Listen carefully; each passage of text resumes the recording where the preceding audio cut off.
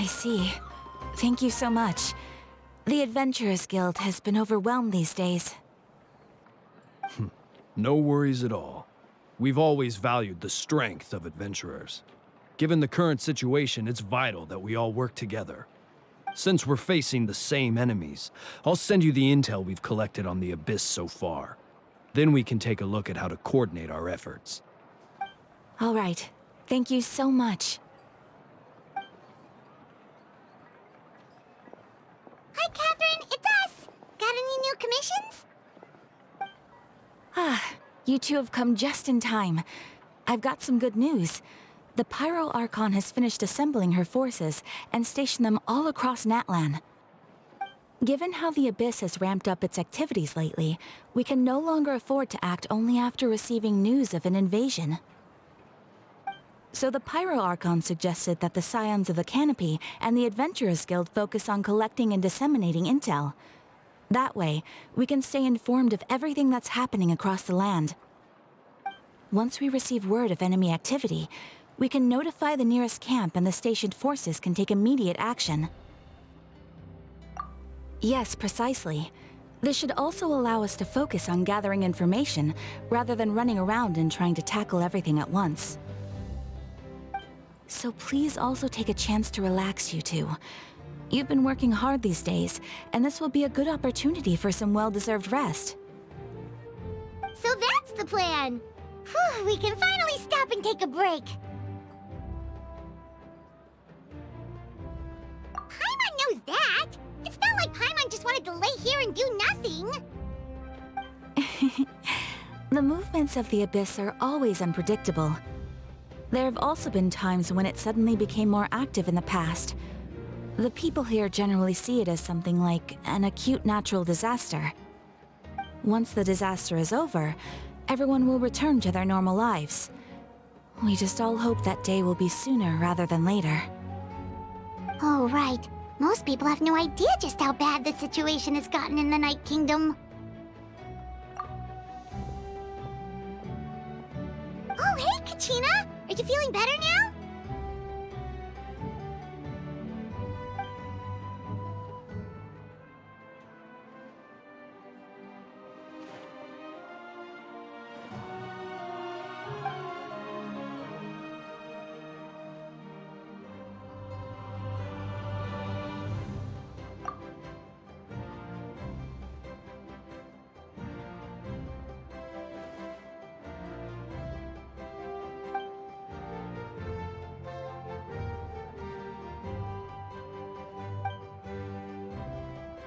Wow! So we'll finally get to meet Xilonen, the legendary forger of ancient names!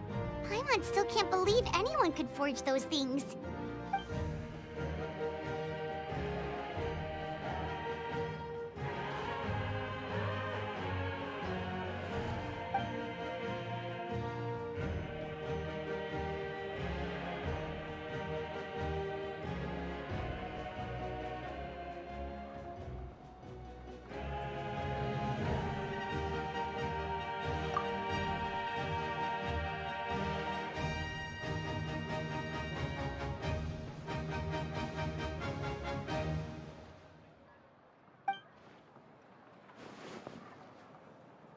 Hey, have some confidence in yourself, Kachina. After all, you're already a victor of the Night Warden Wars.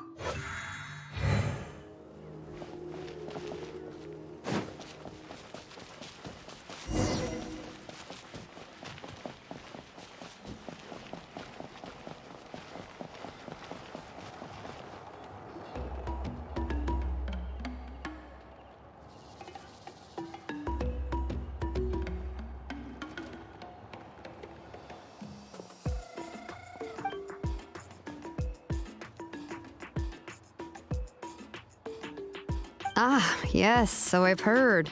So young, and yet you've already got quite the reputation. Wait, are you Outlanders? Yep, we're travelers who just arrived in Natlan not too long ago. No, I mean, I was aware that you're travelers. It's just no one told me that you're Outlanders.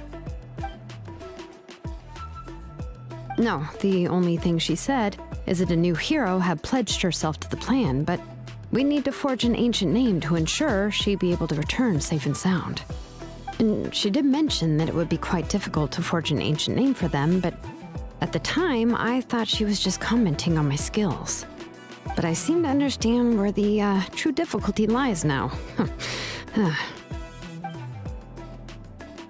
Oh, I wouldn't go that far. I'm used to it, really. I just need a moment to process things. The Pyro Archon's requests are always difficult to fulfill, and we used to argue a lot. Honestly, it's probably for the better that she didn't bring this up at the time. Anyway, I can't argue with her if she isn't here, and it'd be pointless to take my anger out on someone else. But, just because I understand her rationale doesn't make me any less upset. After all, she must have known that forging an ancient name for an Outlander is an impossible task. It's impossible? As you probably know, an ancient name is a symbol of a hero's spirit and glory, which grows even richer and heavier as generations of successors inherit it. We forge ancient names by engraving the heroic deeds of an individual who will become the first hero of that particular name.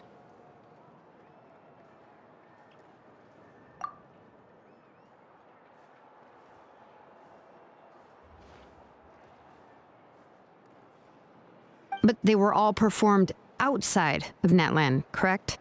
Yeah, that's right. Then those deeds haven't been recorded by the Night Kingdom.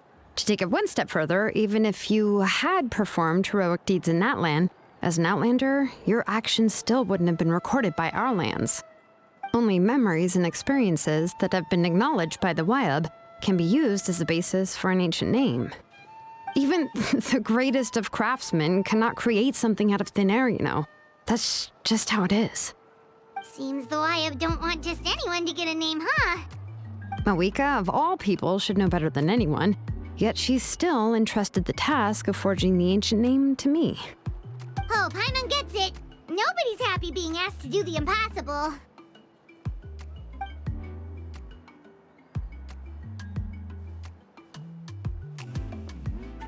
Ugh, don't remind me. Let's just focus on how we can pull this off. How to achieve the impossible. You mean you're already willing to accept the task? Well, what else can I do? What's happened is already done, and it's not like I can outright defy the order of my Archon. If she gave me this order, then she believes the ancient name is an indispensable part of her plan, and that I'll be able to find a way to make it happen. In other words, the order is an affirmation of my abilities. Whoa, not only has she accepted the task, but now she's looking for silver linings?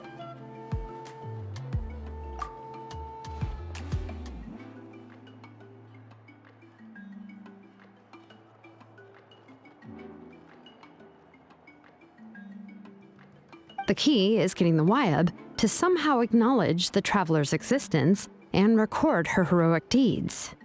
We heard the voice of a Wyab when we were in the Night Kingdom before. We even had a whole conversation with her. If we can talk to her again, maybe we can figure something out together. Well, every tribe has their own Wyab. How do we know if the one you met is indeed the best one for us to talk to? Plus, considering the unprecedented nature of this situation, I have a feeling that the acknowledgement of one Wyab alone would probably not be enough. I don't know. That requires a level of knowledge that I do not possess. We need to find a consultant who's an expert on all things Night Kingdom and Wyab. The first person who comes to mind is Citlali at the Masters of the Nightwind, the one we call Granny Citlali. Oh, we've heard that name before. We used her spirit speaker stone to find Kachina's ancient name. A person who can make something like that must be pretty impressive. I'm sure she'd be able to help. Still, she's older now and quite eccentric. It's hard to even book a meeting with her, given that she's constantly holed up in her room and doesn't like to be disturbed. I've heard that to get her help, you have to be extremely patient with her and know how to keep her spirit up. I hate to break it to you, but... Huh. Why is that? I mean, didn't she already help you before? And you even managed to save Kachina. Well, yeah. At the cost of her spirit speaker stone being split into two.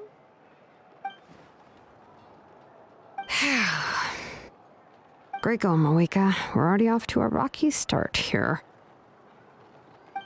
In that case, I guess your only option is to try to emphasize that this is an important order from the Pyro Archon.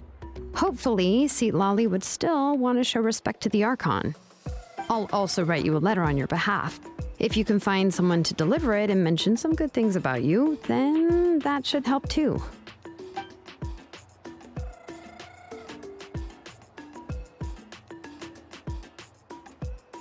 Paimon sure hopes a Hal won't interrupt when he's talking, though. All right, Kanich is a seasoned negotiator. I trust that he'll know the best things to say. Please just give me a moment to write the letter, and we can meet up near the Statue of the Seven later. Sounds good. We'll take a stroll in the meantime.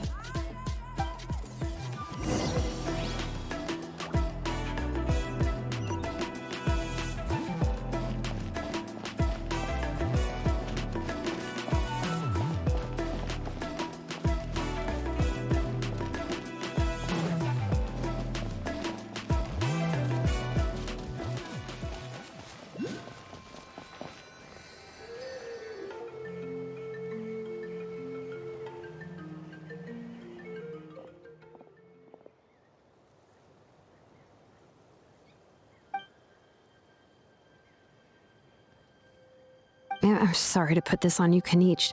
It's just that you're probably the only person who knows how to deal with her.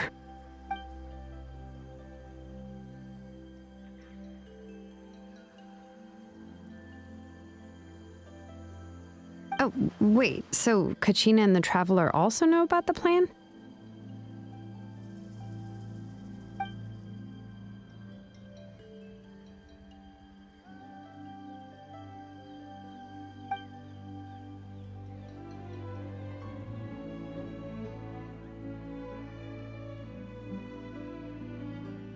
Right. She mentioned there are 6 heroes and that Xilonen is one of 4 that have already been acknowledged. Oh, well, then I suppose there's no need to keep any secrets between us. Having companions walk by your side is perhaps the best solace when facing such a bleak reality.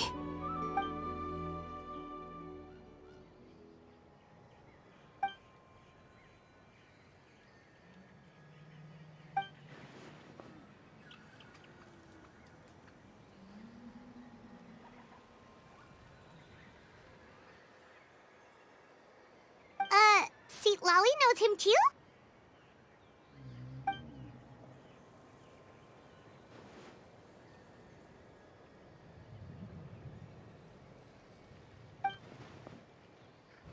Given how the Masters of the Nightwind love to babble about dreams and revelations, they're already a pretty strange bunch to most. I've never met Ororon, but if they consider him the odd one, he's got to be pretty far out there.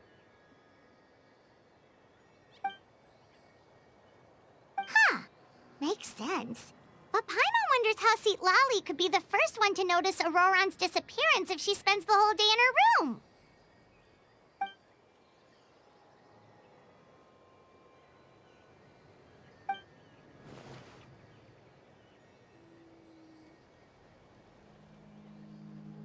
Oh, so if I'm following, you mean we'll help her investigate Ororon and the captain's whereabouts?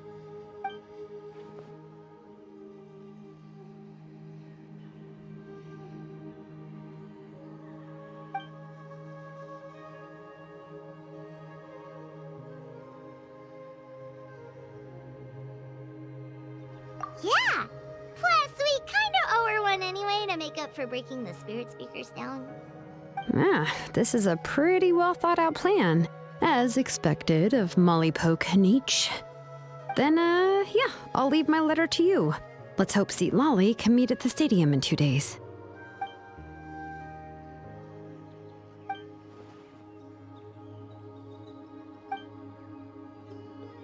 Okay, then let's part ways for now. I'll see you in a couple of days.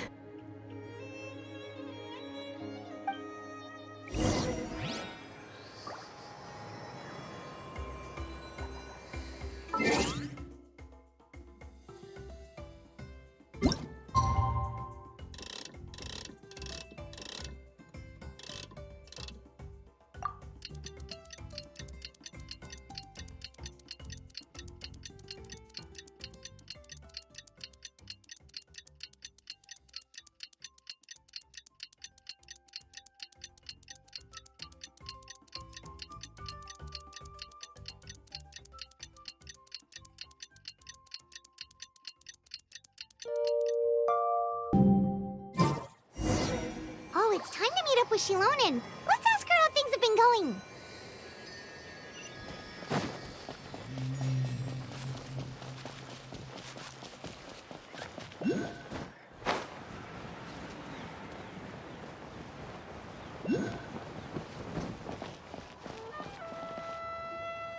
Hey, Xilonen, how's everything going? Oh, hi, Traveler and Paimon. I have bad news. Citlali did not reply to our request, although I suppose I'm not too surprised. Huh? You mean she didn't even bother to give Kenichi a response? Guess she really does have quite the ego then. Yeah, well, she can be also quite eccentric, though she's one of the most gifted people around. Even the Masters of the Nightwind often struggle to work with her. My guess is that she probably has other reasons for not deigning us with a response. But let's go to the stadium and see if we can meet her there. If we do get a chance to talk to her in person, we can still try to work something out. That's true. Let's go!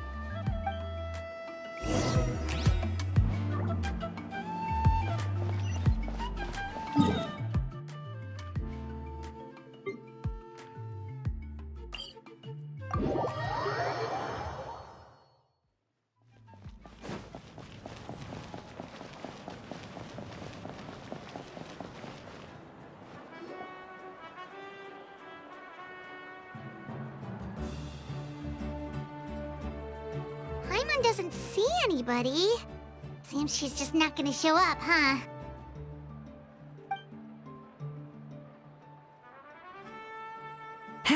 Well, we tried to be as considerate as we could, but she's under no obligation to help. That might be true, but this is still a request from the Pyro Archon, right? Shouldn't a subject always answer the call of their Archon? A subject? Well, if you ask me, I'd say we're all more like friends with the Archon.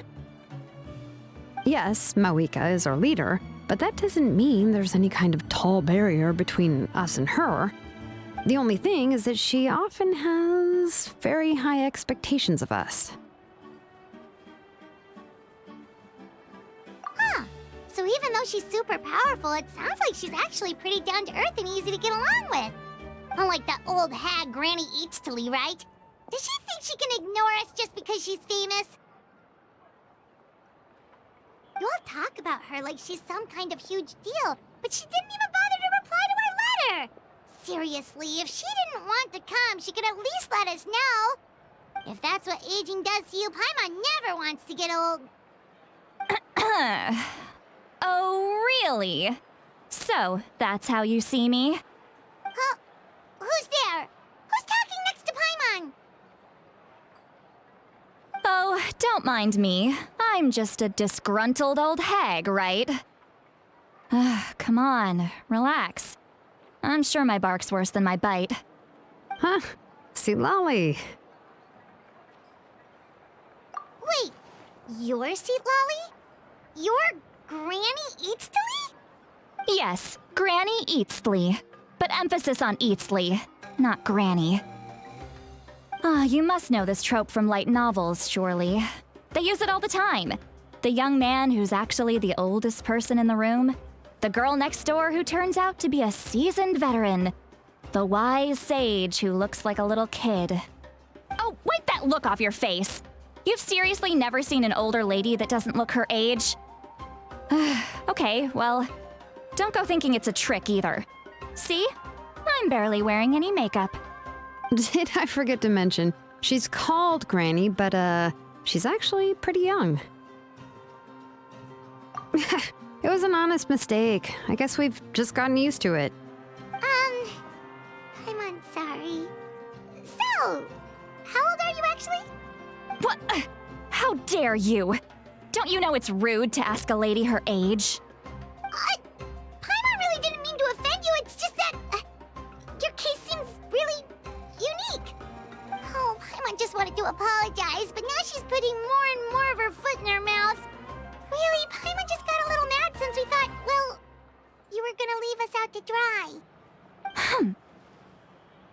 It was my idea to invite you here, Citlali. So if you're upset, you can just take it out on me. All right. I was only joking. I didn't mean to chastise anyone. There's really no need to take all this so seriously. If anything, I'm gonna feel awkward if we keep this going. I received Kenichi's letter and was planning to attend this meeting. Since I had already decided to come, I figured there was no need to draft a reply that simply said, "Understood." Besides, just showing up is the most important part. No? But, of course, it's also natural for people to get held up by one thing or another as they're trying to leave the house. It certainly was a bit awkward to see that everyone else had arrived before me. At first, I was thinking of quietly sneaking over, but since you were already here waiting for me, I started to think about how I should phrase my apology. Only to hear you all talking smack about me. Anyway, that's the whole story. Honestly, it's not like I owed you an explanation anyway.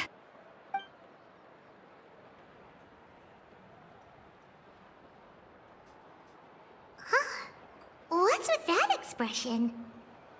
Was she feeling embarrassed just now?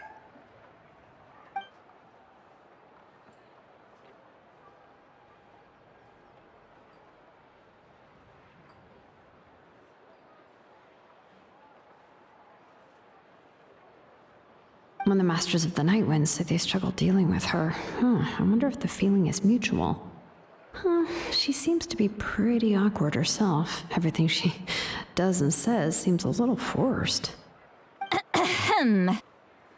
Anyway, Xilonen, I heard that you require my help in crafting an ancient name.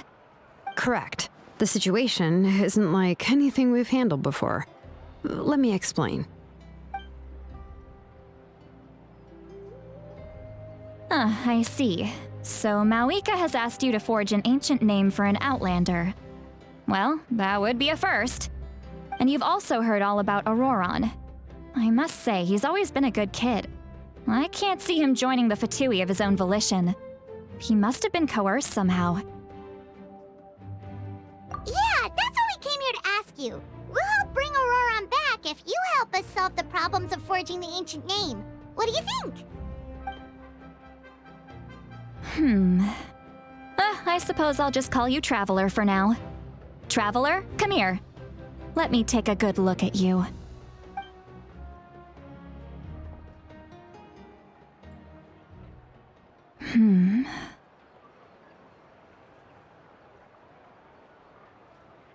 Wealth leads to unending conflicts between people. Yet you alone transcend the value of gold. Baleful thunder and wrathful waves bring terror to mortal hearts. Yet again and again, you've braved them to find new worlds. O weary yet free soul, even the most verdant leaf in the forest will pray for your happiness and safe passage. Those are all the things that I could see in you. You've experienced far more than even most mortals could dream of. You possess the heart of a sincere hero, along with the conviction to lift a torch above your head and walk headlong into the night. Huh? Don't move. There's something here. Huh? What thing? Don't scare Paimon. Is the traveler gonna be okay? Ah, shoo! That should do it. You've just returned from the Night Kingdom, so some fragments of souls were still stuck to your body. No need to worry. I've just cleared out the last of them. Isn't that kinda like having part of a ghost come back with you? It's nothing as serious as that. If left unattended, the most it could do is stir up some chaos in your mind, and generally worsen your mood. Well, in that case, better to get rid of them.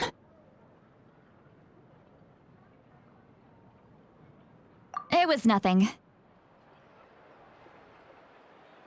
Xilonen, let's follow your proposal.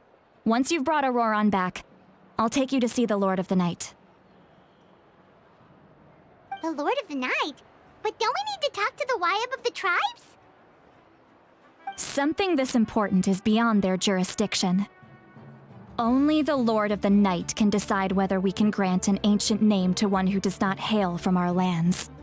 The Lord of the Night is an ancient entity that rules over the entire Night Kingdom, constantly borrowing the power of the sacred flame to combat corrosion from the abyss.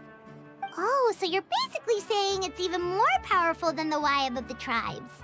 Well, that sort of makes sense, being the lord of the entire Night Kingdom and all. Not exactly. It's not so much that one's more powerful than the other. But never mind. That's not important. It would take too much time to explain. Just listen carefully to what I'm about to tell you.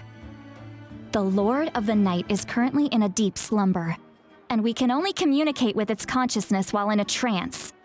In other words, in a dream.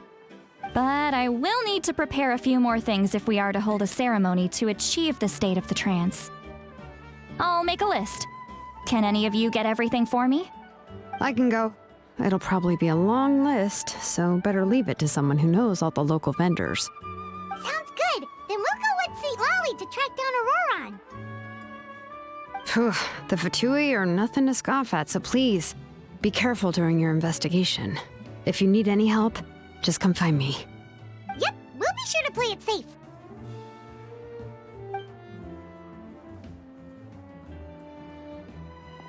All right, now it's time for us to catch that brat and bring him back. I'm sorry I made you wait earlier. It was actually because I decided to swing by Ororon's place to look for clues. He has always lived alone, and I found a broken jar in his house. There was also something off about his phlogiston aphids, which I assume is because their keeper has been gone for quite some time. And interestingly enough, I saw some slash marks in the house that did not match any of our local weapons. My guess is they were left by Snezhnayan arms. Oh, sounds like the Fatui broke into his house and took him hostage. But why would they kidnap a kid who just spends his days living in the country and raising aphids? He's only in his 20s. What would they want with him? That's not to say that I believe he's totally innocent, of course. Since he's the only one who was kidnapped out of everyone in Natlan, he must have done something to attract their attention. In any case, we'll get to the bottom of this once we manage to get him back here. I'm truly sorry to put you two through all this trouble with me. But please help me get him back. You can count on us! All right, then let's start by heading to where Ororon was seen last.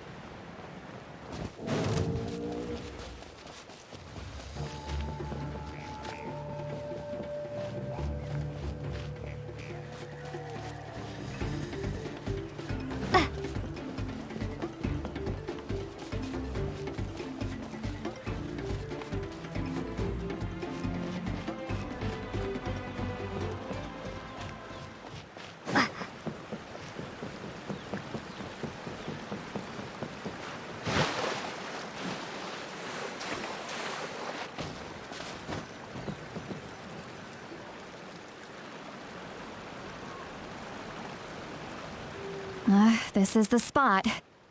An eyewitness claimed to have seen Ororon speaking to some Fatui soldiers here. I don't know how much you're willing to believe me, but Ororon really is a good kid.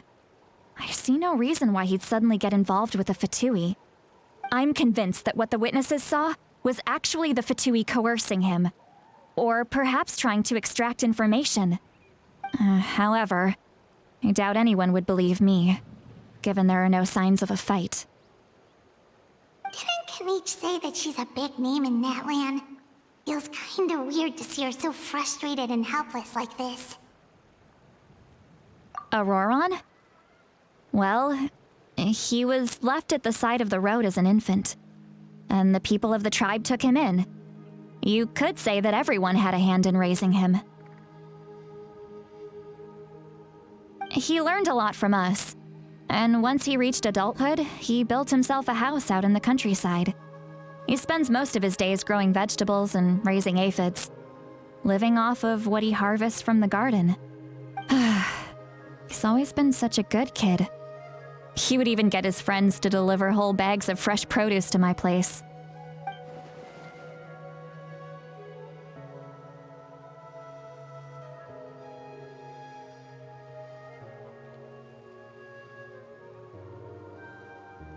Oh well, let's keep looking. He can answer all of our questions once we find him. He's been raising phlogiston aphids for a long time, and since they were disturbed, they secreted a special type of phlogiston. We can use that substance to track his movements. Let's follow the phlogiston trail. Huh? What trail? Paimon doesn't see anything. Oh, right. I forgot your eyes don't naturally perceive such things. Here, give me your hand.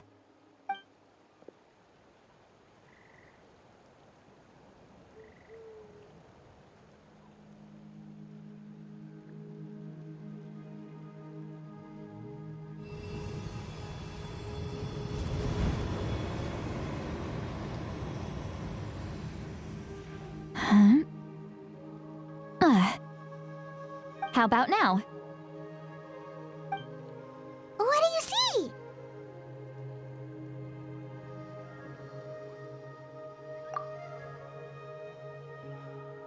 Whoa, Paimon can see it now too!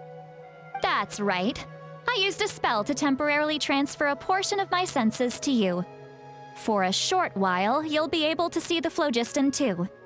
Wow, you can even share your senses with us? First time Paimon's heard anything like that. It requires a very rare spell that most people aren't adept at. But don't worry, it's a cinch for me. Between the two of you, it seems the Traveler's senses are a bit stronger than Paimon's. When I held your hand just now, I could sense that you've got a great affinity for phlogiston. You're extraordinarily gifted. Anyway, we'll need to use our vision now to track down Ororon. Good luck, you two. Over here, this way! Citlali might say a lot of deep and confusing stuff, but this spell of hers is really something.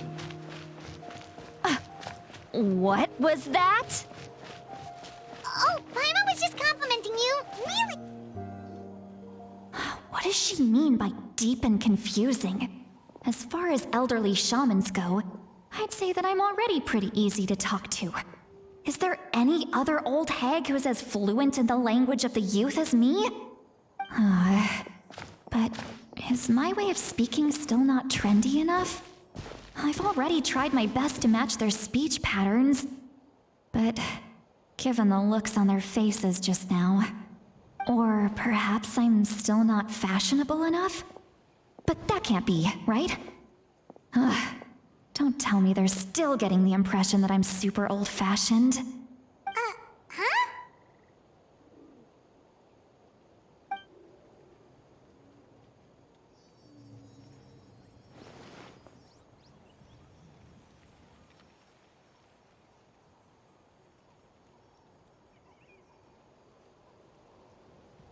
Was that Citlali's voice?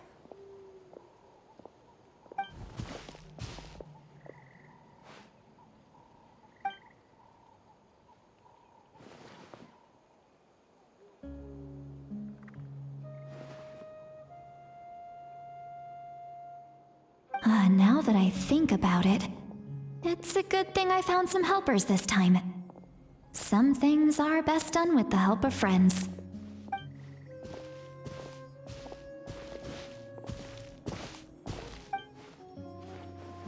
Oh?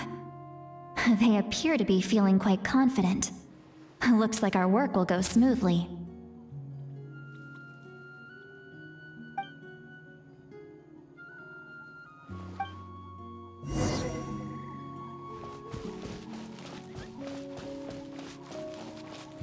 Hey, looks like there's a new camp over there. Let's go take a look. Yep. Judging by Paimon's experience as a guide, it definitely looks like people set up camp here.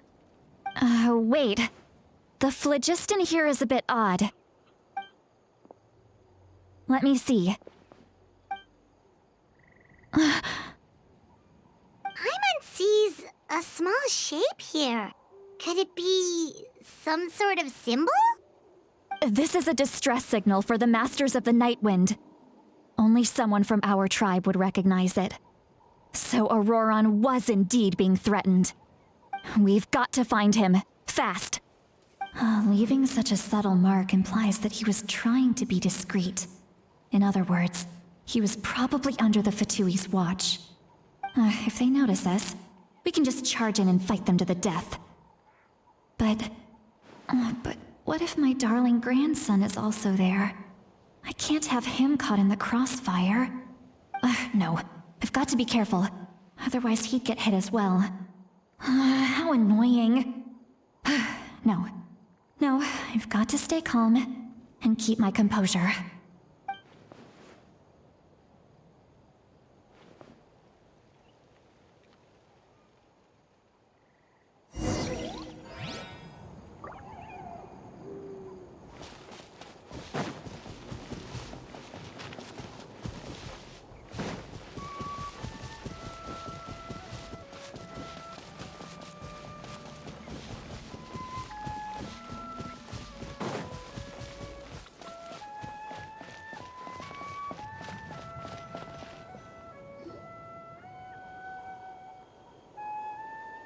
There are traces of people staying here, too.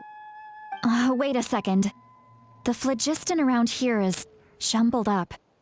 I can also smell a mix of elements in the air. Pyro, electro, and some other elements as well. Kanich told us that you were super amazing. No wonder you can sense so many more things than us.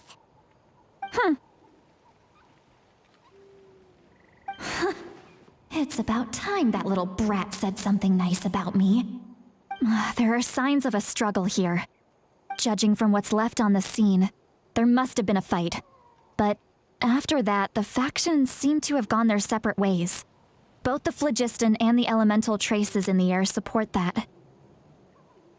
Do you still remember the little mark we found before? Paimon's thinking, what if Ororon wanted to leave another distress signal, but was caught by the Fatui?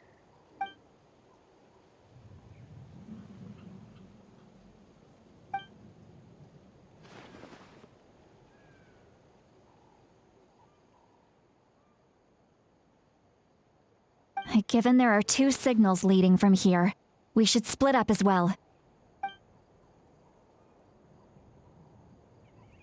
I'll take this direction, and leave the other one to you. Let's meet up again later.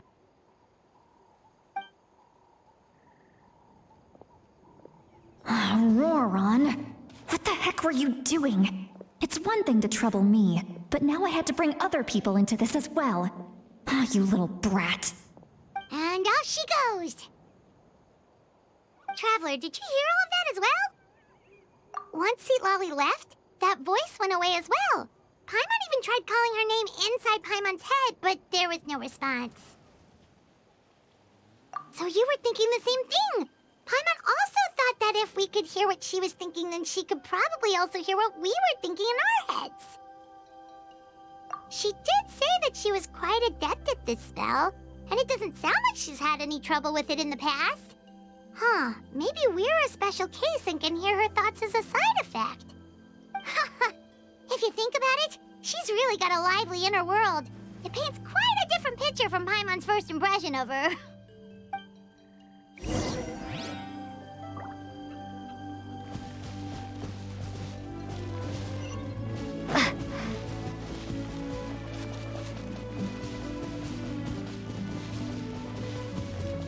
Paimon sees some traces here. Let's follow them and see if we can find anything up ahead.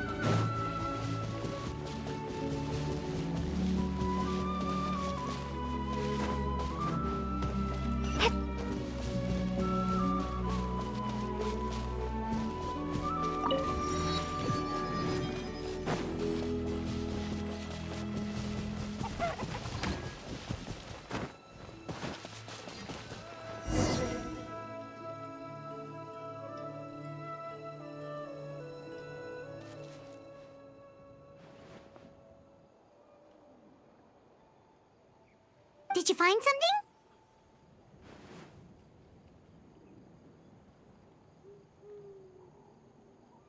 Huh. So we can't tell where Ororon might have gone from here. That's weird. The phlogiston trail suddenly stops. We can't make anything of these footprints either. But he can't have just evaporated into thin air, right? We know he wasn't alone. He had all those Fatui with him.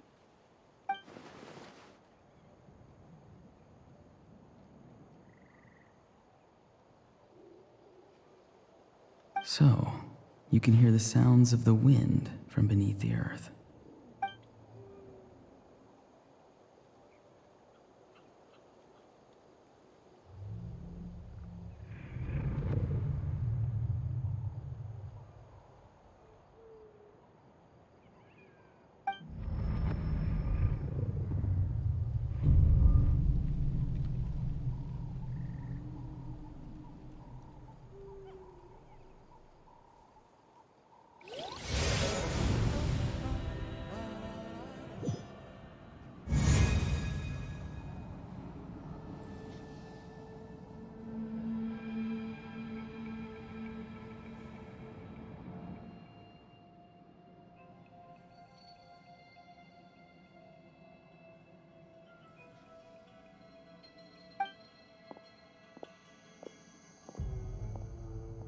I'm very sorry, but please do not move.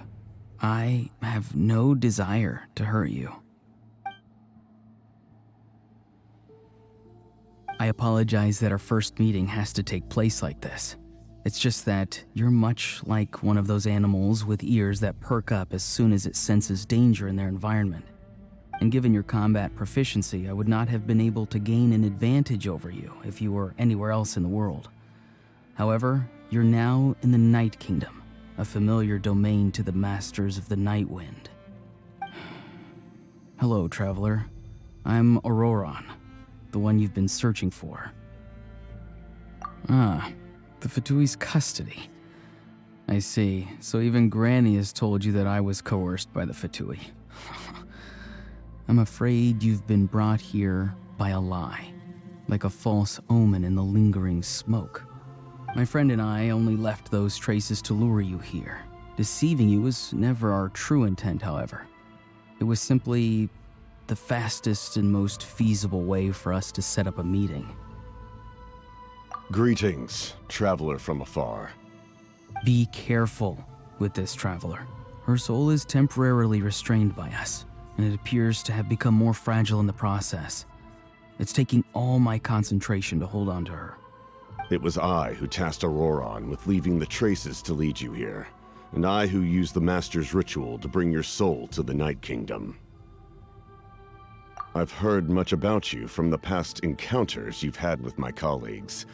Given the present situation in Natlan, I would like to sincerely request a formal meeting with you, in person.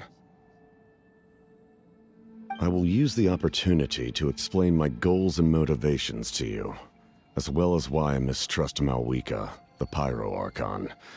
I believe there is little reason for you to blindly follow her plan.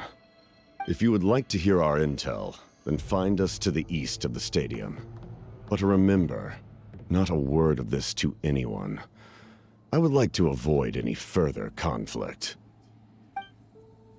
You will see me again once you return to reality. No matter what I say, please, help me keep this a secret. This is all to avoid dragging Granny into this conflict.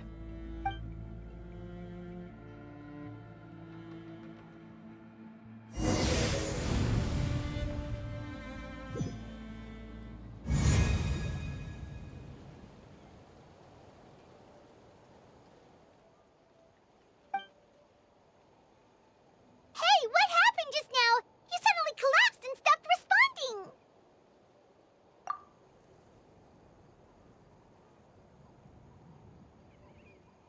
Hey, why are you sitting on the ground? Are you okay? Citlali! She froze for a moment and then just collapsed to the ground. Could it have been those leftover remnants from the Night Kingdom? Do you have any itches or pain anywhere? Don't worry. We can take a short break.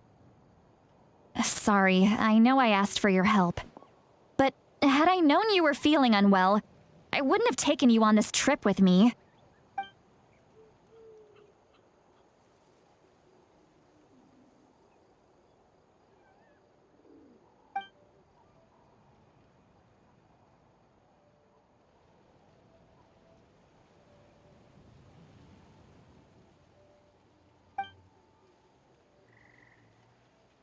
If you're feeling sick, you should just say so.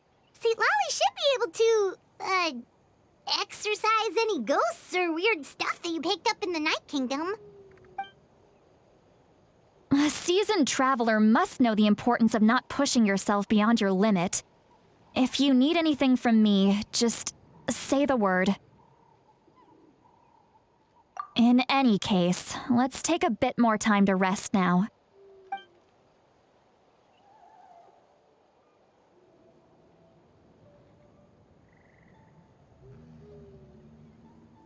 Need to be more careful next time. Feeling better yet, Traveler? All right, let's get ready.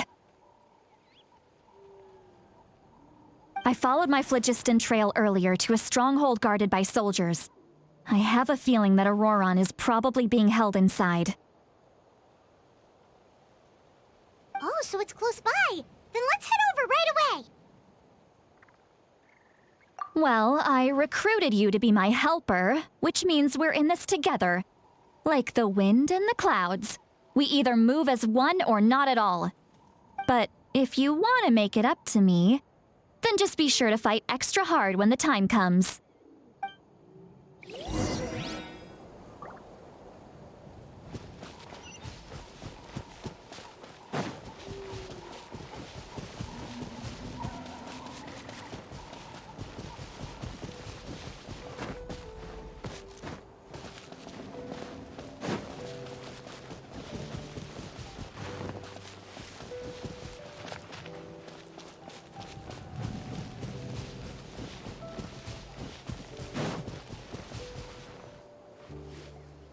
Look over there.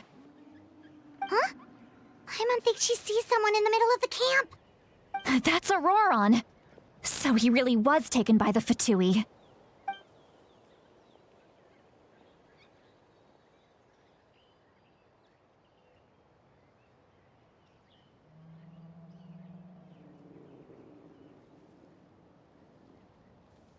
All right, we'll take the lead.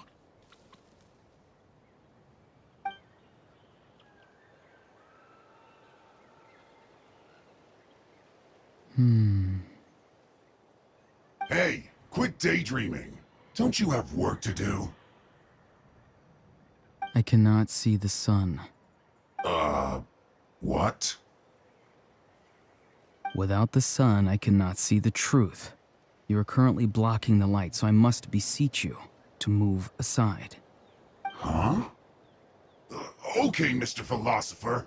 That's enough mumbo-jumbo. Wow. I'm going to rip that guy's head right off. Citlali's struggling to control her temper now. Are you ready? Let's go kick their butts. On my count. 3, 2, 1! Still trying to resist? You've got no idea who you're up against.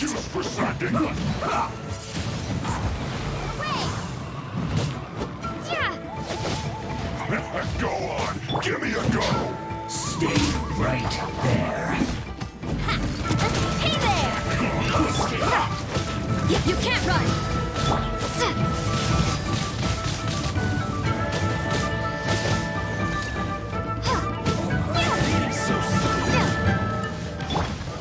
Lights out. Judgment! I slipped up. Prepare yourself. Time for a break here.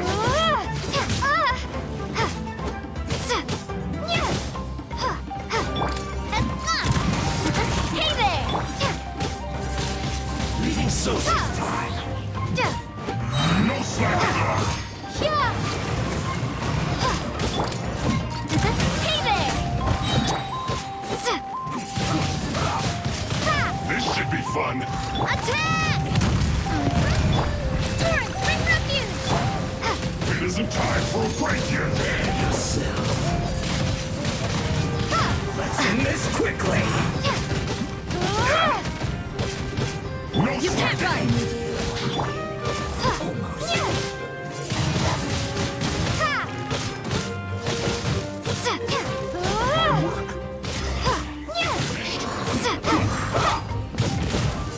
No escape. Be gone!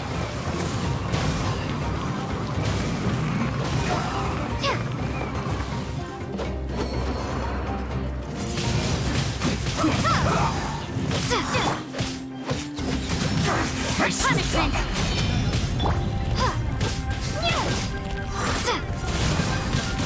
Windblade! Hold the line!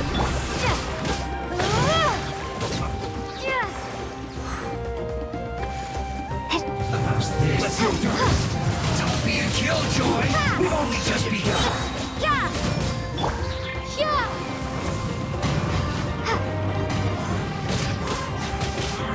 Can't run.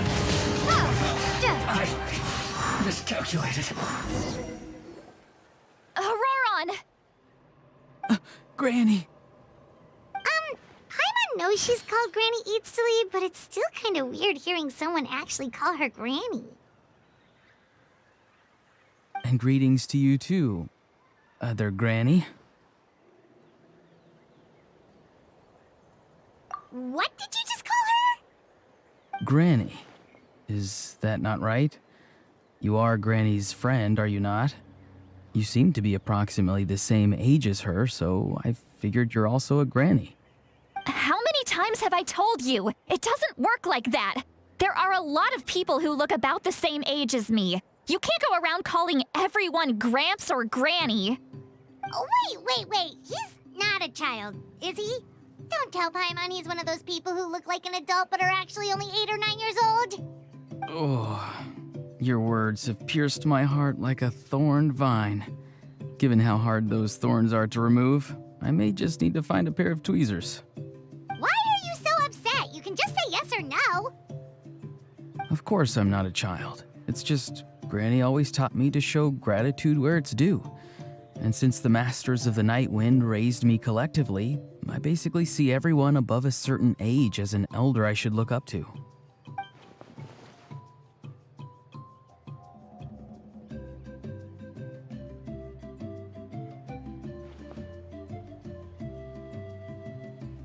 Exactly. But if you keep that up, then everyone's going to be your senior. And do you think saying all of this is gonna save you from a scolding, Ororon? Haven't I told you 100 times since you were a kid? Heed the 3 warnings. Be wary of bees prowling around, scammers looking for their next victim, and strange people who appear out of nowhere. Oh, so you do remember, and you just chose to ignore them. I always knew that living on your own was going to get you into trouble sooner or later. But getting kidnapped? That really takes the cake. You won't always be able to rely on other people coming to your rescue, you know. You're just lucky we got here when we did. Or we might be launching another search and rescue operation to find out where they put your severed head! I'm sorry, Granny. I'll be more careful next time. Next time? Oh, good one. You think there'll be a next time after this? Not a chance! They didn't hurt you, did they? No, they just asked me a lot of questions about Natlan's terrain and made me draw a map of the ley line distribution. Okay, now answer me honestly. Were you the one who helped the captain escape after his battle with the Pyro Archon? Yes. So why did you do it? Because they said they would need my help from there on out. They also said that if I refused, they'd just come to you, Granny, and they'd already figured out a way to make you do their bidding. Hey! I'm no ordinary Granny! Would they really dare to come after me? And you! Did the gods give you a brain just for you to not use it? Did you really believe everything they said at face value and not stop to think? Thankfully, the Pyro Archon only asked that we find the mysterious individual from the Masters of the Night Wind and didn't slap your name on a wanted poster. Don't think for a second that she doesn't know what's happening. Even if the truth that you see will soon manifest into reality, there is still no need to preemptively panic. Have you forgotten the words that I've taught you? I'm sorry. Forget it.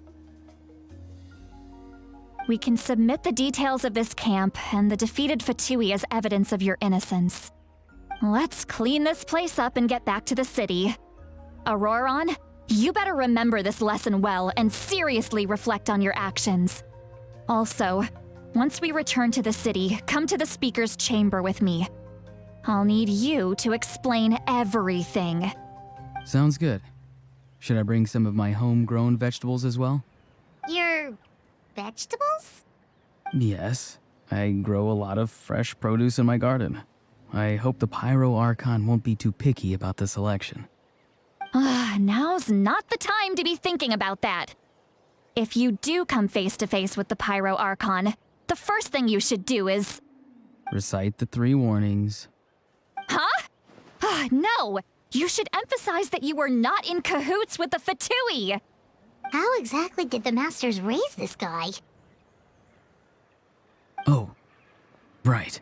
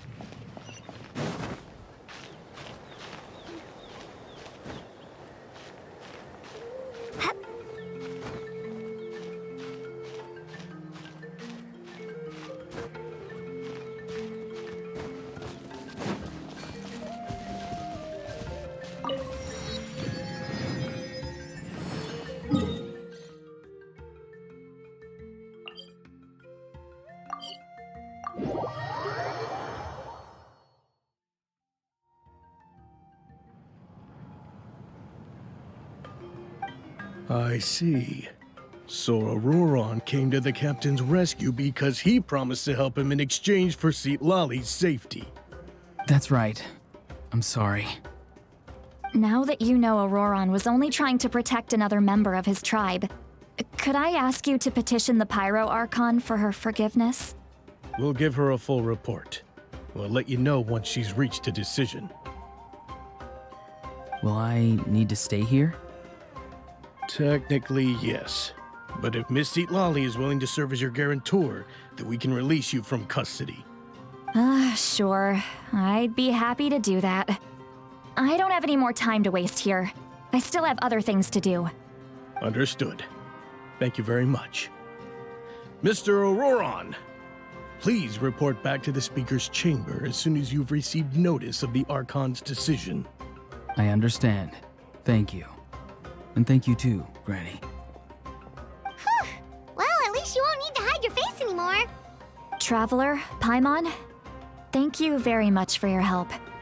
And don't worry, I haven't forgotten about my side of the deal. Once Ororon is settled, I'll go talk to Xilonen and get started on forging an ancient name for you.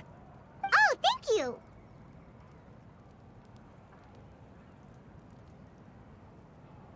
You scratch my back, I scratch yours.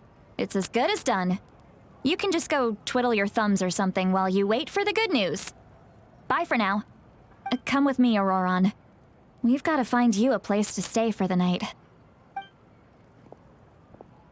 Goodbye, other granny.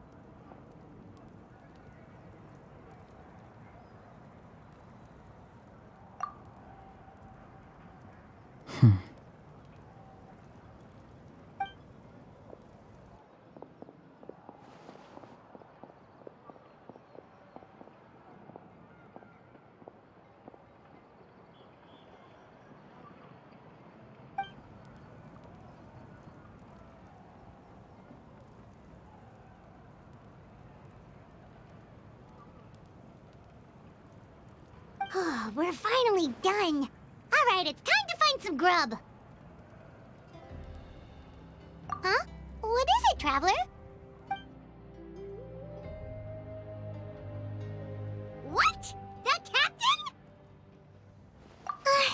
Sorry. Paimon just didn't see that coming. So you really saw him in the Night Kingdom? And he didn't attack you? Oh, that Ororon, what is he up to? He sounded earnest enough just now. Paimon would have never guessed anything was happening. All that stuff about protecting Citlali and being forced to help the Fatui, when he's actually been a willing accomplice all along. Yeah, you're right. Still, Paimon appreciates you telling her about this. Paimon will support your choice no matter what, so if you want to go, we can go together. We still have another whole day before the meeting, so we'll just meet with them when the time comes.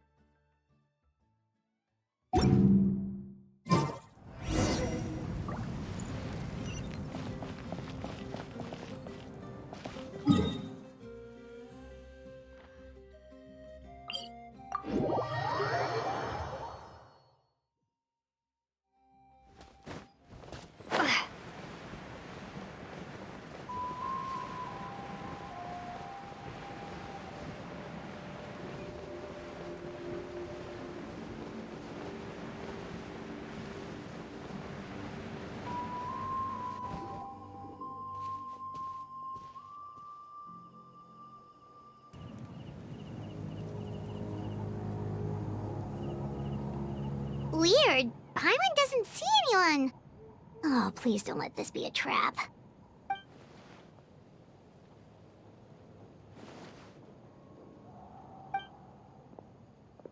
What was that? Good evening. Nice to see you again. It's you. You shouldn't pop up from behind people like that. What are you, a ghost? I'm terribly sorry. It's just a force of habit. Ugh, and what's with you apologizing all the time? You sound so polite and honest, but you're actually doing shady stuff behind people's backs. You're right. Granny tells me that too. Huh. Come to think of it, you remind me of her. Sometimes you two sound really similar, you know. Oh, so you're gonna call Paimon Granny too now? Well, I could.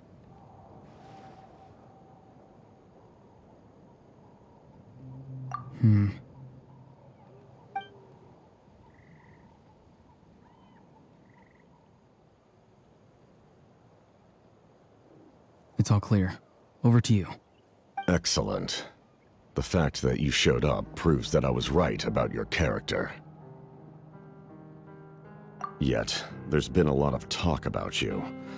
Child told me that you're passionate about the unknown and willing to take risks.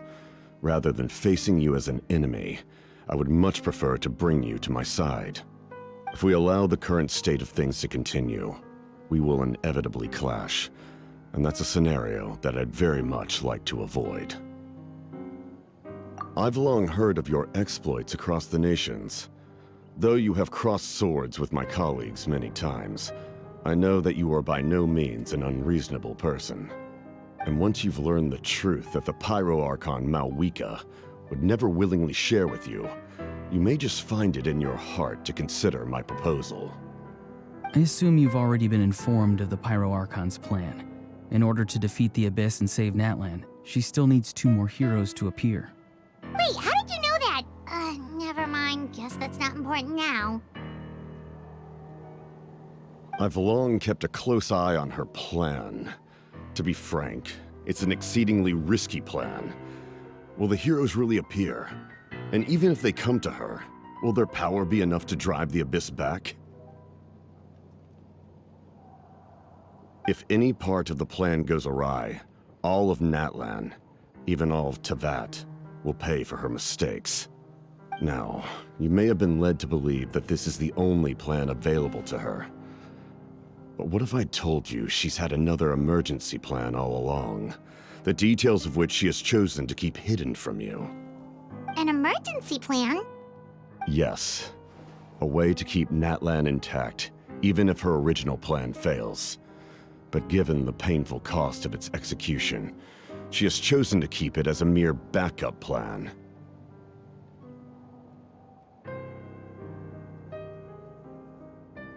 Whether this stems from hesitation, fear, or even naivete, I cannot say. But Natlan cannot afford to wait until she comes to her senses. My fear is that given the enormity of the decision, she will be reluctant to confront the dire reality we face until it is too late. There will be no time left to execute the backup plan, and all of Natlan will be lost to the Abyss. We have to make the decision for her, here and now. Yeah, do you have any evidence for all this? Just telling us a bunch of scary stuff isn't enough, you know. Besides, wasn't it you who tried to seize the Gnosis for the Tsaritsa plan?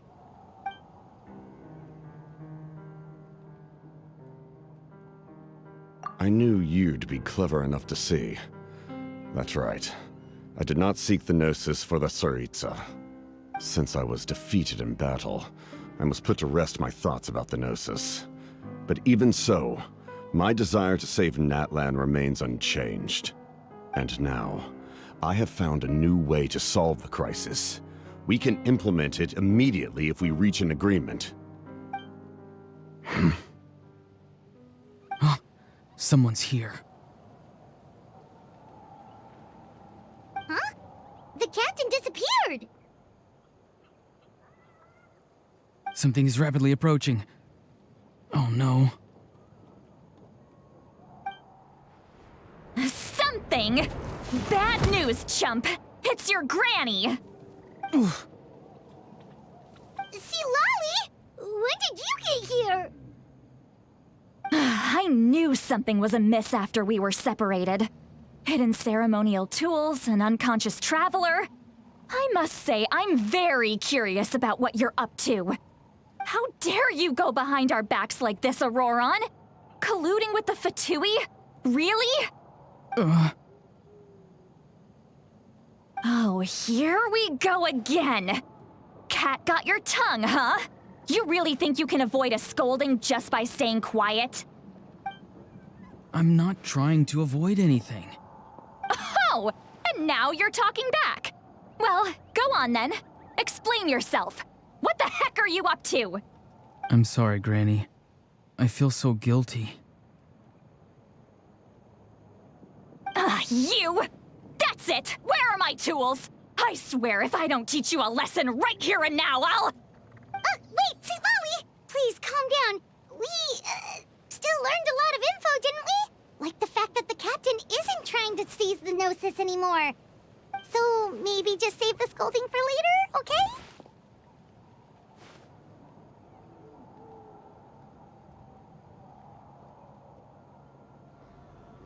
Listen well, Ororon.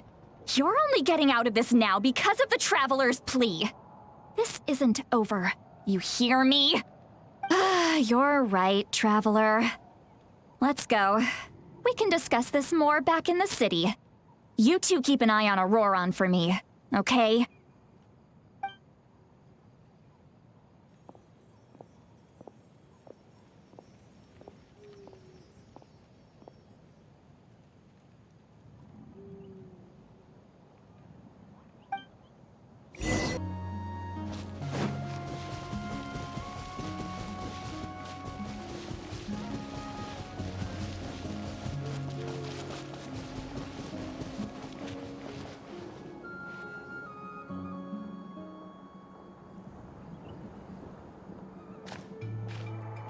In all my years, I've never had a child cause me so much grief. Do you seriously not see what's at stake here? You've got a head on your shoulders, Ororon. Use it! Why did you help the captain? And I want the truth this time. No answer? Think you're being smart? Then let me ask a different question. What does the captain want? What is his purpose in Natlan? Really? You're just going to stonewall me?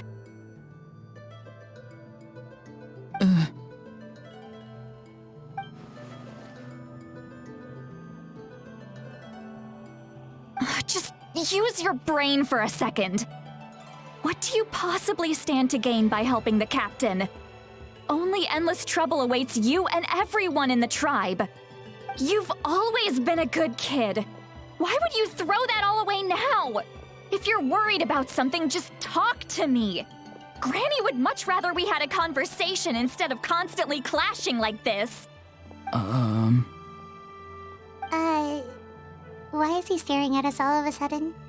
I'm sorry that you have to hear all this.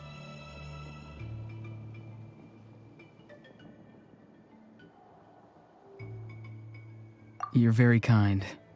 Most people would have fled by now. Not everyone can handle Granny's scolding. Oh? You dare gossip between yourselves instead of listening to me? You... Sorry, Granny. Sorry, Granny.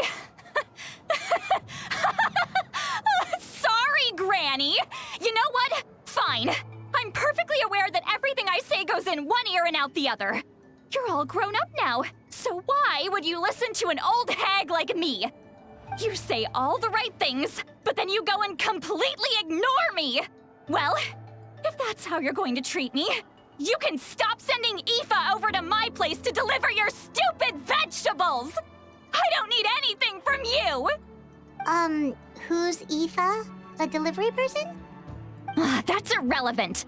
The point is, he hangs out with this kid, so he must be no good. You kids get to a certain age and suddenly act like you know it all. There's nothing I can say to get through to you. Ororon, if you're still thinking about that so-called duty, then please, just forget about it. The ley lines did not fall to this state because of you. And we've long closed the book on that incident. Seems they've started talking about some kind of tribal history. I'm starting to get lost. That's not it, Granny.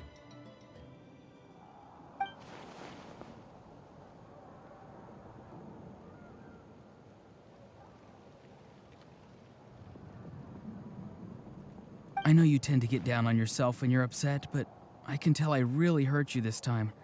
All I can say is I'm sorry. His voice. Ororon! Where have you gone? It sounds like he's somewhere super far away, but isn't he right here in front of us? I'm really sorry. It's up to all of us to do everything we can to save Natlan. So I've got to go.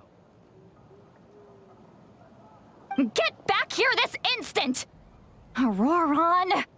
Ugh, what is this? Powder from plant spores? Is that the trick he used? What just happened? How was he able to suddenly get so far away like that? It's a trick of his. If you grind spores into a powder and spray it in the air, it can be manipulated to create an illusion. He pulled it off flawlessly. He must have put a lot of time into perfecting it.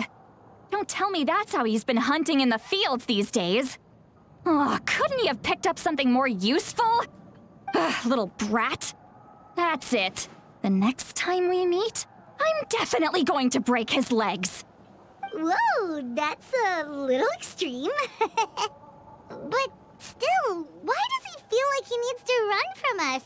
If his goal is also to protect Natlan, then can't we work together? I'm sorry for interrupting your conversation with them earlier. But even if you'd been able to hear them out, there's no guarantee you would have gained anything substantial. Ororon probably did everything he could to get away because he knew I'd get the truth out of him sooner or later. Ah, that brat. I swear.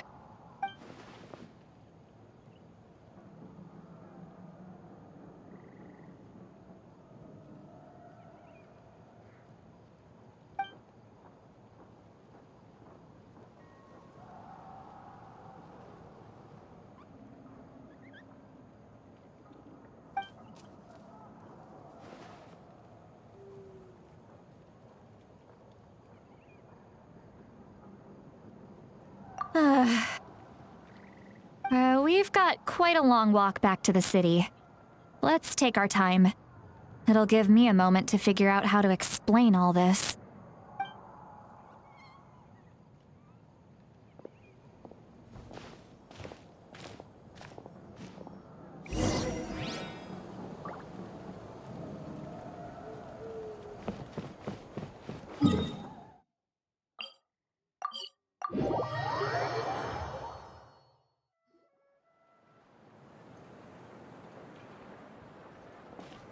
Do you two have some time? Feeling hungry? How about we get something to eat? Oh, right. It's been a while since we last ate. Now that we can relax, Paimon just realized how hungry she is. Then let's go. We can find somewhere to sit down and talk. Food and drinks are on me.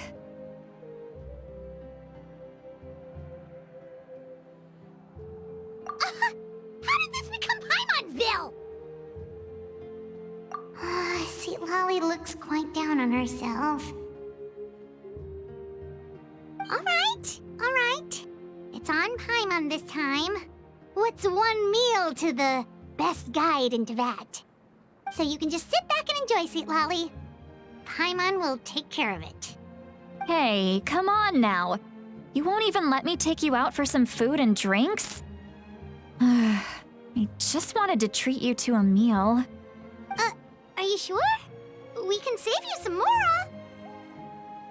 Mora. Mora is the least of my concerns. Besides, we're definitely due a meal after all the time we've spent together. Let me get this one. I might be an old hag, but I like to think I'm not completely useless. Sure, that's fine with us, but Paimon doesn't want you to be sad, Citlali. Don't worry. I'm sure a juicy grilled steak will work wonders.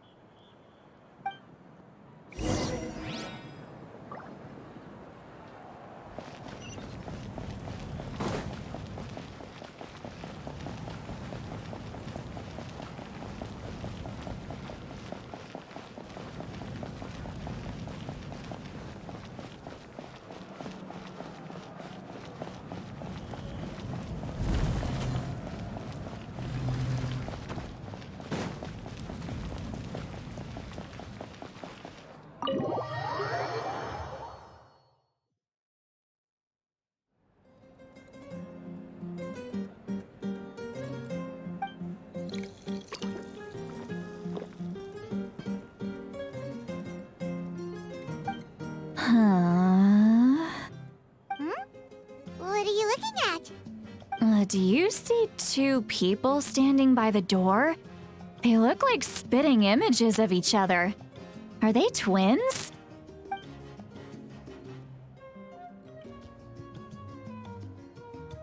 But Paimon only sees one person there.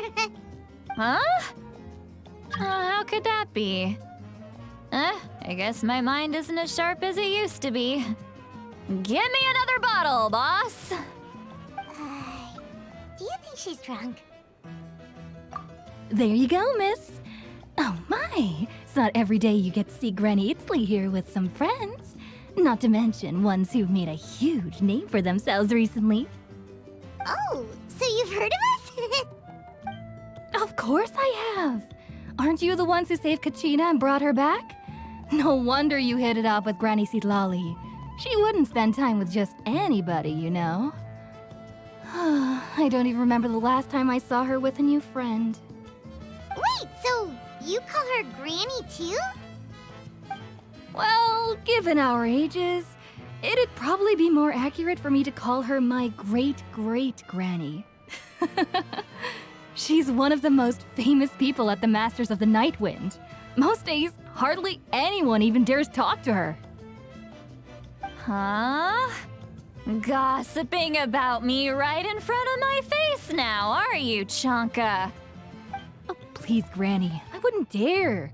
I'm just beyond happy to see you bring over some new friends. After all, any friends of our regulars are sure to be great customers too. All right, that's enough. Go on now. I'm sure the other customers would like to talk to you as well. There's no need to keep staring at me. I promise I'll keep my alcohol down until I leave. Well then, you have my thanks.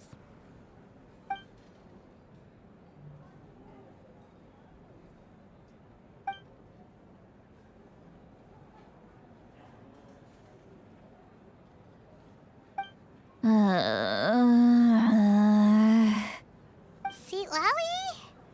Citlali? Who's that?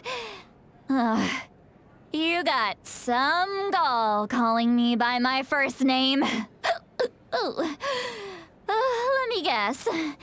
You want to test your skills against Granny Itzley, don't ya? Are you still with us, Citlali? You're kinda talking to no one. You chumps come around here, picking fights with me? Well, you know what happens next. You lose, and then run off home to tell everyone about how I'm this big scary bully. It's always the same story. You brats start it, I finish it, and then I end up with the reputation of being some kind of terrible monster among the shamans. I mean, come on. Monster? Me? Really? What did I do to deserve that? Granny Citlali, you're not a monster at all. Exactly! And while we're at it, I'm not some lazy slacker either. Between meditation, advising the chief, and speaking with the Wyab, I actually have a pretty packed schedule, you know. Oh yeah. And I have to mentor all the new kids. Hey, new kid. Yeah, you.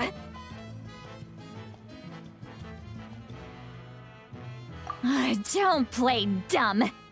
Didn't I teach you how to find phlogiston? You see? I know my stuff. I'm a good teacher. You tell him. That's more like it. About dang time someone showed me a little respect. Yeah, Granny's a hard worker, all right. You can always rely on old Granny.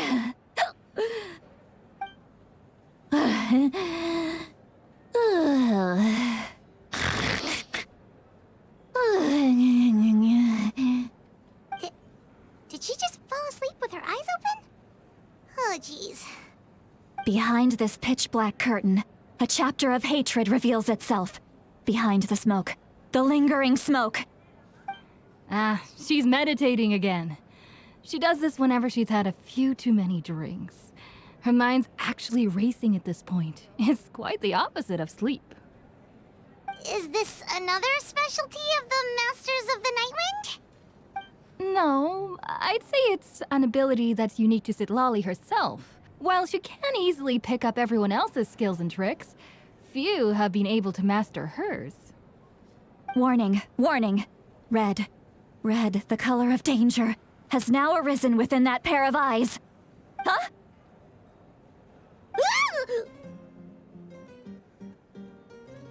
Traveler? Paimon? What's wrong? I'm gonna hurl. Hang on, just keep it in. Phew. Okay, it's passed. That was a close one. You had Paimon worried. Paimon really thought you were about to barf all over the table just now. How embarrassing. I'm sorry you had to see me like that. That's never happened before, I swear. I've never thrown up, not once. Are you feeling okay? Want to take a quick walk and get some fresh air?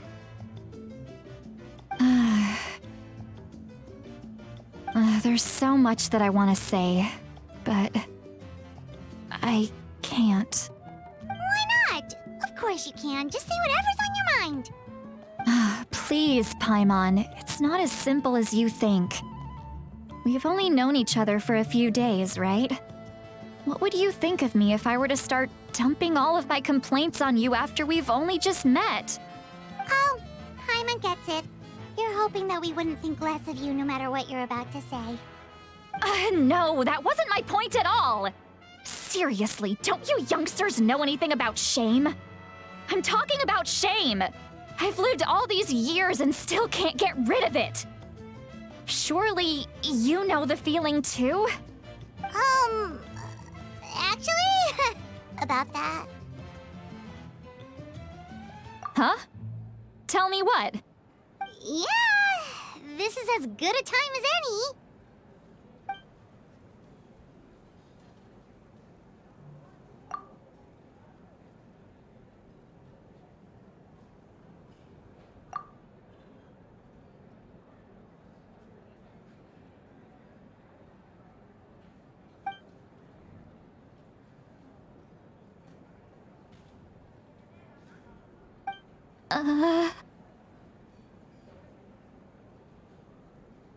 So, you heard my... It's okay, Citlali. You had every right to complain about those things. I can't take it anymore! Why do these things happen to me? Hearing me mumble under my breath is one thing, but hearing what I mumble in my own head? That's too much! It's just like when you're rolling on the floor in your pajamas, but you forget to lock the door, and someone bursts in to deliver cabbages and sees the whole thing! So that, happens to you a lot.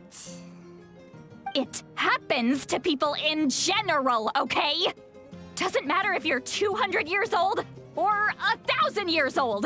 Everyone rolls around in their pajamas sometimes. I was just picking something generic.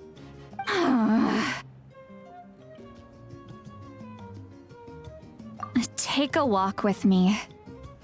I have things to share with you. Looks like she's completely given up. Like those criminals who just confess everything and accept their fate.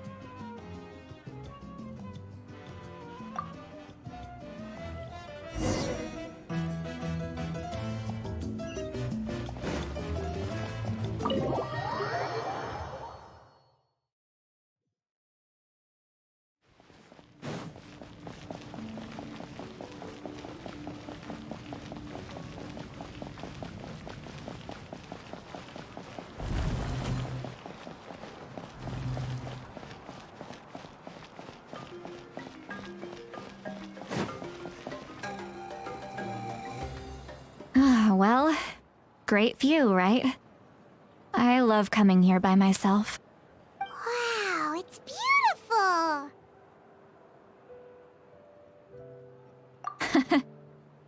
You're making me want to cry. Oh no, what do we do? Please don't cry! I was an expression, okay? A figure of speech. I'm just... embarrassed. Here you are thanking me. Even after you helped me all this time. Let's just have a casual conversation. It's easiest that way. Really? You don't seem like the kind of person who keeps things casual. Well, I guess I used to be more of a stickler for the rules. And you're right, I don't usually open up to the people of my tribe like this. I'm just an eccentric old hag to them. That story's been passed down so long, it might as well be true. But you're just a regular person. The kids of my tribe would have a heart attack if they heard you say that. Granny Eatsley is a powerful figure. Be careful around her. That's what they'd say. Well, you are powerful. Are they afraid of you? Some are. Others are mad I always come out on top. A few decades like that, and people stop knowing how to deal with you. What about you? Are you scared of me? We don't find you scary at all. That's because you're not from my tribe. You don't know how many delusions of grandeur I've destroyed just by existing. I make people realize that no matter how hard they work, they'll never become a living legend like me. Oh, not to brag or anything. Maybe it's hard to believe. Just pretend I never said anything. We believe you. Xilonen has full faith in your abilities, and Ororon didn't seem scared of you. He thinks of you as his granny, right? Yes, but Ororon's a special case. Mavuika already told you about her plan. And you've given so much help to Ororon and me. You deserve to learn the full truth. Ororon's not like other people. As I mentioned, he was abandoned as a child. The reason being, his soul is incomplete. The Masters of the Nightwind view this as a bad omen, capable of bringing about illness and misfortune. No one knows who his parents were. He was just left on a rock in the wilderness. It's a miracle he wasn't devoured by some wild beast.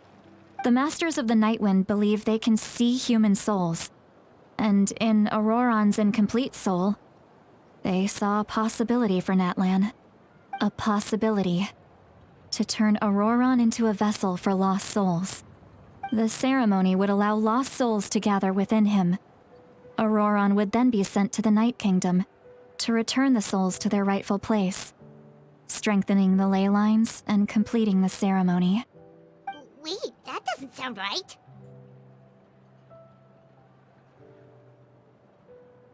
Now you see the problem. When damage occurs to the Night Kingdom, the souls held within disperse and remain adrift, unable to find a way back to the ley lines. This loss of souls damages the Night Kingdom even further. The ceremony can send back countless souls at once, which would benefit the Night Kingdom and the souls themselves. Of course, the vessel, Ororon, would be sacrificed in the process. I wasn't surprised the chief at the time came up with the plan. The ley lines were already in a terrible state. A suitable candidate for the ceremony appears, and now you have the chance to make things better. Of course you're going to take it. When the chief asked for my opinion, I didn't give my approval, but I didn't object either. So they went ahead with the ceremony. It failed, and Ororon escaped with his life. Pathetic, isn't it? By not objecting, I basically gave them the go-ahead. Maybe they didn't have my explicit approval, but it's not like I did the right thing. If the ceremony was successful, Ororon would probably be dead. Of course, in my tribe, death is rarely something to fear. But what kind of message would we be sending by sentencing a newborn to death? By using a human life as a tool? It's not right. So, when I learned the ceremony had failed, I was ashamed by my inaction, and absolutely relieved by the result. The plan was never a secret.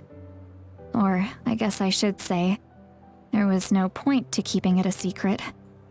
A simple investigation from Ororon would reveal everything. Everyone thought he would be happy he survived. And he never really said anything to the contrary.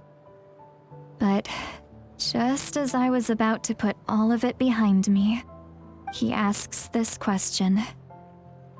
Would Natlan have been saved if the ceremony succeeded? Wait, but it's not his fault.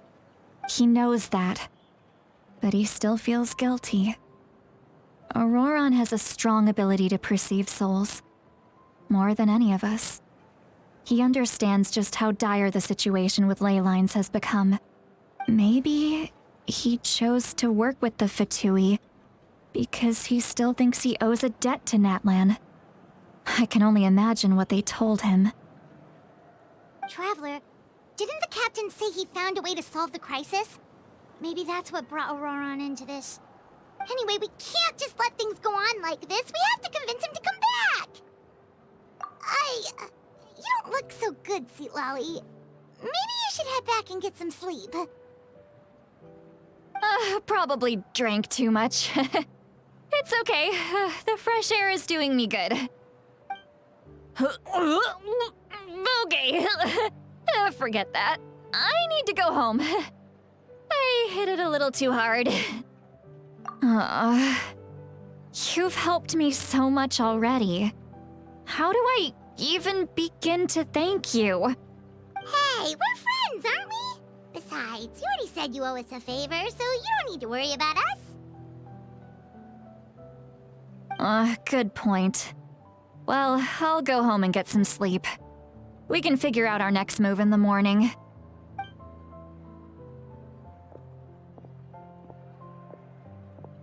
Friends. I like the sound of that. Ororon's probably back with the captain, don't you think?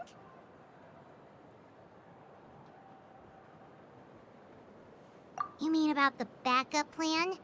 Do you really believe what the captain told us? Yeah, you're right. We should just go to her directly. But she's probably asleep. We can find her first thing in the morning. For now, let's... go to bed.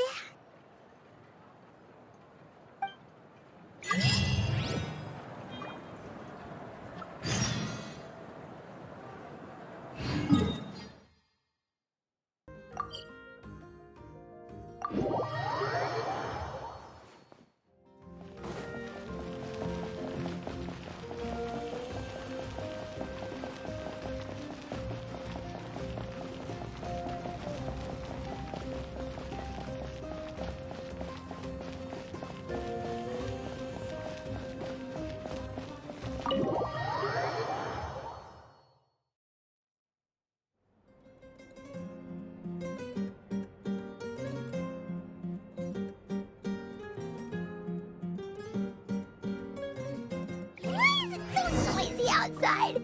Pirates still haven't sleep. Well, guess we should see what's going on.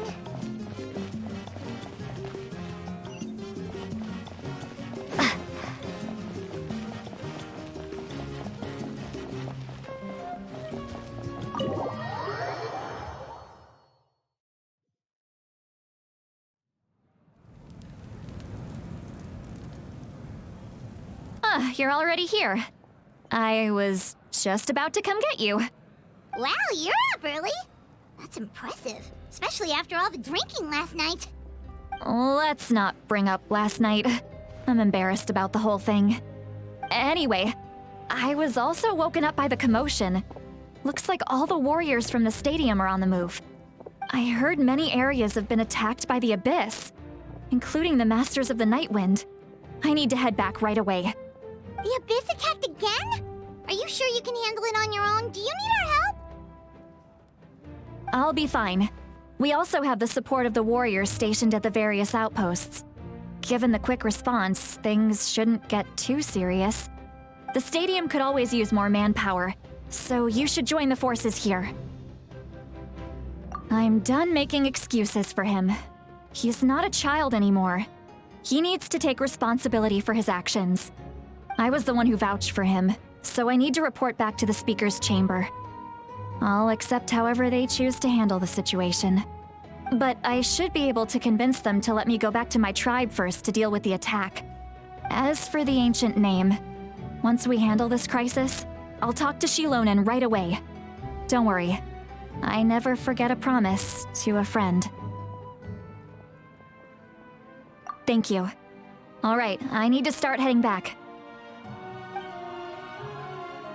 She left in a hurry. The situation must be really serious. Oh, looks like a lot of people are heading to the stadium. Let's see what's going on.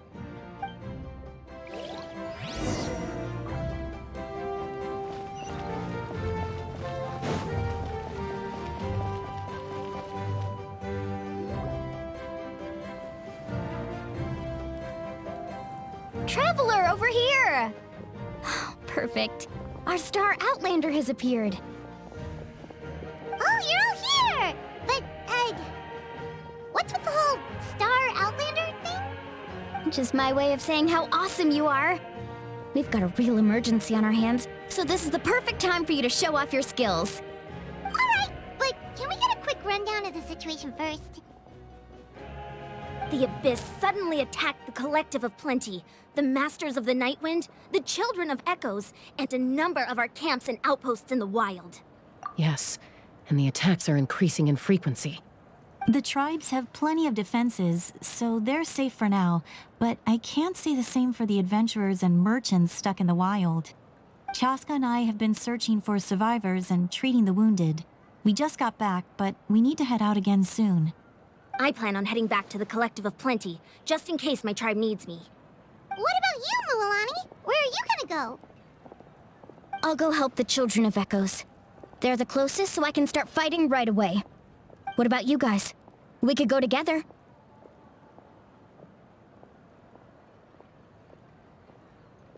Yeah, that does sound important.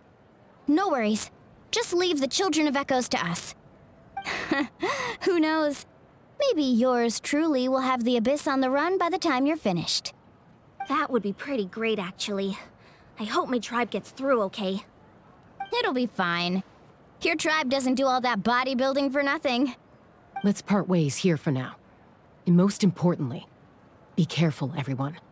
Oh, and some of us need to avoid getting contaminated by dangerous-looking substances. That will make my job a lot easier. Koichi, do we really have to do this now? It's alright. She's just looking out for everyone.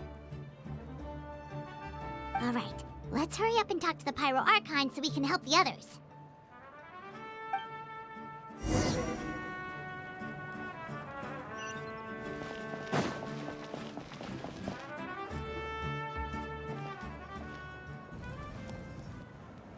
Oh, it's you two. As you can see, things are not looking good right now. People across Natlan are in danger. Look, I'm very interested in your recent adventures, but this is not a good time, so we'll have to keep our conversation short. That's alright, we're also in a hurry. We're gonna go help the Children of Echoes after this. What?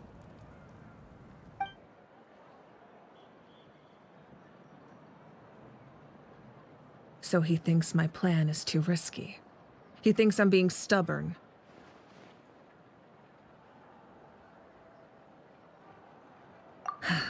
I shouldn't underestimate the Fatui's ability to gather intelligence.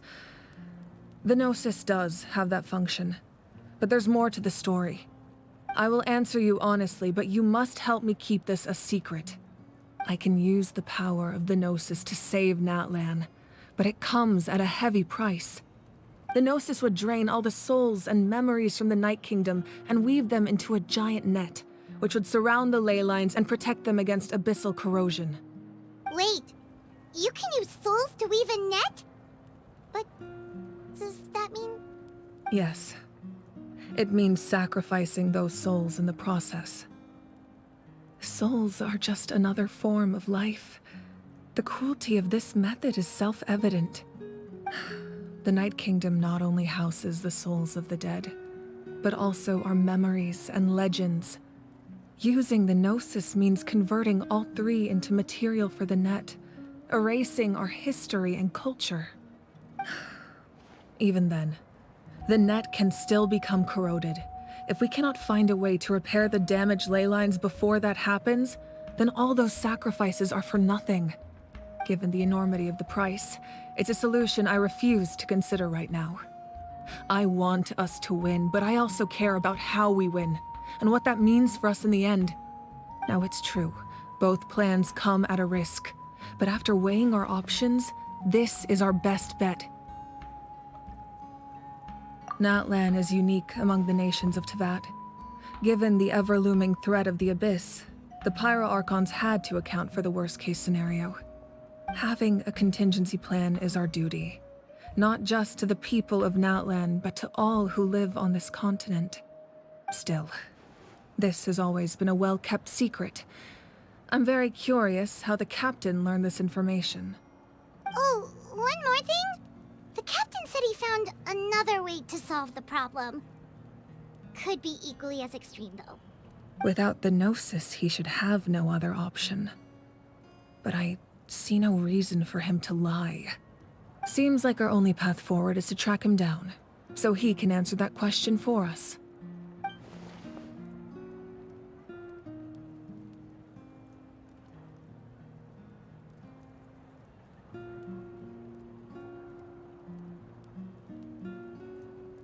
Judging by your expression, you must have doubted me, even if just for a second. Not even a little! We would never... Wait, what are you talking about, Traveler?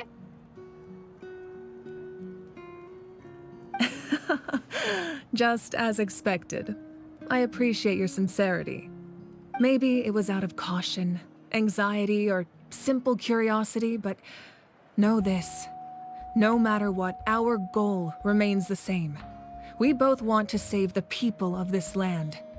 So now that you have your answer, do you still doubt me?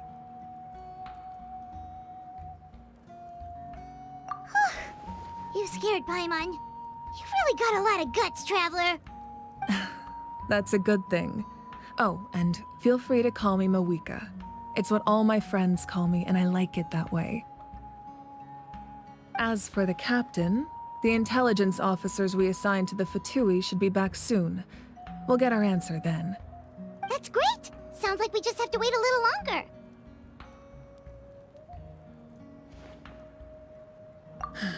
Not just yet. Even though the Abyss is attacking several locations at once, I'm confident the warriors stationed in those areas can handle it. Don't worry. I just need to finish coordinating our available manpower, then I'll take a small team to handle the difficult locations. Wait, you're going to fight in person? Didn't you give up your power? That's true. I'm far less powerful than a god in my current state. But don't forget, I was an experienced and powerful warrior before I ever became the Pyro Archon. No matter how you look at it, my duty is on the front lines.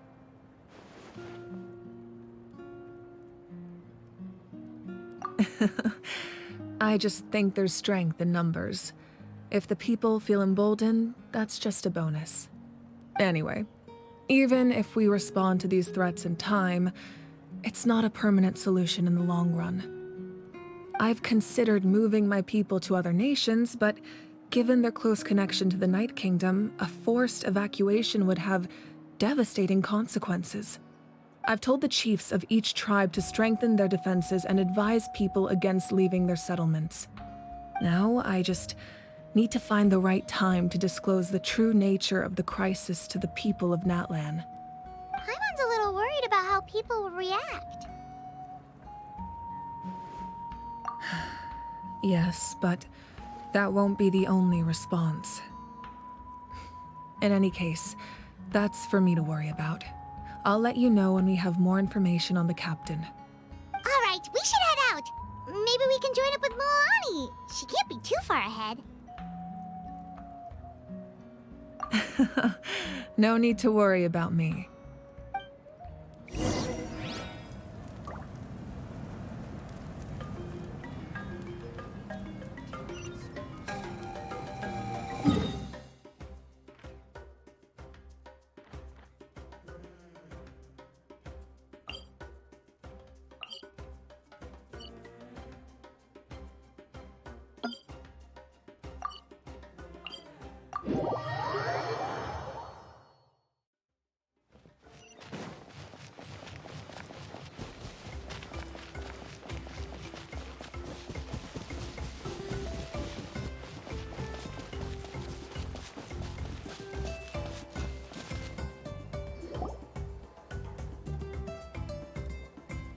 Quick, over here! To safety!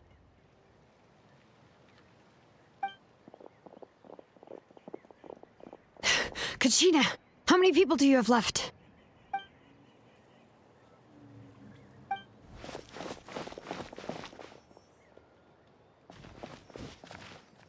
What's the situation? There's a trapped caravan that needs our help. We need to rescue them as soon as possible. We'll go together.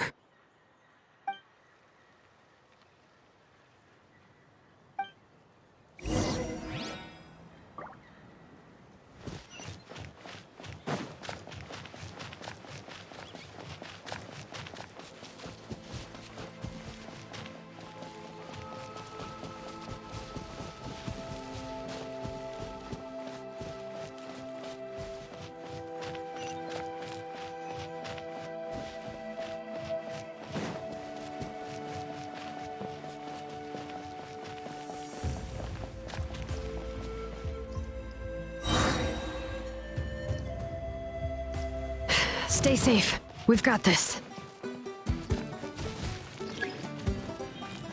Letting brave names echo!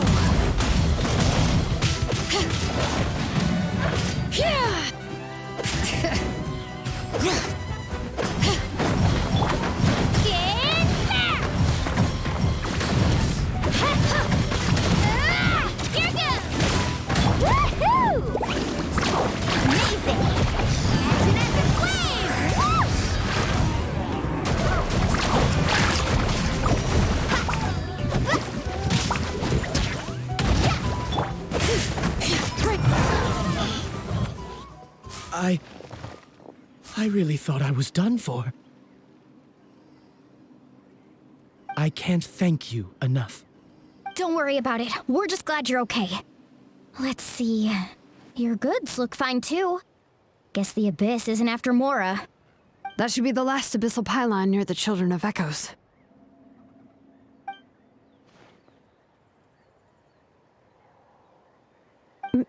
By the way, where's Citlali? I thought she would come with you. The Masters of the Nightwind also got attacked, so she went back to help her tribe. She said we can deal with the ancient name later. Yeah, that makes sense. The attacks are more urgent. Alright, this isn't a good place to talk. Let's head back to the tribe.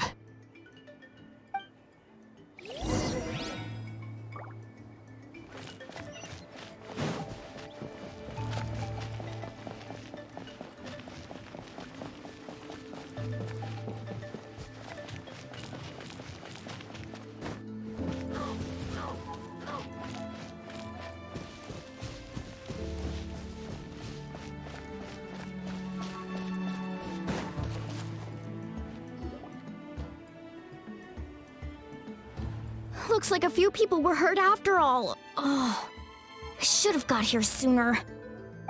The Abyss threw a lot at us at once.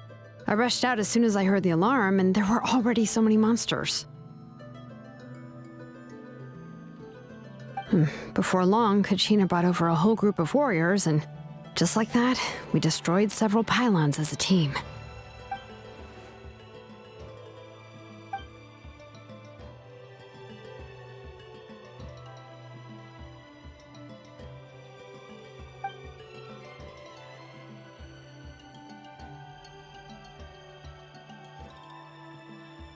You mean the situation in the Night Kingdom, right? Yeah, I feel the same way. We've managed to keep it a secret all this time, but more and more people are realizing something's wrong. It's impossible not to feel anxious when things are getting worse by the second, and all we can do is wait. That just means we need to buy the Pyro Archon more time. Keep pushing, everyone. Every battle is worth something. You really are an eternal optimist, Mualani. You always find a way to cheer people up. Why, thank you. I guess it's one of my better qualities.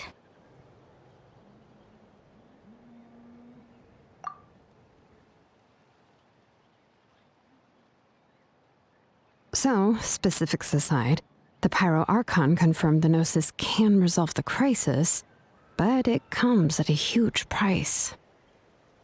And somehow the captain finds out about it, goes to fight the Pyro Archon, and calls her out for having a solution but refusing to use it.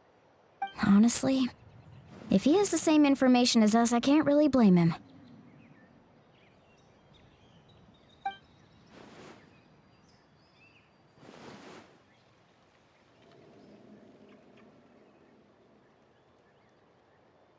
We talked to Mavuika before we left the stadium. According to her, the cost of the captain's plan is too high. And, well, it makes sense. If that was truly the better choice, she would have picked it. Yeah, I trust the Pyro Archon. When I was upset about Kachina's disappearance, she was really sincere and patient with me. Plus, she burned down all those precious mementos for Kachina. She's already proven how much she values even a single person's life. When it comes to Natlan's survival, there's no way she would hold back. I agree. Maybe the captain weighed the costs and came to his own conclusion, but I'm sure we have different priorities. Life is important, but so are history and memory. As the Archon, she can't tell us everything, but it seems like she wasn't holding anything back this time. The next question is, if the captain found a new way to save Natlan, how come the Pyro Archon has never heard of it?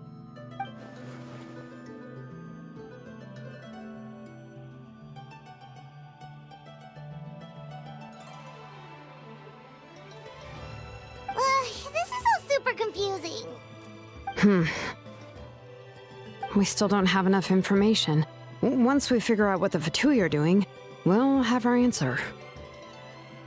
Let's head back then. Mavuika said her intelligence officers should return soon.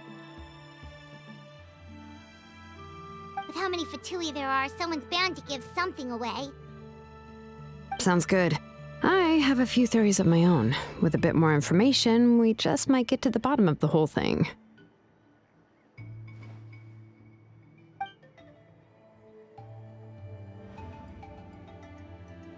I was just about to ask. Count me in.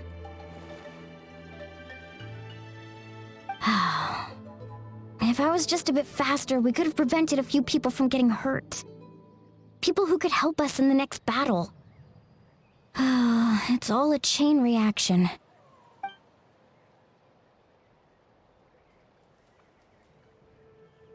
Register? Nah. I'll just follow you around. You know, go where you go, do what you do.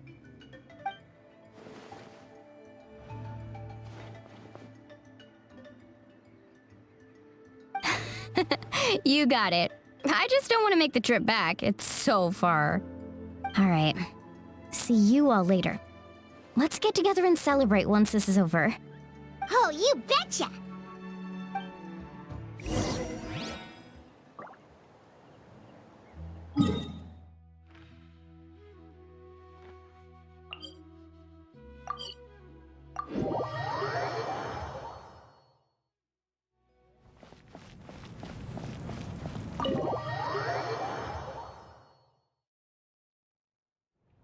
Mavuika! Oh, Chatsuka and Koichi are here! Wait, are you okay, Koichi? I'm fine. No need to worry. They ran into the Fatui while out on a mission and decided to follow them. The Fatui?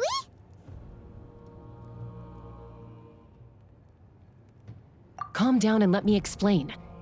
Here's what happened.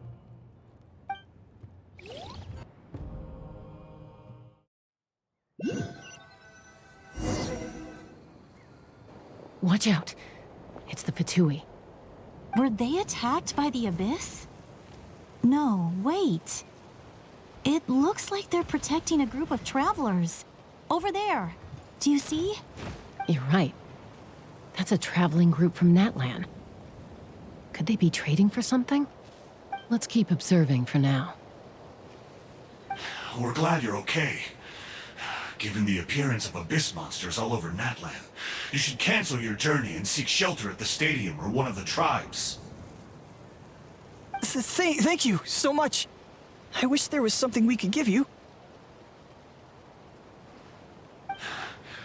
We don't expect anything in return.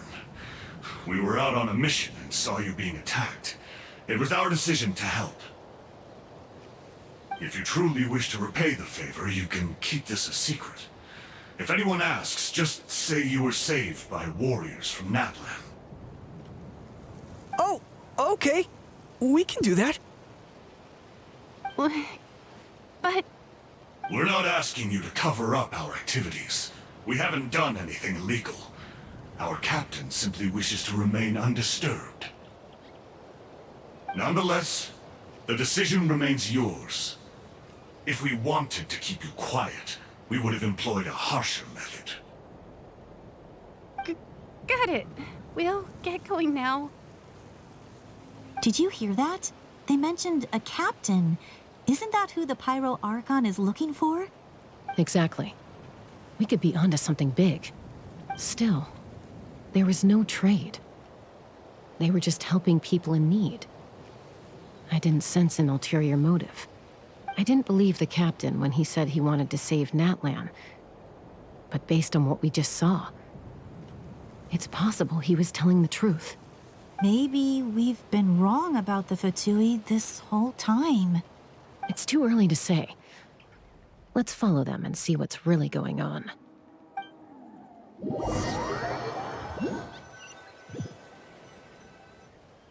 So this is where they were headed. Looks tricky. It's heavily guarded on all sides.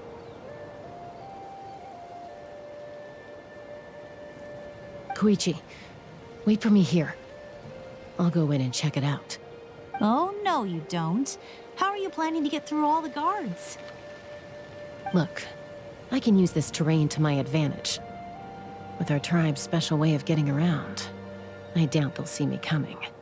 We still can't see anything on the inside. What if you can't find cover? You won't have anyone to watch your back if you go in alone. The more heavily guarded the location, the more valuable the secrets.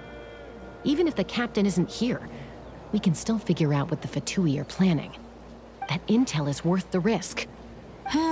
Fine. You're not gonna listen to me anyway, so let me come with you.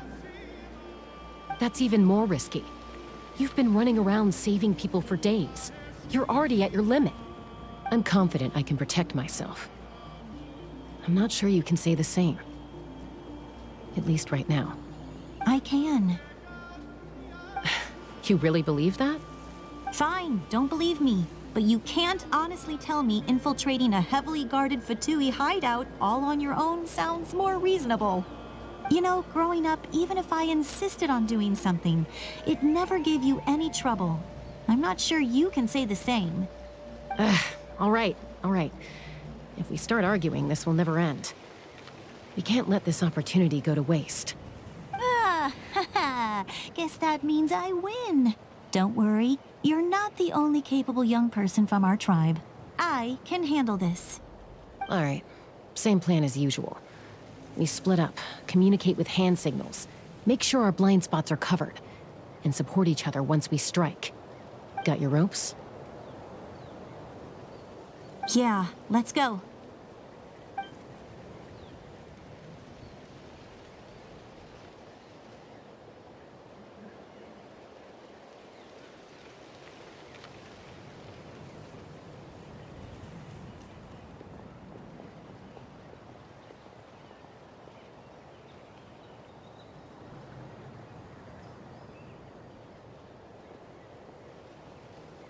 The Fatui have eyes all over this place.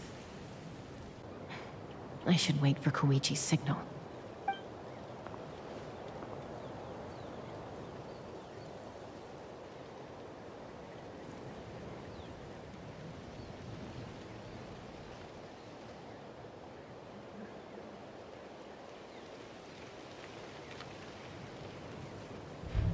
Now.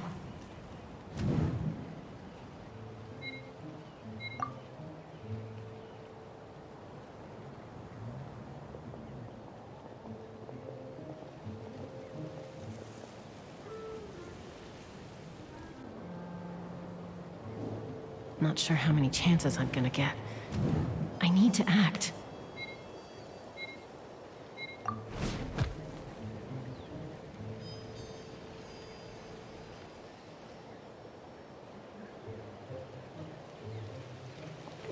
Good. I made it without getting caught. I should get to that platform over there. But it's guarded by the Fatui. Koichi should have line of sight. I'll wait for her signal.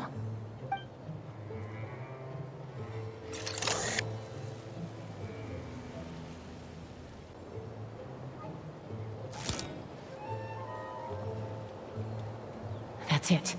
Now's my chance.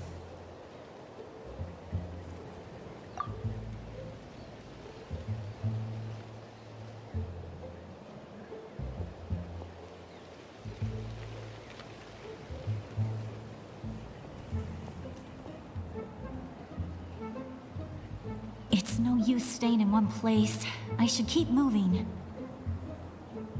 Looks like Chaska is helping me by keeping an eye on the Fatui movements. I'll wait for her signal.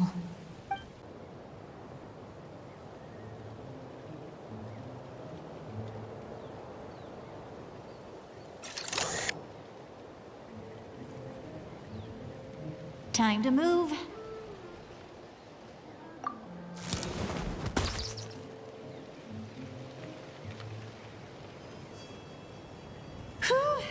That was close.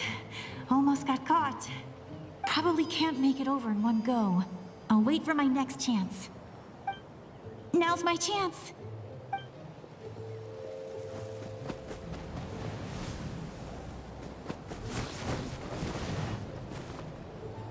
I made it! That'll show my sister. Let's see. The Fatui's occupying all the best locations. If we could just get past them somehow. Wait, I've got it!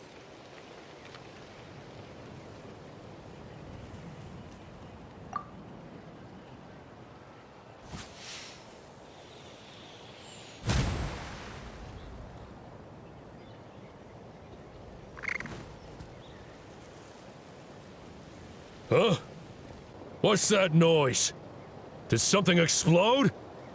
Oh, it stings! What the heck is that? What do you think you're doing? I could ask you the same thing! Good, they're arguing. Looks like they just needed an excuse. They've probably had enough of this job already. The people on the hill over there left to help their comrades. This is our chance.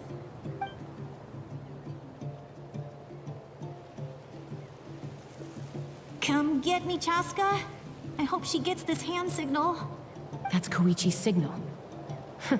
Smart idea. All right, time to move. Give me your hand, quick. Coming!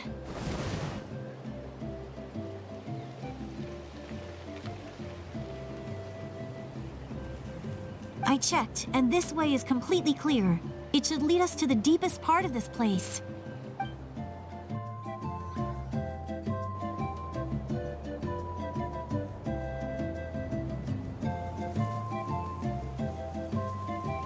Well, I was pretty helpful, right? You know, everyone usually jumps at the chance to work with me. Not my own sister, though. No, she avoids me like her life depends on it. I was wrong, Koichi. You've done well. Wait, you're just gonna admit it? Now I look like the mean one. Let's focus on the task at hand.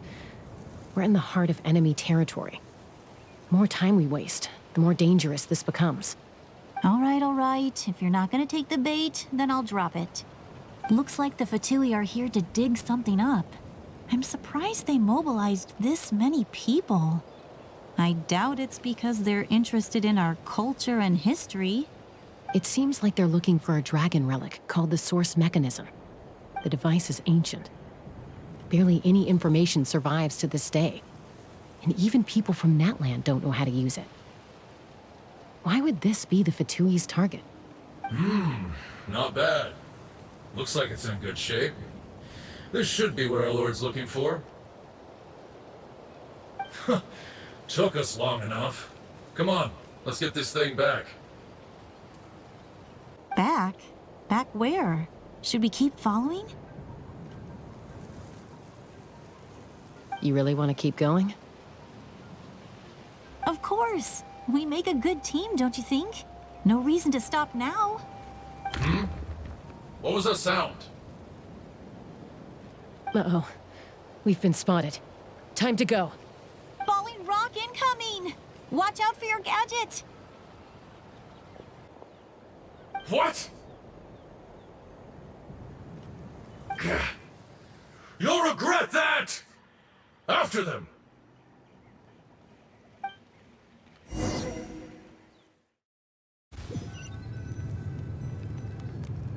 Once we got them off our tail, we went back to observe some more.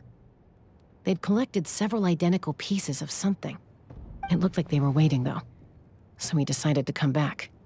So, Koichi got injured trying to get them off your tail? She pushed herself too hard and collapsed on the way back to the stadium. Well, I didn't cause you any trouble while we were fighting, right? So my perfect record remains. You've done very well. I could make a comment on knowing your limits, but it's not my place. I know. I'm already reflecting on my actions. So, our current intel suggests the Fatui is after the source mechanism. The device is a complete mystery, even to us. What does the captain want with it? I have no idea. But it's safe to assume the device could serve a similar purpose to the Gnosis. Xilonen, I need you to gather every scholar in Natlan familiar with the secret source. Yeah, I'll get right on it. Thank you both for your hard work. Koichi, it's time for you to get some rest. Oh, and there are gifts from your patients waiting at the speaker's chamber. I've prepared a small gift of my own as a token of gratitude. I'll send it to your home along with the others. My patience. That's so nice of them. Guess that means I'm doing something right. You don't need to give us anything, Archon. We were just doing our duty for Natlan. I should take Koichi home now. Well, if Koichi doesn't want her favorite Saurus crackers, then... I accept. Thank you, Archon. What am I gonna do with you? There's some for the rest of you as well. They're one of my favorites too, so don't be shy. I'll start investigating the source mechanism right away. If I learn anything, you'll be the first to know. Yummy snacks!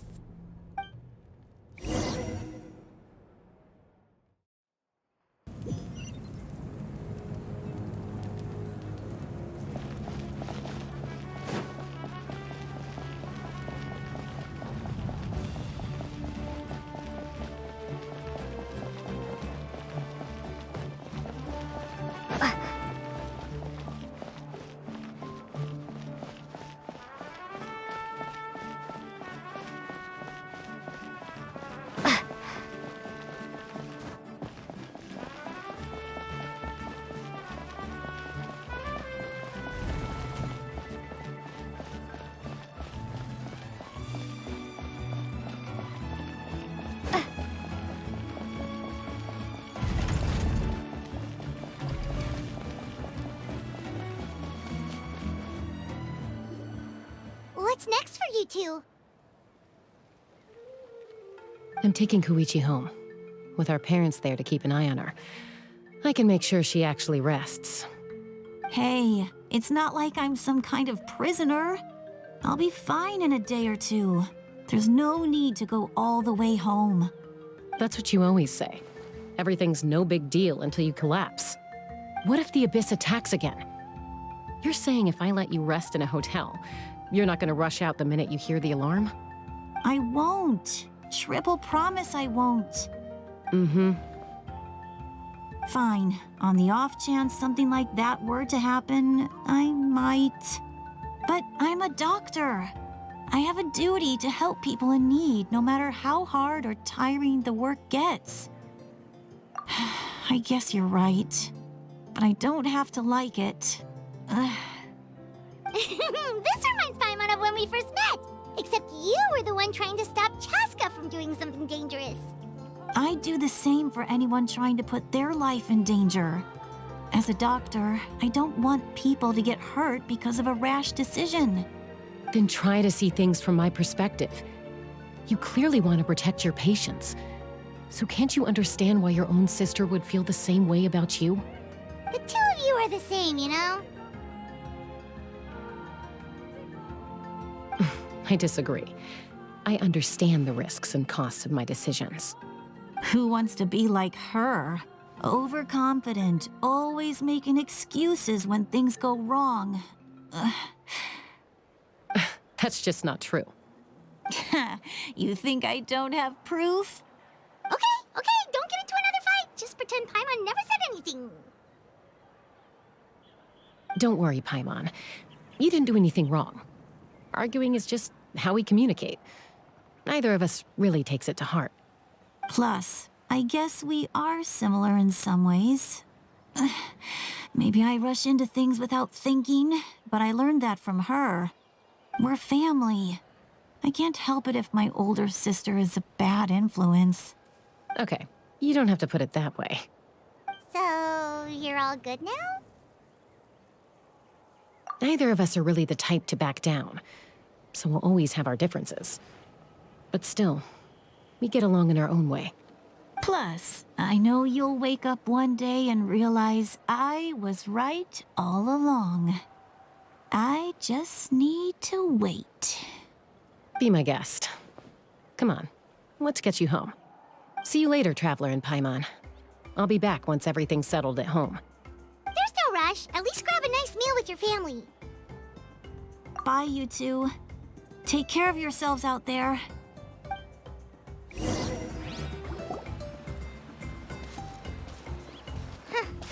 Those two will probably make up for real at some point, right? Well, we've learned a lot. Let's go over everything that we know so far.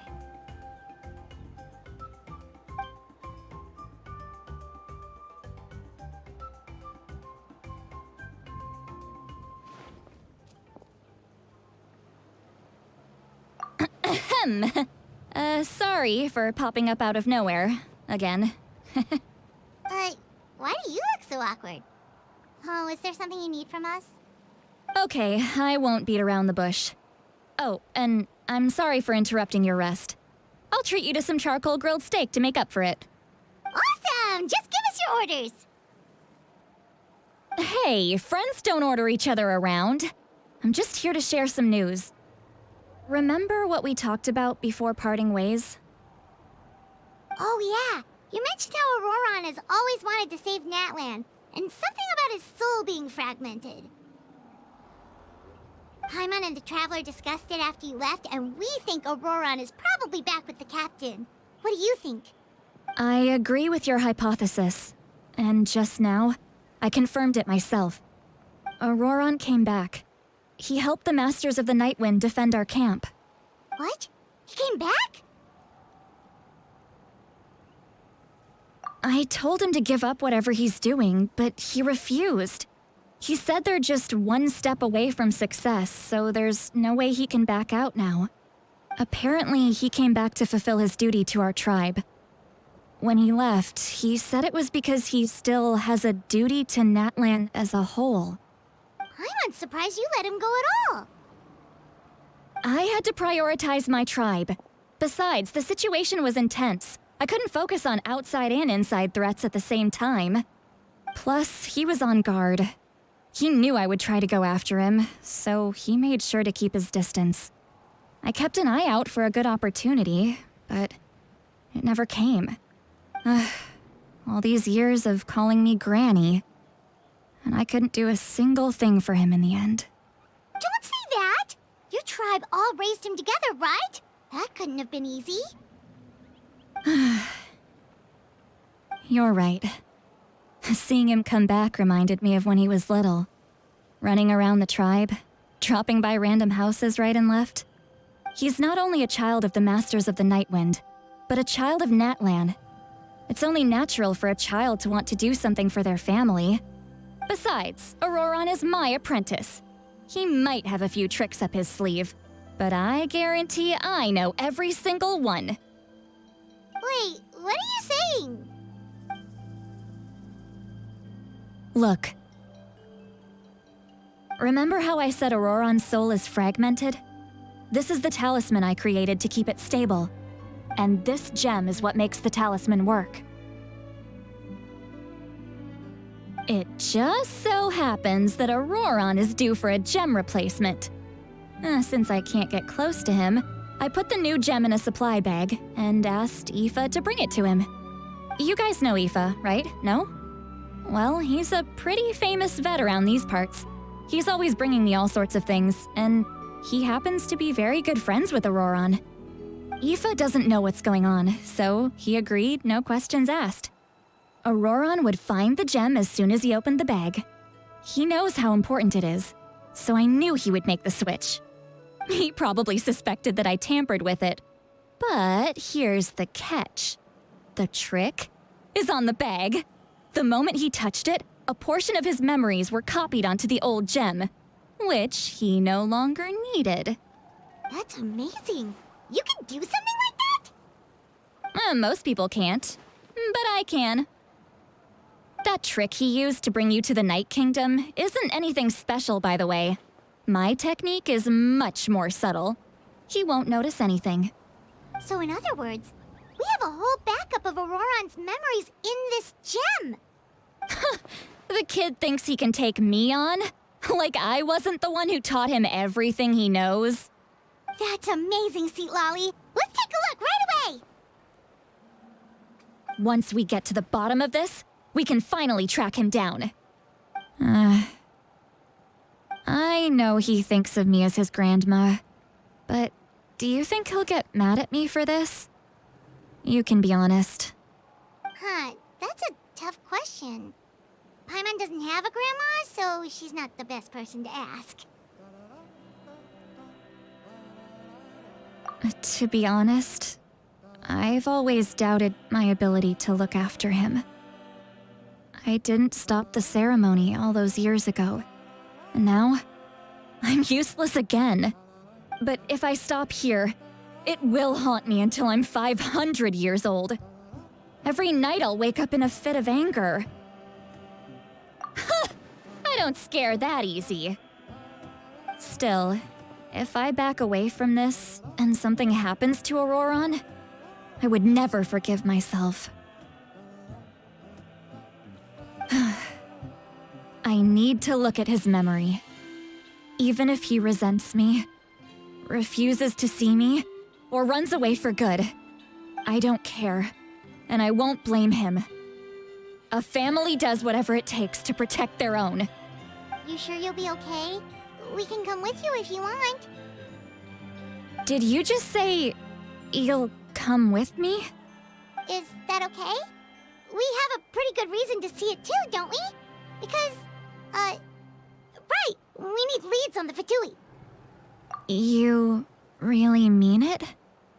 Fine, you can come. Just promise me you'll see this through. No backing out. Got it? Don't worry, we're professional adventurers. Then I place my trust in your professionalism. All right, time to sneak into someone else's memory and engage in some, unwanted spying. You heard it here first. I wouldn't be doing this if I had any other choice. Are you ready?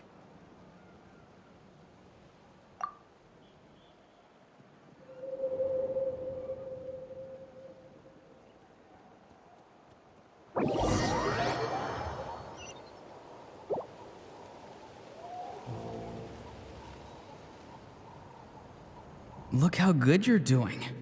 You'll grow into nice big radishes in the future.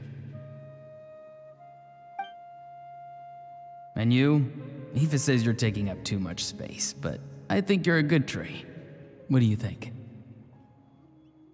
Hey! How's it going, Ororon? Good. How are you, Uncle Okanbi? Can't complain. What you up to? Naming your vegetables again? No, just some idle conversation. Sounds fascinating. What did they say? They told me you were coming and that you would take some produce with you. Only if you're offering. By the way, I ran into Aoife yesterday. He told me Chaska's fostering a saurian at his place. Said the thing trampled over a part of your radish garden. I hope you two didn't get into a huge fight. No, don't worry. I'll find a way for him to make it up to me. I've already wrapped your share of the produce. Here you go. You really knew I was coming. That's pretty amazing. Light up the smoke and you can see the path through the shadows. That's what everyone says. Hey, have you seen that strange group of people that just appeared out of nowhere? Appeared out of nowhere? I don't think so. It's the Fatui. Their leader seems like a big deal. He didn't bring many men with him, but they're all elite warriors. It seems like they're looking for someone, but I wouldn't go around asking too many questions. If you run into them, be careful.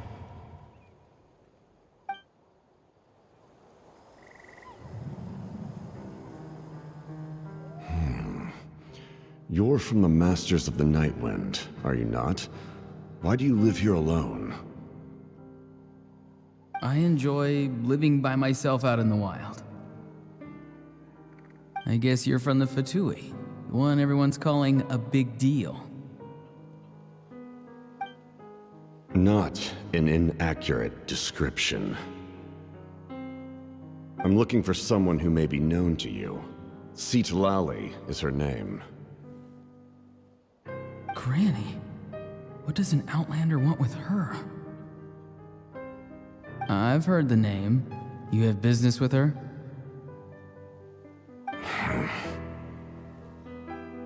There's no point to further questioning if you insist on hiding things from me. I shall seek answers elsewhere. Oh, he could tell I was lying and now he's leaving? He gave up just like that? Hey! At least tell me why you're looking for Citlali. It's none of your concern.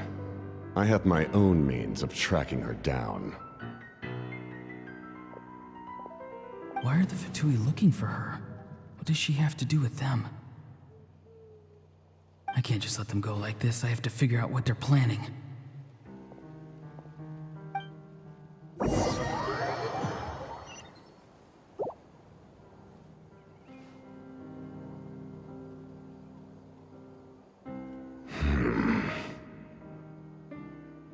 I've just been studying the ley lines and asking for leads on Granny.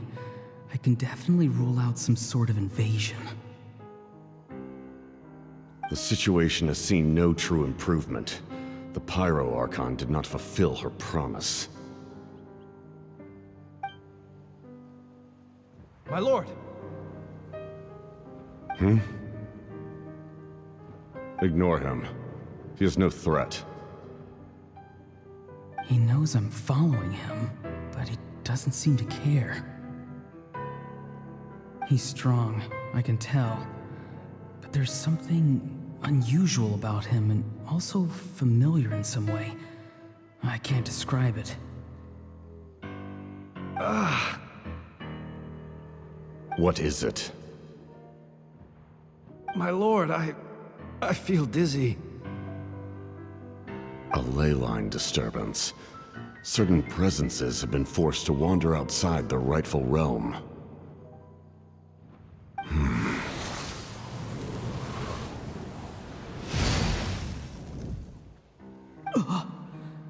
That was a spell from the Masters of the Night Wind. How did he know that? Is he sending those escaped souls back into the ley lines? How did he do that so easily? Soulfaring is supposed to be extremely difficult. This could be related to why he's searching for Granny. I feel much better. Thank you, my lord. Think nothing of it. Stay vigilant, and continue to gather information. The Abyss could attack at any moment. If you notice any irregularities, assume drill formation and be prepared to fight. However, there's no reason to over-engage. Information is our first priority. Yes, sir. Why are the Fatui fighting against the Abyss? Do they really mean us no harm?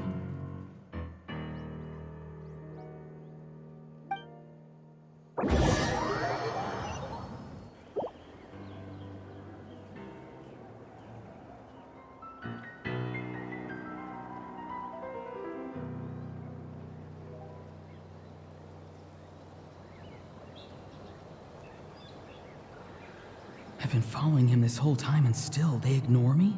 Do they really not care? It seems like his subordinates refer to him as the captain. Never heard of him before. And now he's headed to the stadium. That's unusual. Oh, what is he gonna do? You two, with me. Everyone else, wait here as instructed.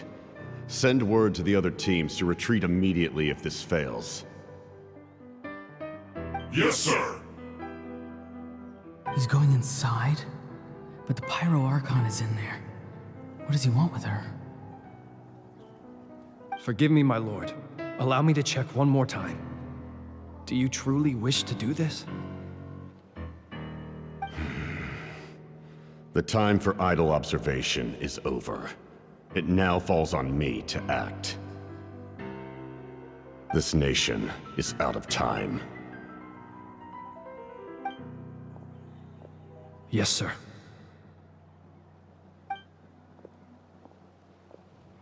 He just walked straight into the stadium. What is he gonna do?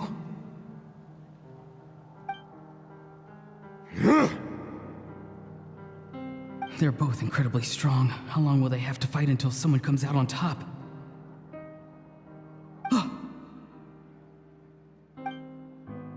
Wait, this feeling. Just like the other day near the ley lines, it's faint, like a soul's trying to escape. Where is it coming from? Is that why he's looking for Granny? If he dies here, then all clues will be lost. I can't let that happen.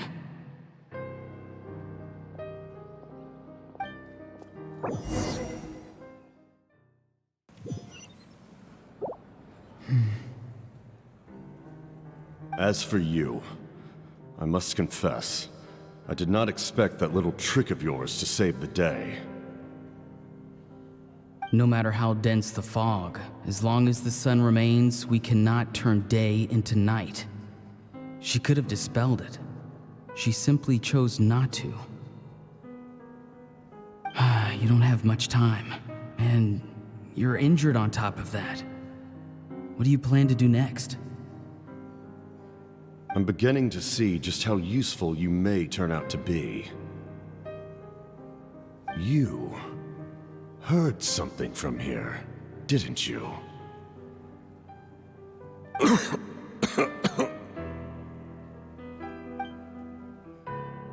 No need to force yourself. I've never seen anyone match the Pyro Archon in battle before. I didn't expect you to intervene at such a critical moment. You know I've been following you. Why didn't you stop me? When walking in the forest, it is only natural to encounter wild beasts. However, not every beast has the courage to come out and bite. And yet, one of those very beasts saved your life.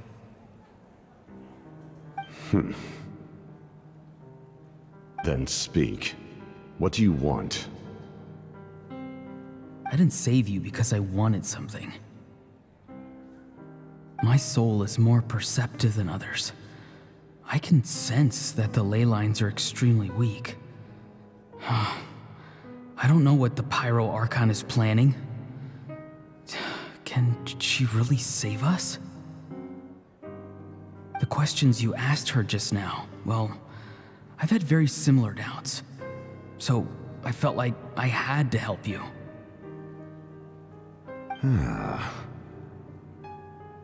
So, you can tell the truth. That was quite a reckless decision to make. I'm not sure you realize that. There's no turning back for me now. What I did back there is going to get me in a lot of trouble. You attacked the Pyro Archon in broad daylight, and I used my spell to save you. A single glance was likely all it took for her to recognize my tribe. So, we're in the same boat. Seem to care little for my thoughts on the matter. It's too late for that. Start from the beginning. Why are you looking for Citlali? Do you know her? Explain your relation to her first. I know you two are acquainted. It was obvious the moment I mentioned her name. Citlali is my elder and my teacher. She taught me everything I know. It's my duty to protect her. If you truly wish to protect her, you should have let me perish at the Pyro Archon's hand. Yet, you chose otherwise. Do I really need to tell you what that means? I want to do something to change Natlan for the better. Something I can accomplish with my own two hands. You're stranger than anyone I've ever met. But maybe, just maybe, you can show me the way. Strange? Citlali is said to be the legendary Granny Citlali, someone capable of communicating with the Wyab, and the Wyab are the key to information on the Night Kingdom. Why do you need knowledge on the Night Kingdom? That is not something you need to know. Don't forget, I saved your life. Do you not believe the Fatui capable of betraying a debt? People can lie, but souls cannot. I can tell there's a weight to your soul, a sense of justice. You may not live among your tribe, but you certainly know their tricks. I apologize for my rash judgment. You are more capable than I imagined. Let's go. We'll see if you have what it takes to join my plan.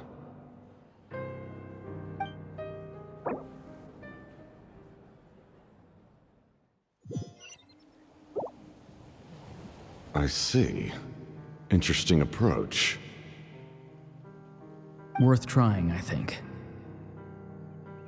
Rather than weaving a net to protect the ley lines, this method would address the root problem by reconstructing the ley lines themselves.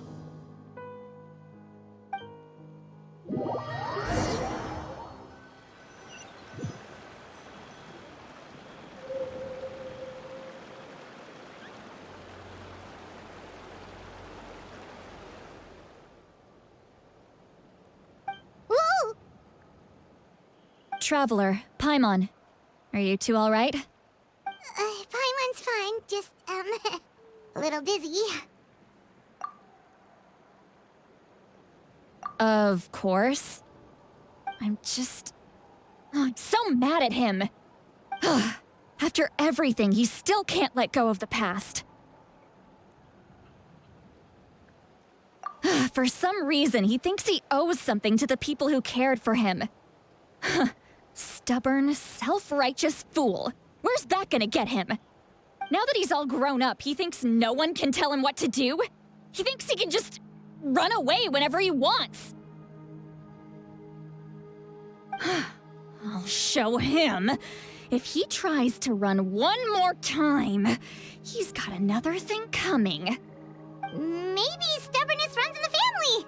Like grandmother, like grandson, as they say. Is that supposed to be a compliment? Huh! That kid's got nothing on me.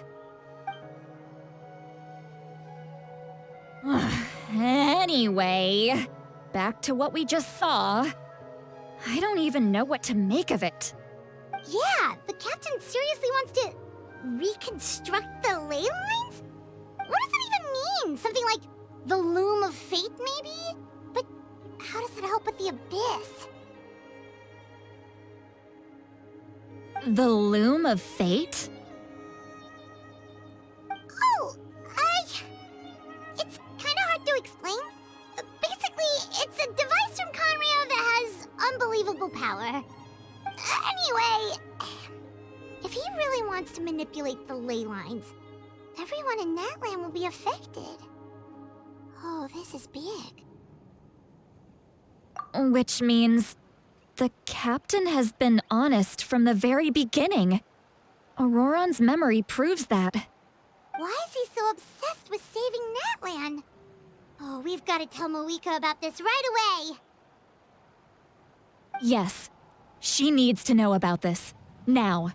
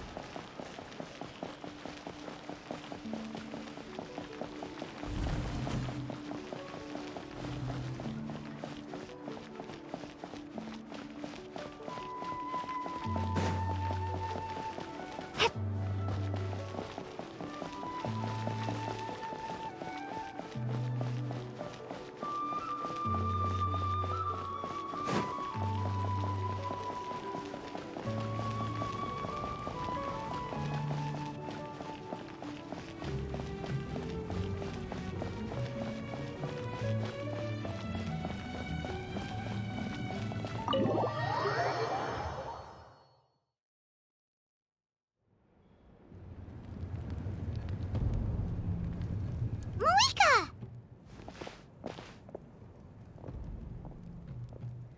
Traveler, Paimon Citlali. Perfect timing. I've located the captain. Oh, really? That's great! We also just took a peek at Ororon's memories and discovered something huge! Oh, all with his granny's permission, of course. Or no, actually it was... Calm down, Paimon. I'll take it from here.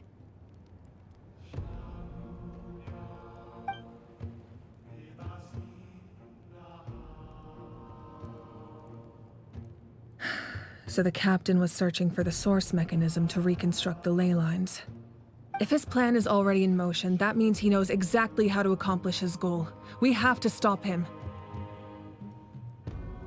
Is reconstructing the ley lines a bad thing? Yes. It's not a simple fix. It would mean sacrificing nearly everything contained within the current ley lines, very similar to the price of using a gnosis. If he activates the mechanism, it's all over. We need to mobilize our forces as soon as possible. But what forces do we have? Kanich, Xilonen, you two, and myself. All other warriors are working to push back the abyss on the front lines. But that's barely any people! Not to mention you lost your power, and they've got the captain on their side! Oh, maybe we really should get Citlali to break Ororon's legs. That won't help us with the captain, I'm afraid. In any case, the Masters of the Nightwind are in urgent need of manpower. Citlali, I was hoping you could head back and help defend the tribe. All right. I understand where I'm needed. I'll head out right away. Don't worry about your grandson. We'll figure something out for sure. I'll leave him to you all then.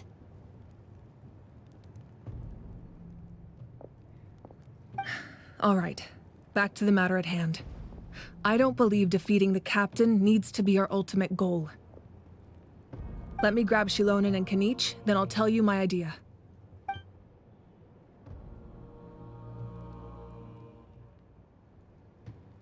As you all know, Ororon is working with the captain and we need to stop their plan. The captain is a formidable opponent, but that shouldn't deter us. In any case, a head-on confrontation isn't the best way to solve the issue. Their plan hinges entirely on a single element, the source mechanism. If we leverage our forces, we can destroy it, and then success is ours. We'll head out together. In the event that a confrontation becomes inevitable, I'll stall the captain while you advance.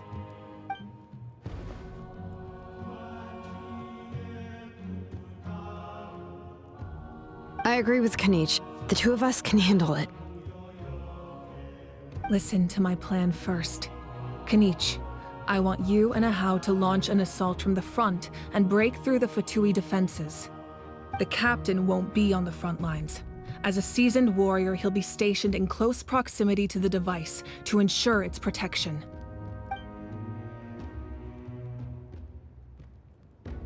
No. The purpose of the frontal assault is to gather the Fatui forces in one place. That way, it's easier for the rest of us to avoid them. Xilonen, I need you to do what your tribe does best, and dig a tunnel from the outskirts of the ruin. Once we get close to the device, we just need to destroy it.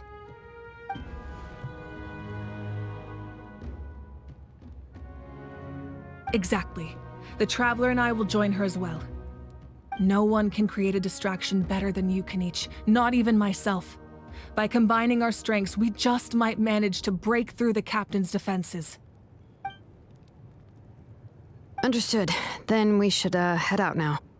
Just promise us you won't do anything reckless. You cannot face the captain straight on unless you have no other choice. You mean everything to us. Losing you would be the worst possible outcome. Thank you, everyone. You have my word. I'll proceed with caution.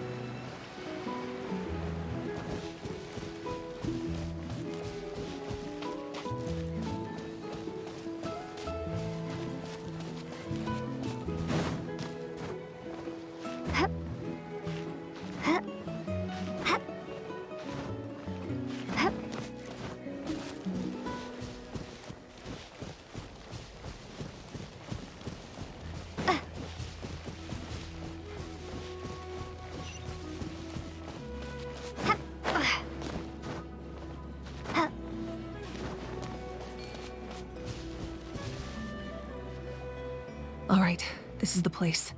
Their tunnel must be behind that gathering of Fatui guards. Any of the nearby mountains could be a good infiltration point, but If we want to stay under the radar, we should approach from the side.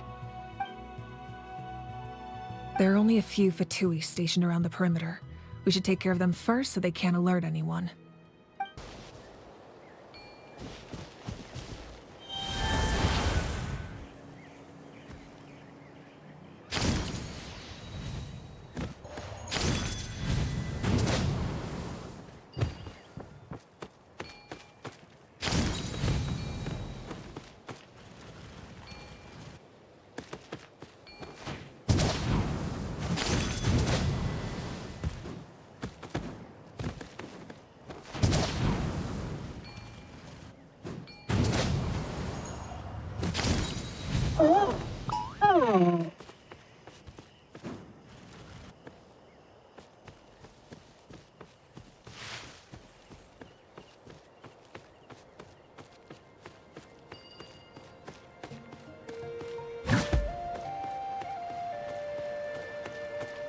You'll get frostbite.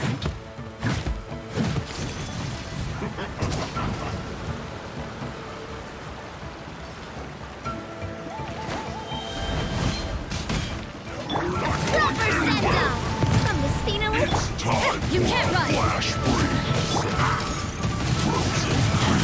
Can't run! Be gone!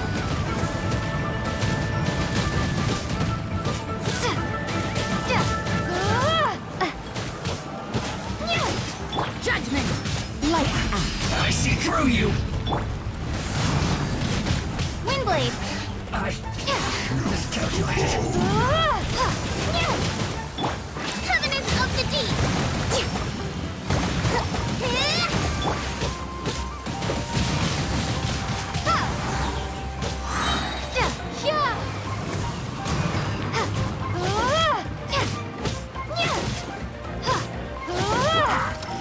Frozen. Windblade! Coming at ya! Watch out!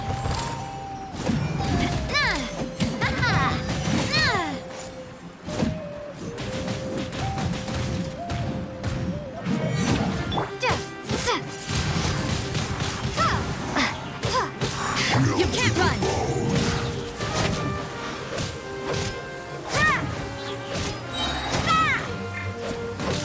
Punishment!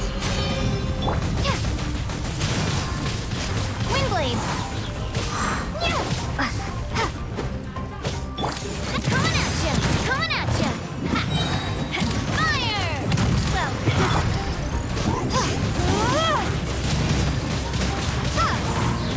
Prepare to be blown away!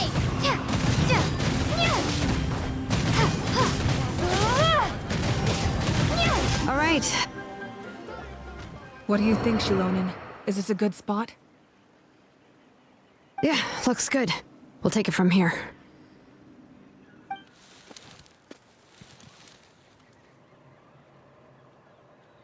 I can see the inside! Perfect. We'll keep going. The rest of you should head back. Things are about to get dangerous. All right. Please, take care.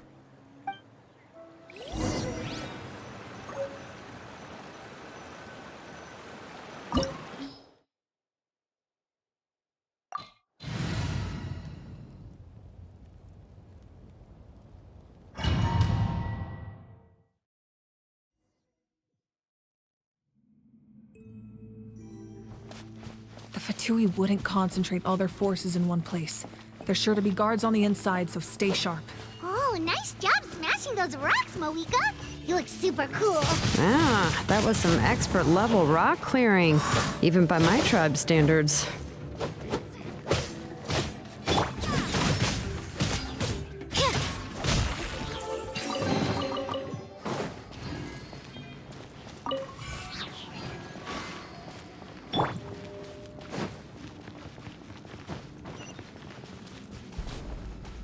That must be the Fatui tunnel over there.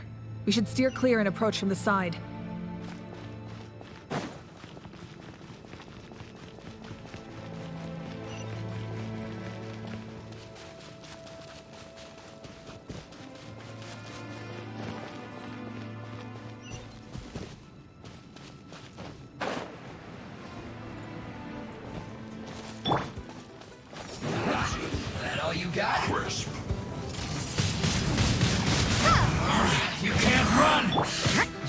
Don't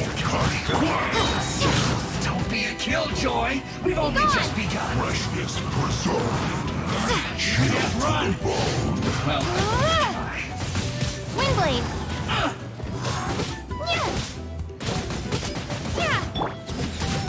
Shiver!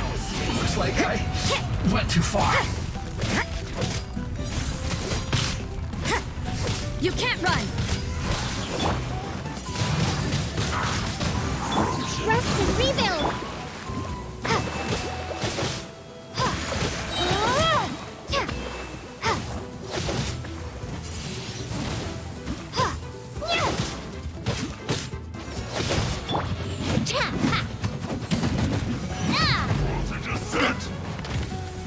Chill to the bone. Hey there! So soon.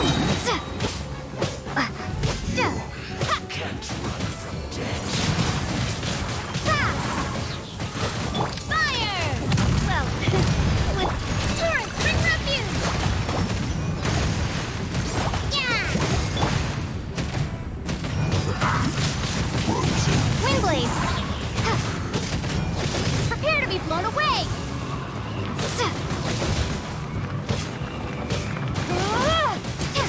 Punishment!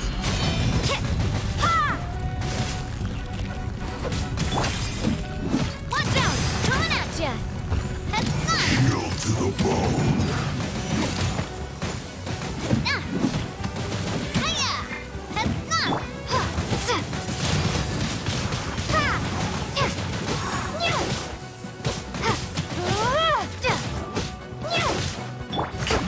Allow me! Frozen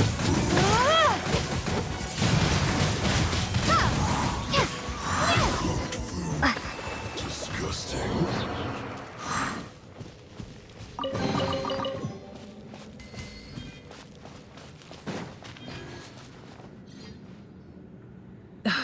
This spell is from the Masters of the Night Wind. It's Ororon's doing. They're probably trying to buy time.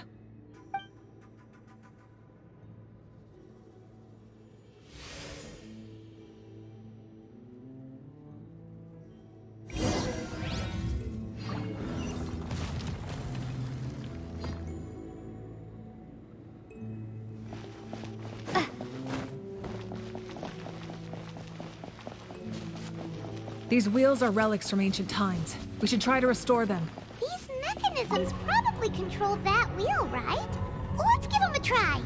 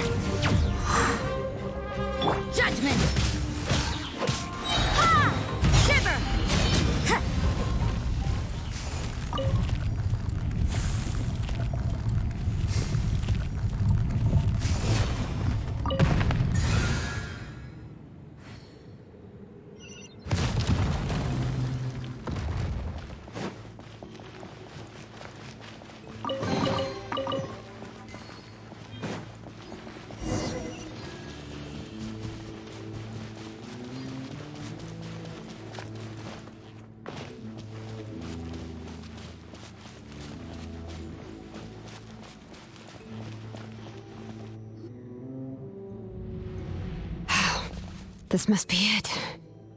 There they are! Oh, the captain's here too. Perfect. Looks like they focused their defenses over there. Oh, they're here. Huh. I thought the Pyro Archon would choose a frontal assault. It doesn't matter. They're too late anyway. Stop! It's too late. We need to turn it off! I won't let you do this!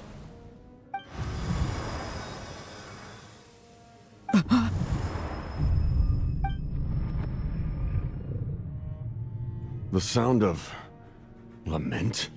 What was that sound? It was like a piercing cry! Now's our chance to turn off the device.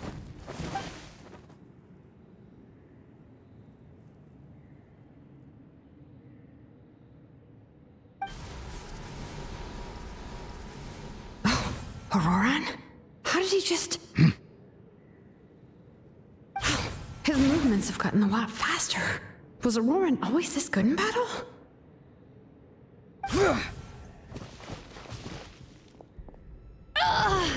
This ends now!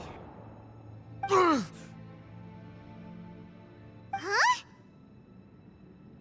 Something's wrong.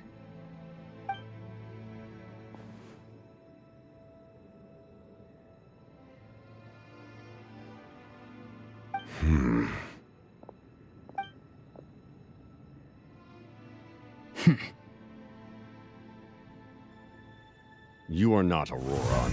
Who are you? What? Commander. You...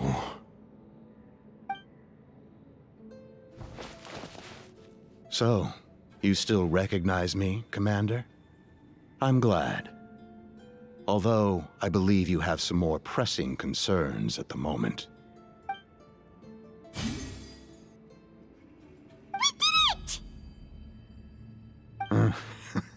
You see? You indulge your sense of honor for just a moment, and now you've lost your chance. Even now, you're still the same as ever. His voice is completely different. Is someone inhabiting Ororon's body? Stop worrying about other people's survival, about their losses and sacrifices. You just need to win. That must be why I've returned. For this moment. Please finish what you set out to do, Commander. I didn't expect to see you here, but I have to disagree. Abandoning one's comrades is not the way of a warrior. Why do you care about a doomed man? I know you can see it. He's already close to death. After all, his soul has been incomplete from the start. Oh,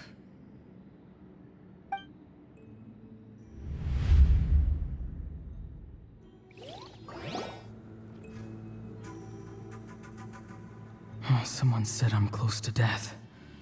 Is it because of that noise just now? The piercing cry came from underground when I activated the device. What's down there? Natlan's ley lines must be hiding some kind of secret.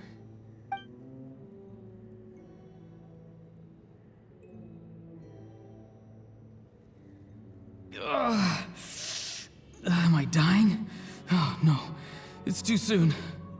Ah, Ororon, it's you. What'll it be today? Oh, why the long face? Don't tell me you still haven't let that go. I knew it was a bad idea to tell you. I heard everyone wanted me to be the savior. Savior? Ha! Sounds nice, doesn't it? But, does such a person truly exist? Even if they do, why would you have to become that person, hmm? Ororon, is that you? Oh, here, have a seat. Let Granny cut you some fruit. We just got a fresh batch. Can I get you anything else? Some grilled meatloaf, maybe? Ask for anything you want. We've got plenty of ingredients. What about those spiced rub mushrooms you made me last time, Granny Kuimi? Ah, you liked those, did you? An outlander taught me that recipe, actually. A merchant, to be exact. Never thought about going into business yourself, my boy? You could travel all over. Our Ororon? A merchant? He's far too honest for that line of work. Well, at least an honest merchant like him wouldn't prey on old-timers like us.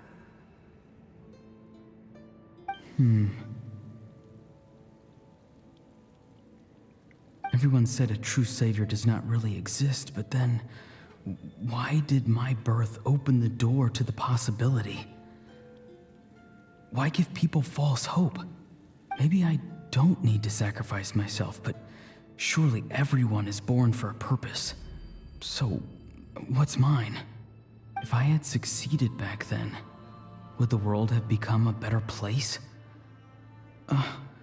What's the meaning of my existence?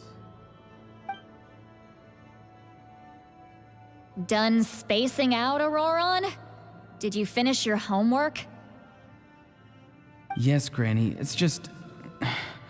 Will learning all this really make me as strong as you?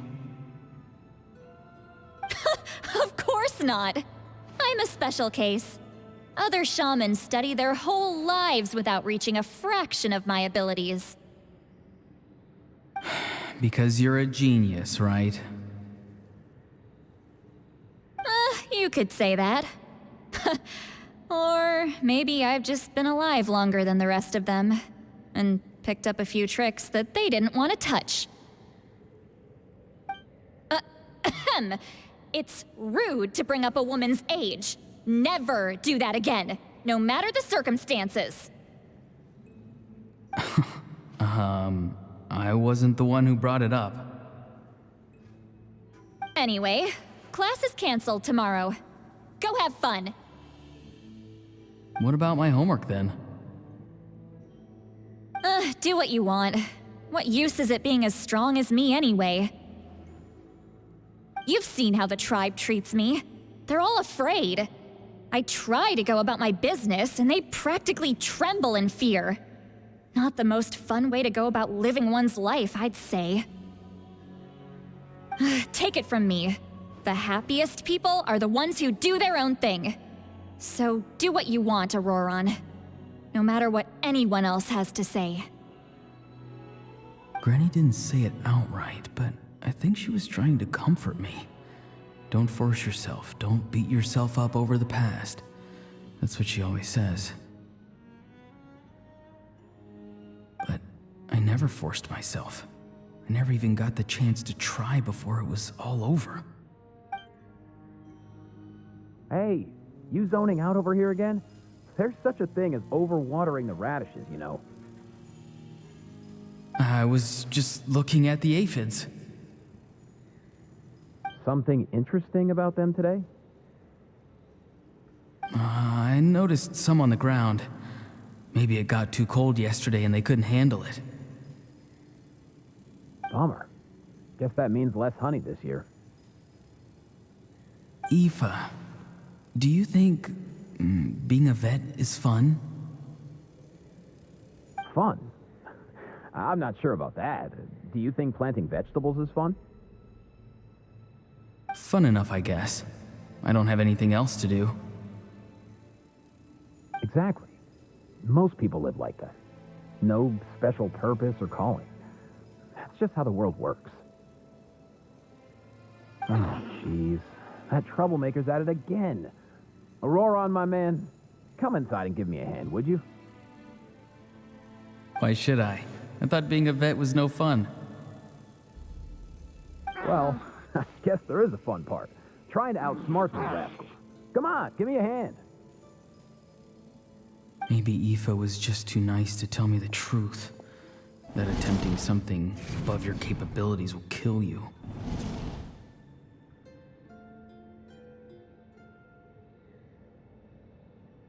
My soul is unstable.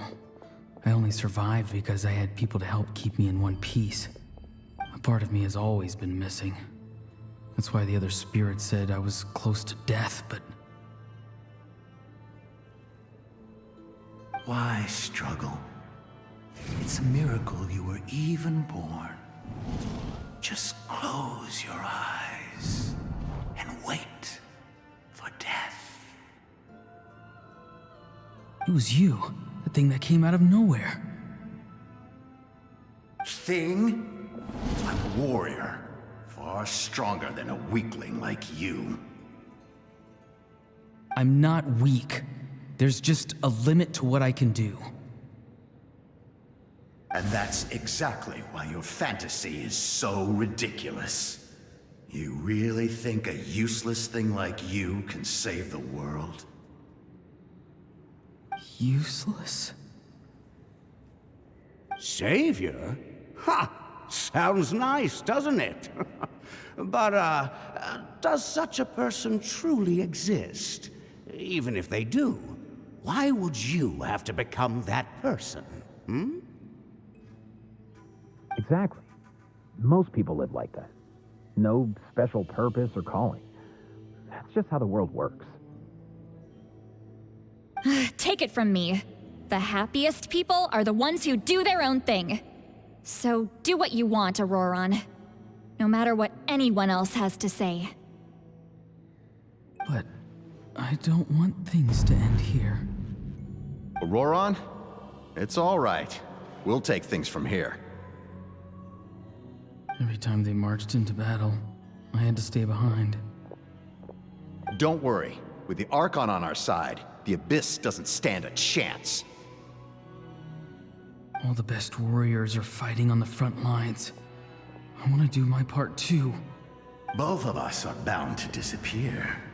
But your end will come sooner than mine, because you've been broken from the start. Once your soul shatters into pieces and dissipates into the wind, I will take temporary control over this body. I will serve my commander until the end. No. No, this isn't right. My life can't end like this. I still haven't done anything important with my life. My end will not come first, and I'm not giving up. I can't die here, no! I won't die here!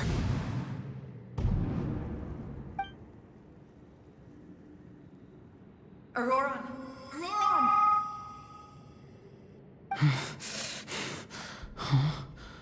That voice. Control your mind. Feel the ground beneath your feet. This is not your end.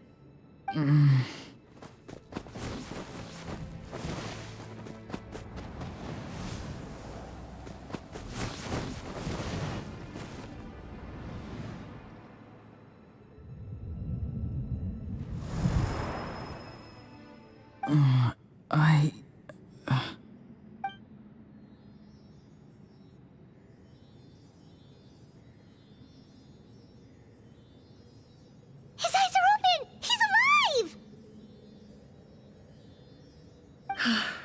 Well done. You managed to do the impossible. Uh-huh. What do you mean? Don't try to talk. Focus on holding yourself together. I can't believe the captain did that. Maybe he thinks of Ororon as a comrade. He was helping to rein him in all this time.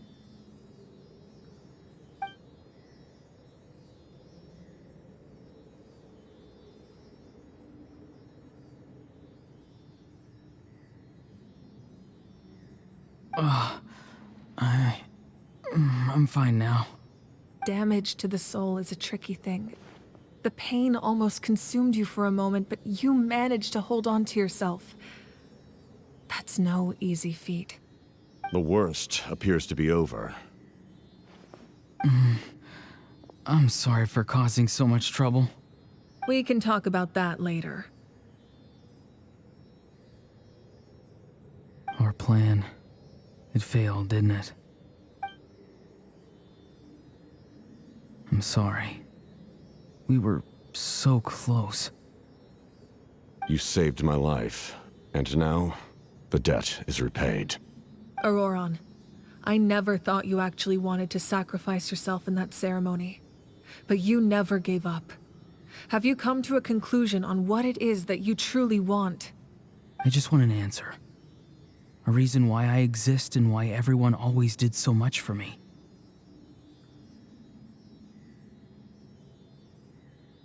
No one is born a hero, and no one should be treated like one from birth. I had a chance to do something important back then, but I failed. All I want is to find some more ways to make up for that. The answer you seek now lies before you.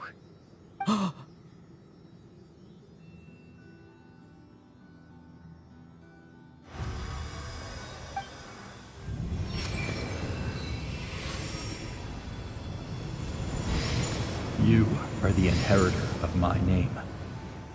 The hero from the Masters of the Nightwind, who shall fight for this generation. Fascinating. You're not the person that the others thought you were. And yet, you're also not the kind of person that you thought you were. It can take a lifetime to truly discover who we really are. Like you, I never thought I had what it took to be a hero. I was too cunning, too self-absorbed. But in the end, I sacrificed my life for this nation. Now, remember your name. Even if others will see a different meaning, it still symbolizes your nobility and yearning.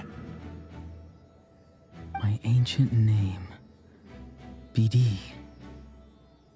It means devotion. You will give your all, not for the sake of a heroic death, but to do justice by the answer you found for your life. For that answer, you will offer all of your strength and be born anew.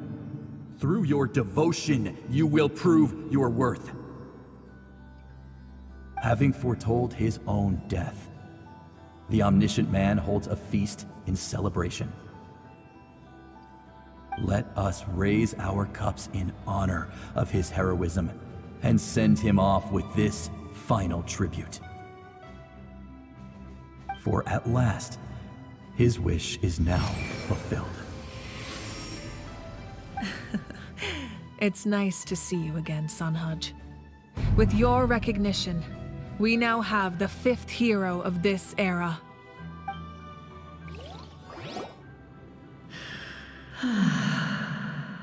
I am happy to see your plan advance one step further. It seems that my cry did not cause irreversible damage.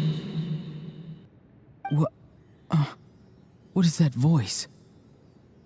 Just as I thought. The Lord of the Night has awakened.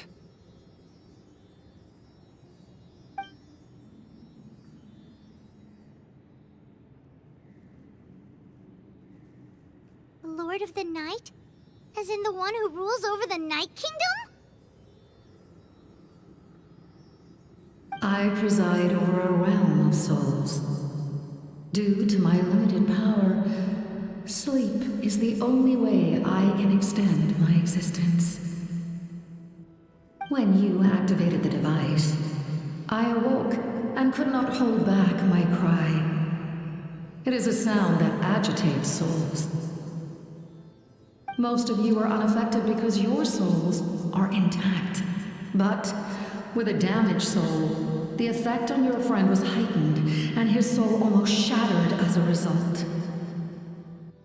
And yet, his soul remains in one piece. He managed to overcome this obstacle through sheer strength of will. A truly impressive feat for a human. So, was that what caused all his strange behavior earlier? No. An additional soul was affected. It tried to take refuge in the missing part of your friend's soul, but was ultimately expelled. However, this soul does not hail from Natlan or the Night Kingdom. Its origins remain a mystery to me. Activating the source mechanism was supposed to reconstruct the ley lines. Why did it awaken you instead? Because I was the one who originally constructed Natlan's ley lines, otherwise known as the Night Kingdom. The ancient battle between the Descender and the dragons destroyed the corner of the world, allowing the Abyss to invade. Natlan's ley lines took the worst of the damage. To aid the people of Natlan, the Lord of the Night used the fragments of the old ley lines to reconstruct a similar network. That's how the Night Kingdom was born. The first Pyro Archon, Xilonen, strengthened that realm and established the rules that aid our fight against the Abyss. The Ode of Resurrection and the Pilgrimage, both of which are practices that survive to this day. Oh, right! You said before it all came from the power of the heavens. The ancient dragons tried to use this device to strengthen the ley lines by imbuing them with power. Back then, this method was rather ineffective. They lacked the skills to navigate the intricate structure of the ley lines. And now, the structure of the ley lines has also completely changed. I am the only possible vehicle for the power generated by the device. It was an incredibly crude and painful method, but I managed to absorb some of that power. Now, I can speak to you like this and provide you with aid, such as rebuilding the ley lines once more, at the cost of my own existence. But why would you make that kind of sacrifice? The people of Natlan worship me and call me their lord. In the ancient past, before we died out, we were also known by a different name: angels. But adventurers like you are probably more familiar with our devolved form, Seelies. No wonder there are Seelies around here. A Seelie also helped us in the Night Kingdom. Few angels remain in Natlan, so the same is true of Seelies. Everyone rallied around me and offered their power to humanity to reconstruct the ley lines. Now, I have witnessed your determined pursuit for survival, and I have become your faith. I am very pleased. Mavuika, inheritor of Xilolen's will, and leader of Natlan. Despite all the obstacles and misunderstandings, I have awoken, and the efforts of this harbinger and the young hero have imbued me with power. Say the word, and I will once again work to fulfill my mandate, just as I did thousands of years ago. You need only nod your head. For the sake of your people and your nation, for the sake of overcoming the invasion from the Abyss, give me your orders. I will not. After reconstructing new ley lines, you will cease to exist. The rules of Natlan are founded in the Night Kingdom. If you disappear, so do they. Not to mention, all the memories and legends recorded within the old ley lines will disappear along with you. The people of Natlan will face memory loss, mental disorders, and cognitive issues. Just like the consequences of using the Gnosis, that is a price I refuse to accept. Humanity's survival is worth any price. Once the Abyss runs rampant, all that remains will be a land of corpses and ruin. And when the new ley lines are invaded again by the Abyss? What then? How are future generations supposed to survive? A land without the Lord of the Night, without the protection of the rules, is doomed from the start. You presume too much. If you cannot ensure survival in the present, You have no right to think about the future. What will it take for you to realize that? How many hundreds or thousands will have to die? The situation hasn't gotten that dire yet, has it? Why? Because I am a survivor of Conria. I've witnessed the devastation and terror of the Abyss with my own eyes. Conria?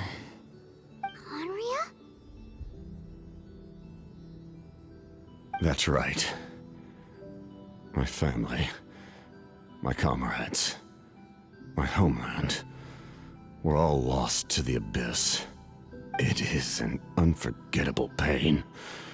One that no amount of time could ever dull. Not even 500 years. You've experienced something similar, Mavuika. You should know exactly what I mean. You're right. The pain, the regret, the catastrophe. They all haunt my dreams to this day.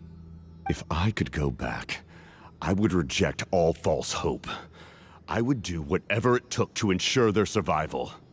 You have that chance before you now. Why do you refuse to take it?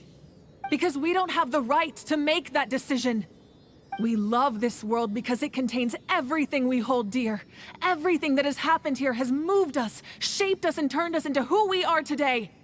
Giving up our memories and history would mean rewriting everything. The people of this world would then become fundamentally different beings, their physical bodies the only connection to their former selves. Even so, given enough time, a new civilization would inevitably flourish. If you believe in humanity, you should trust in their ability to create a new future. Or, history could repeat itself. The Abyss could invade once more, and it would all be for nothing.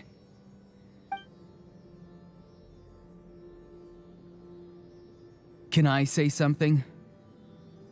I once carried the hopes of many people, and I was also desperate to save our nation. In the captain's plan, I saw a chance to ensure our survival. But as I was on the brink of death, my wish for life and purpose was rekindled. I've been very fortunate to be well cared for by all the people in my life. I refuse to forget that. My feelings were so strong, they overrode my compulsion to sacrifice myself for their safety.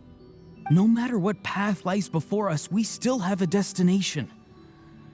If we lose our way now, we will lose the meaning of our existence. That's right. Natlan's heroes gave their lives so we could have this chance against the Abyss. Their sacrifices are our blessings. Not only are their deeds and spirits exceptionally meaningful, they may also well be our path to victory. I don't want to give up just yet. Yeah, we're just one hero short. The power from the device will allow me to remain awake for some time. I stand at the ready should you change your mind. Even if you fail, you need only send someone my way. My offer still stands. Humanity is truly remarkable. Even the gods in the heavens hold you to be special. Even now, you stand before me, dazzling like the sun. You must have a profound connection to this land since you're so determined to save it. But what are you really trying to protect? The land, or its people?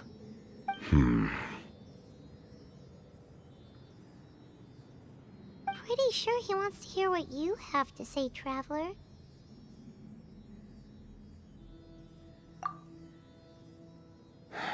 Fine. I suppose we can wait. Now that Ororon has inherited the memories of his forebearer, there's only one hero left. Your plan does have the potential to generate the best outcome. In the meantime, you shall have the aid of all the Fatui under my command. Thank you. Having such a powerful harbinger on my side is a big advantage. I know we may never completely see eye to eye on what it means to protect life, but for now, I'm willing to fight by your side.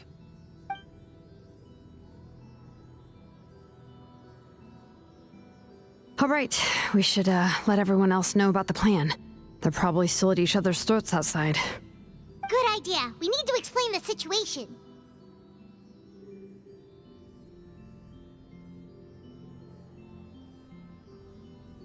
Oh, guess we'll stick around then.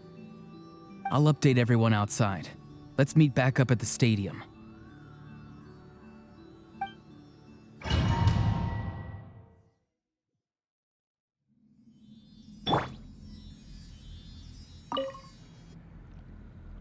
You come to me with many questions, and you should be rewarded for your bravery. Ask, and you shall have the knowledge you seek. They do not like being mentioned by name by any living being, be it an ordinary human or one of the seven. They prefer to remain in the shadows as shades. The one you wish to know about? I call her the ruler of death. She helped Natlan establish the rules. It was also under her guidance that I created the Night Kingdom. It was an expression of love, as well as an act of reparation. She was seen as having significantly overstepped her authorities as a shade, which quite displeased the almighty heavenly principles. She succumbed to self-pity as a result, and no longer cared if others discussed her identity. Even so, her existence remains unknown to all but a select few.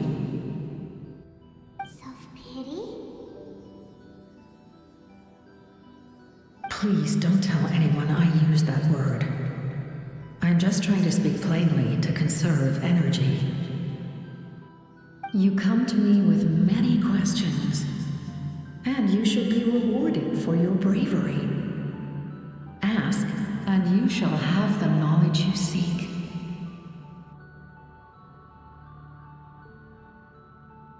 I'm not familiar with that concept. The device is capable of weaving and creating ley lines, you say? Even I cannot create something from nothing. I can only reconstruct the ley lines by reassembling the yet intact components into a new structure.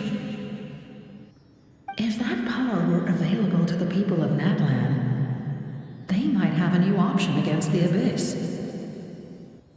You come to me with many questions, and phlogiston is Teyvat's primordial form of energy. The heavenly principles used phlogiston as a basis for the creation of elemental energy, to develop a power to better counter the Abyss. Have you heard of the concepts of the light realm and the human realm? That explanation might take too long. Light refracts into 7 different colors, which we collectively refer to as a rainbow. Elemental energy is a similar concept. It's essentially the modern counterpart of phlogiston. You come to me with many questions, and you should be rewarded for your bravery. Yes. The artisan from the Children of Echoes has yet to mention the matter to me. Probably because the young girl from the Masters of the Nightwind is absent. No matter. I'll reach out in a dream and tell them what needs to be done. Young girl? What? Did I say something wrong? You come to me with many questions, and you should be rewarded for your bravery.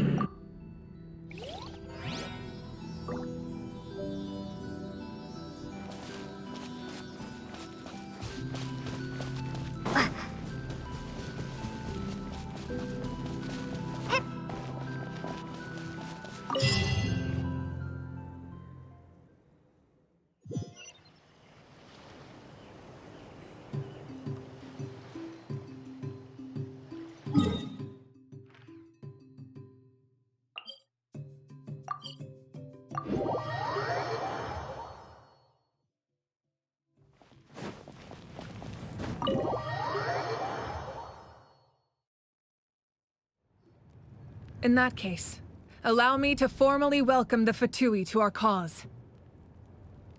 We now face a common enemy. It's time to put our differences behind us and look to the future. As for Ororon, his actions may have been out of line, but I don't intend to punish him right now. I'd rather give him a chance to prove himself. A magnanimous decision. We're back! Whoa, seeing the two of you chatting like this, Paimon almost feels like she's dreaming. This may be an unexpected outcome, but a favorable one nonetheless. Now that we're all here, I have some questions of my own. Tell me, how did you discover the source mechanism? We weren't getting any closer to obtaining the Gnosis, so I had my men scour Natlan for a different option. Ororon helped as well. We tracked down 3 scholars, Aberawa, Bosomtwe, and Kushtal, and combined the results of their research to locate this ancient device. I've never heard those names before. Seems like my own investigation failed to locate some critical personnel. I'm just not sure how I missed them. Strange. Perhaps they simply live in seclusion. In any case, their results speak for themselves. That's true. Now we have another option at our disposal. Compared to using the Gnosis, our current plan will buy us some time. And if all else fails, we still have this plan as a last resort, even though executing it will come at a heavy cost. But that means making everyone forget their past. We should definitely try to avoid it if we can. Oh, actually, speaking of the Gnosis, how did you know what it could do? That story begins with the Cataclysm 500 years ago. I failed to save Conria from the rampage of the Abyss. When the situation became unsalvageable, I fled to Natlan with the remainder of my platoon, only to find that Natlan had fallen victim to the same tragedy. I defended this land for quite some time, and, in the process, met the chief of the Masters of the Nightwind, Aizu.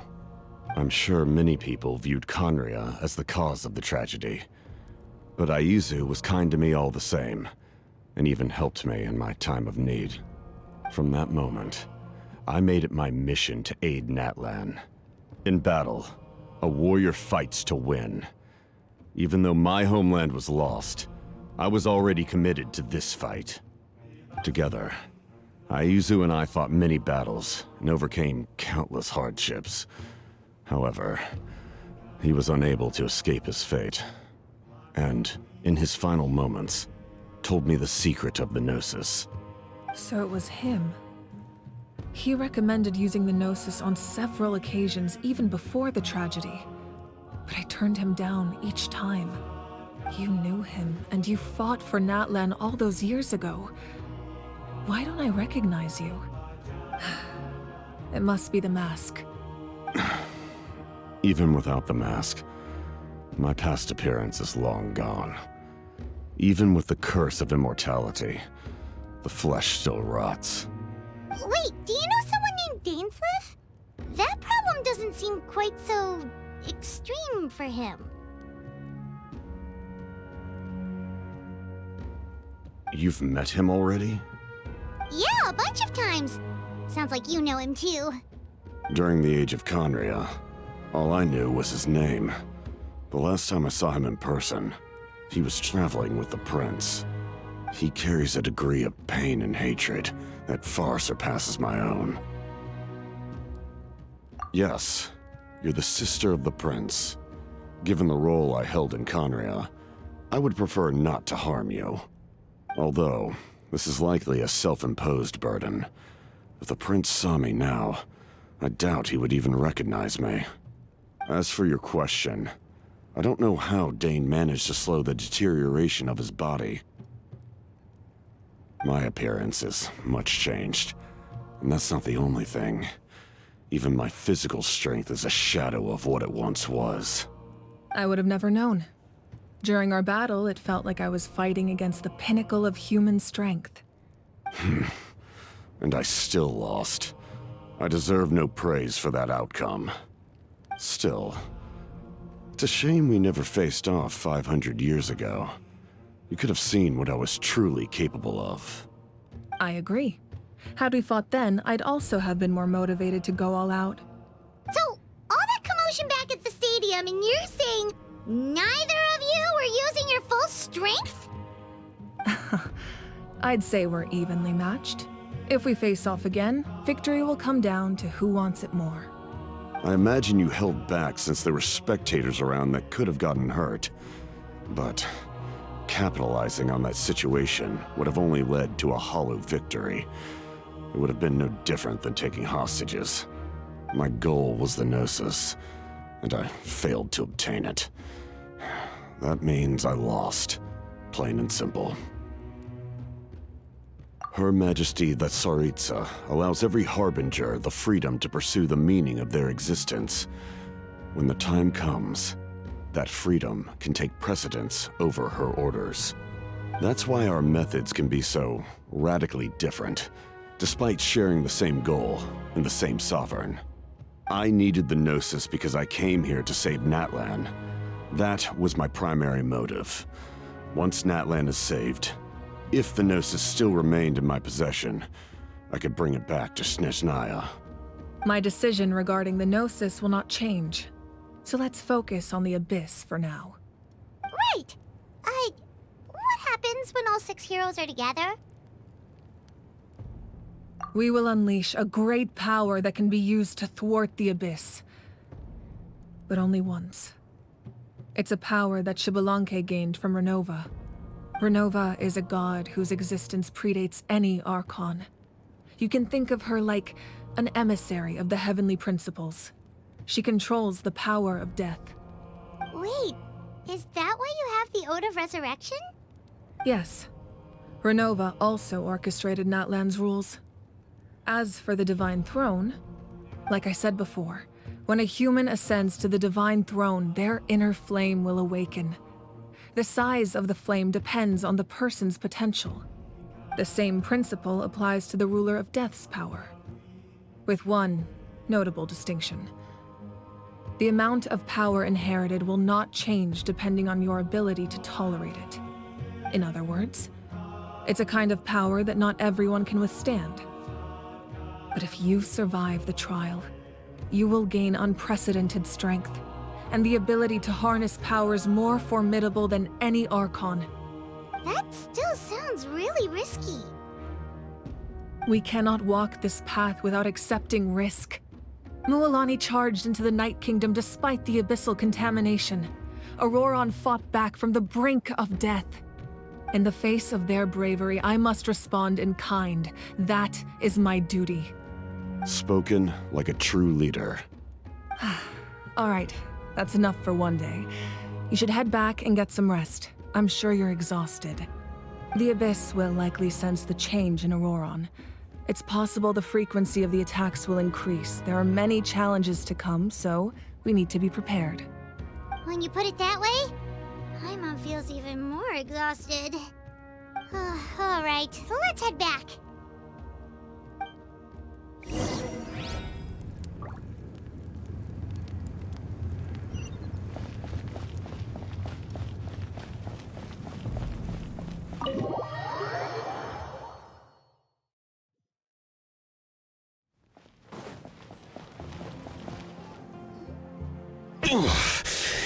That hurts. The monsters keep increasing in number. It's like something changed. It's definitely unusual, and we should all be careful. But don't worry too much. You have us by your side. If there's one thing the Abyss fears, it's strength. If they think we're easy prey, they've got another thing coming. Oh, someone's calling us.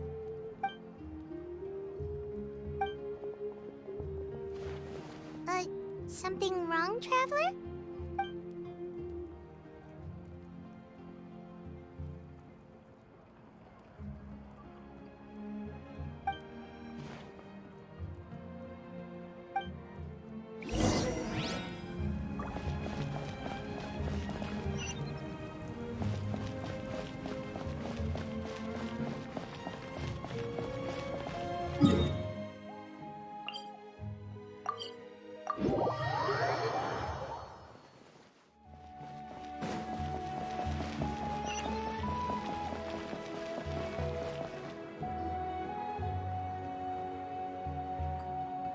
Kanich, you made it back in one piece!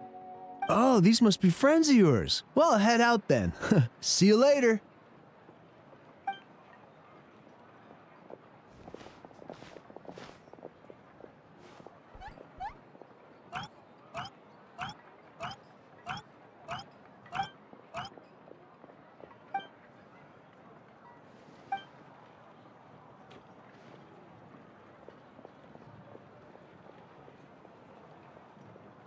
Yeah, a lot happened while we were in the ruin. We'll tell you about it some other time.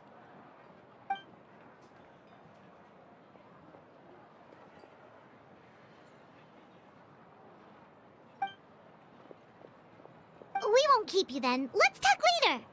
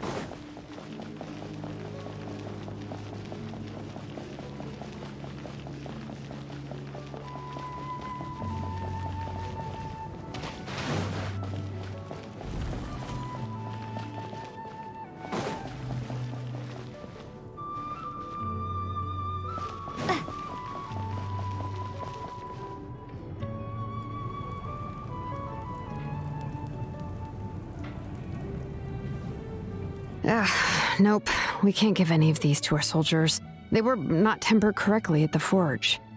Well-made weapons and shields are vital for the survival of our people. I know we're under a lot of pressure, but we can't compromise on quality. Listen, I'm not blaming you. I know this isn't your usual standard of work. Why don't you all just take a break and I'll take care of the pieces.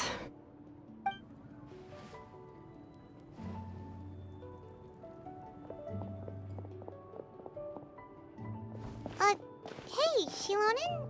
Is something wrong? Nothing I can't handle. Just some rushed defective goods, that's all.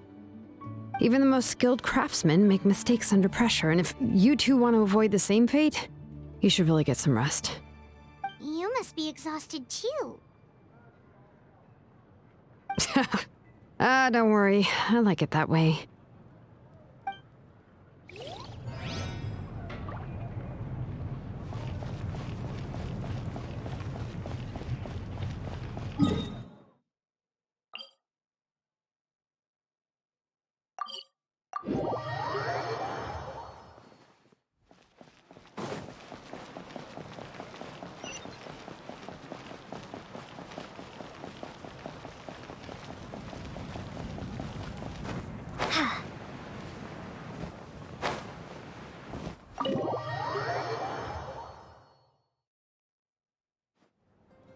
Ororon. Granny? What's wrong, Granny? It looks like you have something to say. You know exactly what you did. You need some sense knocked into you, that's what I think. Now, where do I even begin? I'm sorry. Now that you have nowhere to run, that's when you apologize? You couldn't wait to run off last time, and the time before that. Pretty sure I apologized those times too.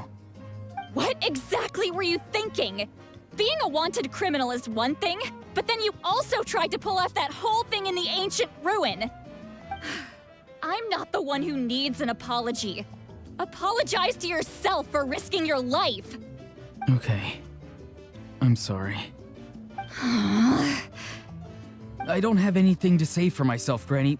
Yell at me all you want. I know I messed up. You better be sincere. This is an incredibly serious matter. I'm being sincere, I promise. I've seriously reflected on my actions. I know what I did was risky, and I know I made some bad choices. But I don't regret it. I just had to do something. Not because I thought I was special, but because I wanted to help Natlan as much as I can. Of course, in the end, I just ended up causing more trouble, so you're right. My apology doesn't mean much, but I don't know what else I can say. You even had Aoife bring me that gem. A simple thank you isn't enough, but still. Thank you, Granny. You're welcome. Just make sure to thank Aoife sometime. I will. Anyway, don't feel too grateful. I tampered with the bag to copy a portion of your memories. Oh, I didn't notice. Of course you didn't. You forget how many years I have on you. Like you could uncover one of my tricks. Anyway, I have something else to tell you.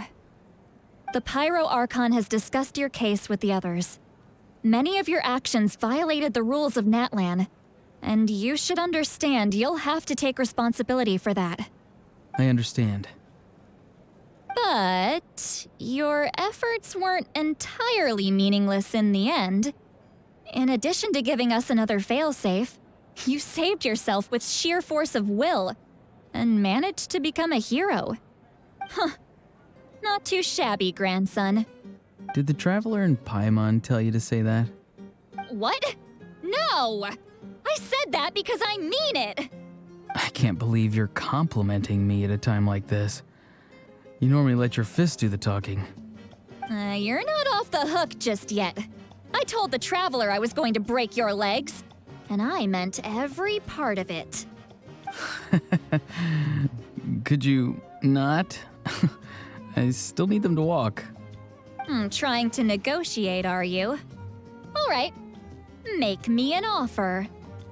Given all the good things that I managed to accomplish, can you let me off the hook this one time? I promise to do better in the future. Fine. I can let this slide for now. But I'll be watching. We'll see if I change my mind. Oh, a Traveler, Paimon. Didn't expect to see you here. Hello! Yes. Looking after these little rascals is rather exhausting. Taking care of the Traveler isn't easy either. Paimon's life is an uphill battle. Traveler, Paimon, I want to thank you for your help back at the ruin. I won't. Let's get together sometime. If Ororon really wants to thank you, he can treat us all to a tasty meal. Sounds great! We'll be there!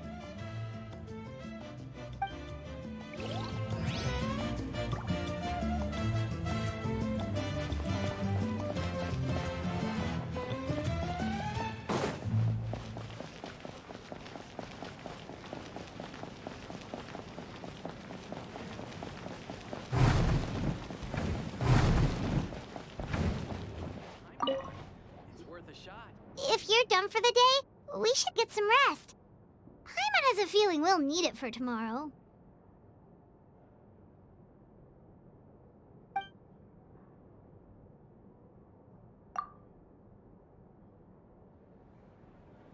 You ready? Yep. Let's go meet the Lord of the Night.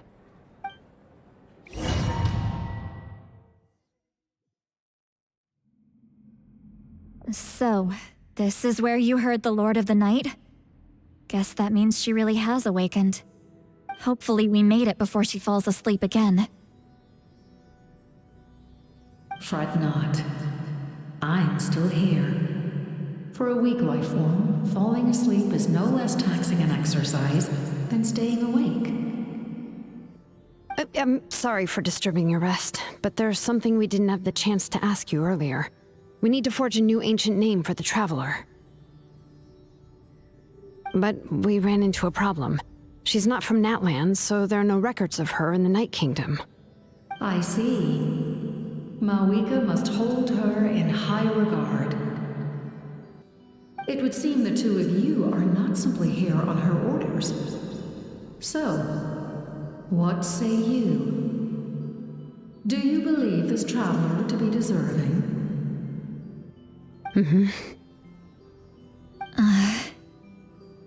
Speak your mind. There are no others here. You are both my children, both children of Natlan. I would hear your opinions on the matter. She is special. She saved Kachina and devoted herself to helping us avert this disaster. Natlan owes her a debt. But that debt has not been repaid. And with an ancient name, we can at least guarantee her safety. Even though that guarantee will come at the cost of your own life?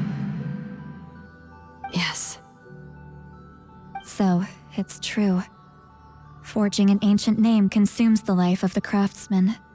Forging an ancient name is an act of creation. It involves taking disparate concepts throughout the Night Kingdom and condensing them into a heroic epic. But it takes time for the new concept to be integrated into that realm. If the ancient name is like a seed, then the life of the craftsman is the outer shell, serving as its protection. Once that process is complete, the seed will sprout, and having served its purpose, the outer shell will gradually disappear. Forging an ancient name is no easy task, and creating one for an outlander makes it even more challenging. Still, if you're here, that means your mind is set. Yes, because I believe forging this name will be well worth it. We don't know how long we'll be able to hold back the abyss or what the final price of averting this disaster will be. If giving up my life means that all the people of Natlan can have a future, then the sacrifice is practically negligible. Even when I'm staring death in the face, I don't think I'll regret this decision. I bear the name Baraka. This is a part of my duty. I understand.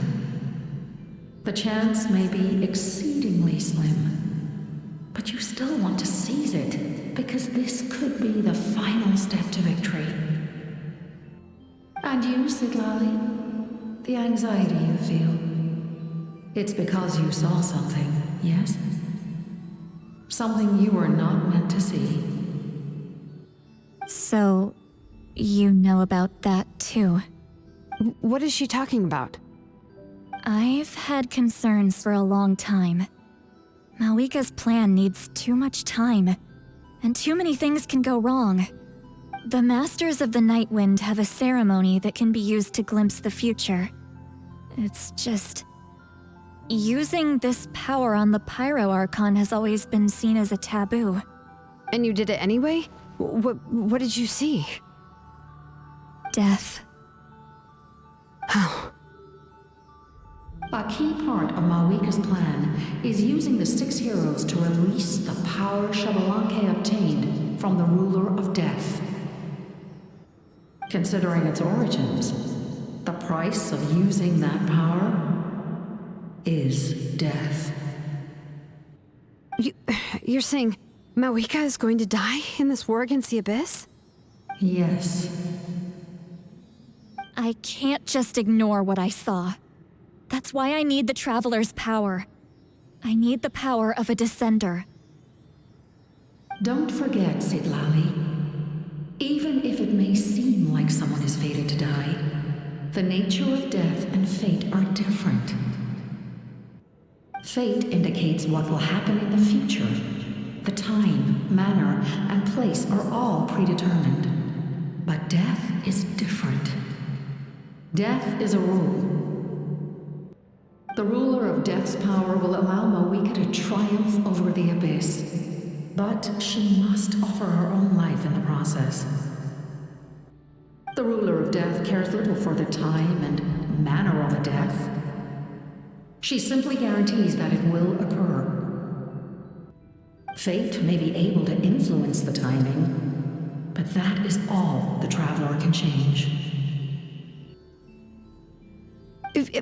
Wait, you're saying we might be able to change when she dies, but not the outcome? I cannot help you with this, I'm afraid. It's beyond my capabilities. Mavuika knows about all this, doesn't she? Yes. I imagine she has long accepted this eventuality. Well, I can't. She's so strong. She never gives up, never rests until a problem is solved. She's not the type of person to just quietly accept her death. The Traveler shares that quality.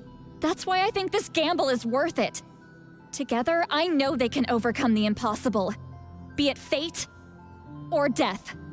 We shall have to wait and see, but I will curb my expectations. My time is running out. It is my honor to witness humanity in this moment of absolute determination. We won't forget your contributions. Once we deal with the Abyss, we'll find a way to keep you alive. Thank you for saying that, but there is nothing you can do. How many years of life are enough? 10? 100? 1,000? 10,000? The Night Kingdom will disappear. The humans will continue to fight against the Abyss, and in the end, all will cease to exist. When you consider all of that, extending my life is meaningless. That's what makes us different. Even if our end comes tomorrow, humanity will still do whatever it takes to survive today. Exactly. Times like these always fill me with admiration and reinforce my commitment to the mandate I shoulder. My Creator was right in esteeming you as special above others. Here. This is my gift to you and an extension of my will. It can record the Traveler's experiences in this land, whether from the past or the future. With it, you can forge the ancient name you desire, and the Traveler will also become a hero forever recorded in the memory of Natlan. Thank you. We're sorry to ask this of you when your strength is already all but spent. Really. Thank you so much. Your thanks are unnecessary. This is the least that an angel can do. Time for you to leave. It's getting dark.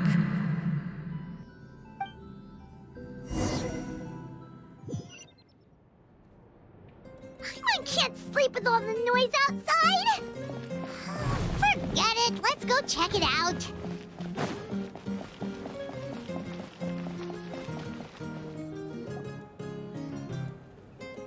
Xilonen, Citlali, is there a reason you're up so early?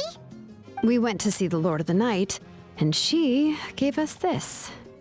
Like I said before, I couldn't forge your ancient name because there was no record of you in the Night Kingdom. But with this, we can finally record your deeds. Just keep it with you during your time in Natlan, and eventually it'll be full of your adventures. Really? Let Paimon see!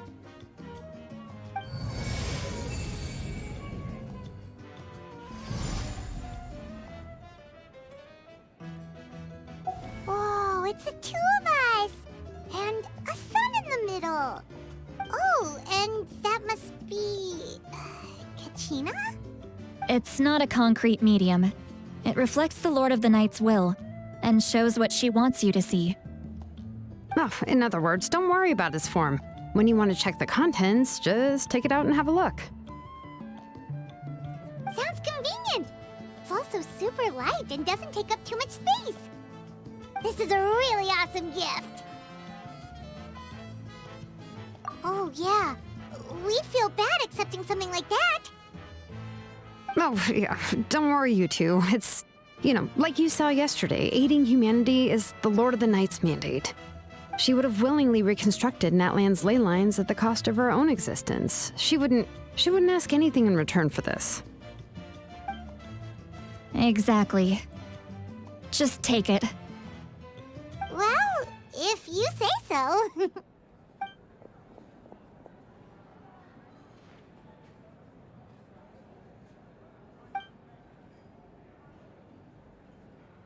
So soon? We just fought them off. We can figure that out later. Let's go!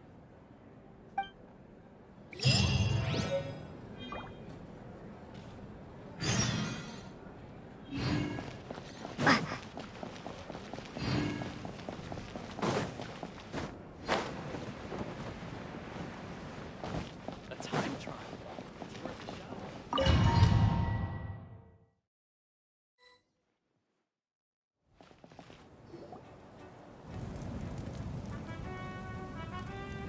I see. I'll send reinforcements to those 2 locations. This other one is too dangerous. I'll handle it myself. The remaining locations are remote with no inhabitants. Let's bring our warriors back and make sure they're careful on the retreat. Understood. I'll spread the word.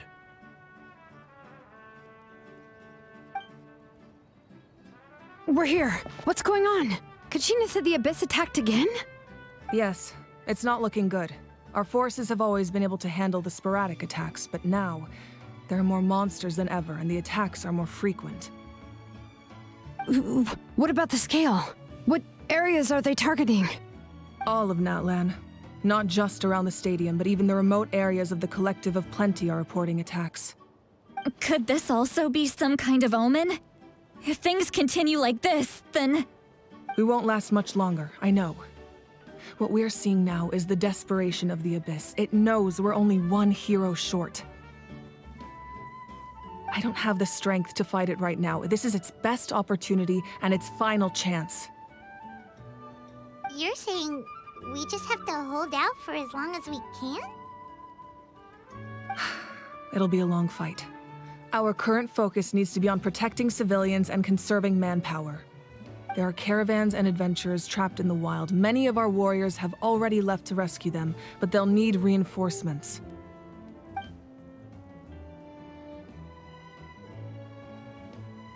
All right.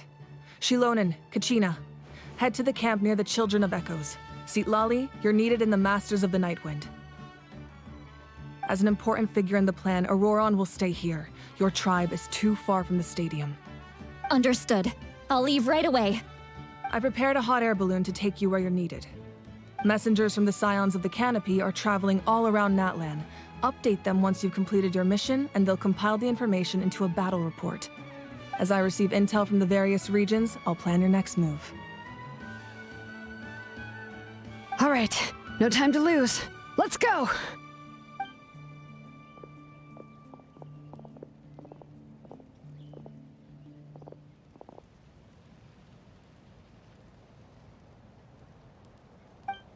What about us? Where should we go? I received word that a small team escorting civilians back to the stadium was attacked. They won't be able to hold out for long. Can I leave them to you? Thank you. The hot air balloon is over there.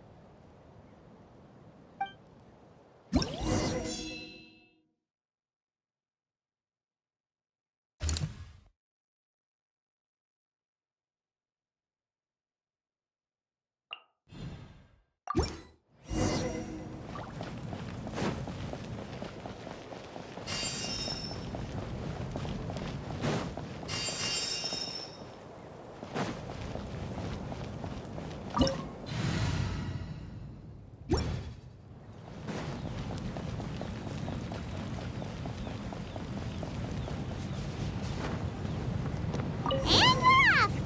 Hey, this thing is pretty convenient. It's not only fast, but also saves us a lot of energy.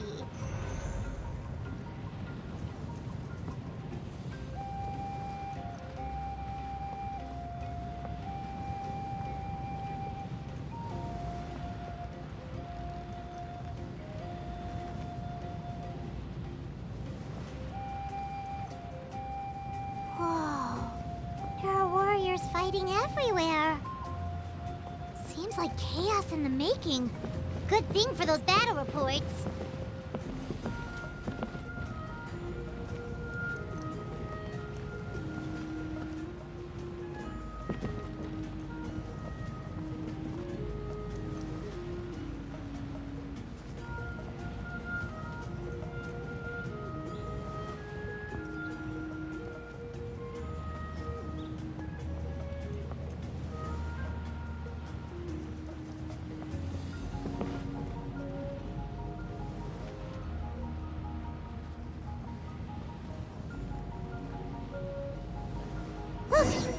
trapped! Let's go help!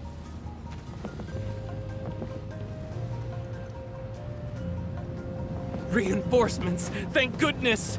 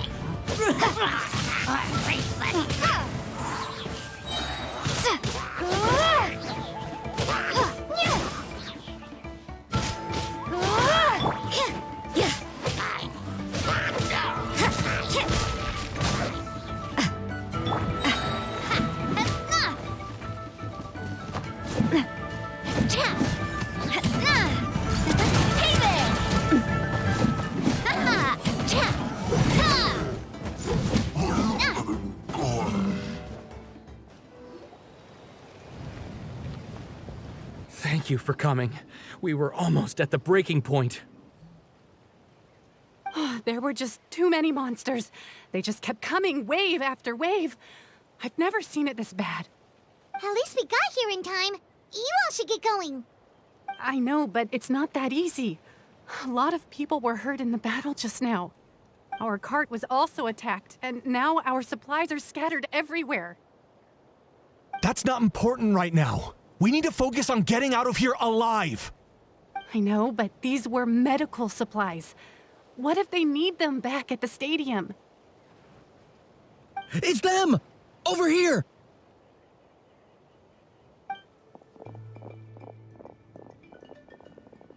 We came to help, but looks like you don't need it. Nice job making it through. Now we can head straight to the next location. What other areas need help? Here, take a look at the latest battle report. Messengers from the Scions of the Canopy are traveling all around Natlan to pass along the latest intel. If you see a messenger from the Scions of the Canopy, feel free to ask them about the latest battle situation. Thanks! Now where should we go next? Seems like you can hold your own in a fight, so let's split up. Choose where you want to go and we'll take the rest. Still looks like they could use some help here, though. These supplies are really important. What should we do? It's all right. Don't delay your rescue efforts on our account. But if we stay here too long, the monsters might come back. What do you think, Traveler? Should we stay and help? Paimon will do whatever you decide.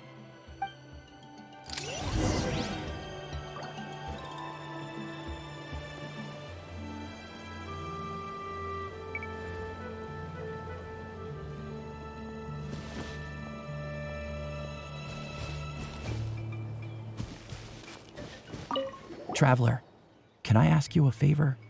My mother's a doctor. When she heard about the attacks in the wilderness, she rushed out to help, and I haven't heard from her since. I'm worried. She's not a fighter, and I can't leave to check on her. I want her to stay out of this. So if you see her, can you please tell her to take shelter? Of course, we've got this. Thank you. Oh, that makes it easier to focus on the current battle.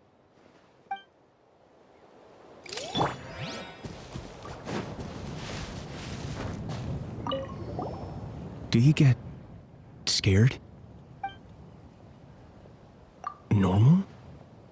You mean I'm not being a coward? Not at all.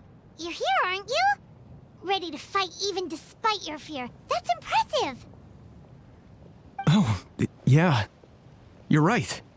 Thanks, you two.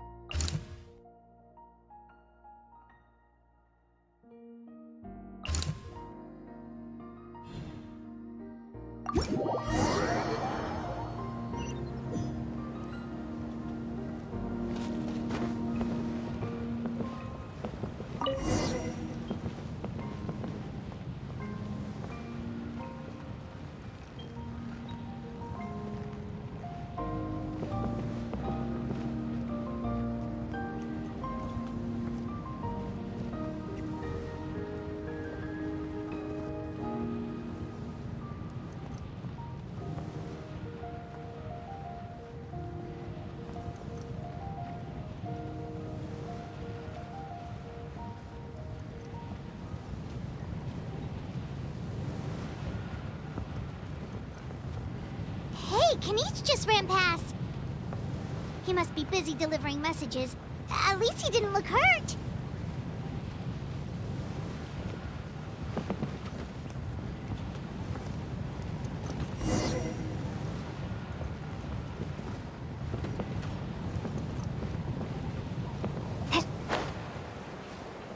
This is it! Looks like a battle is in progress. Let's go help them! How much longer are these things gonna keep coming? We're reaching the breaking point!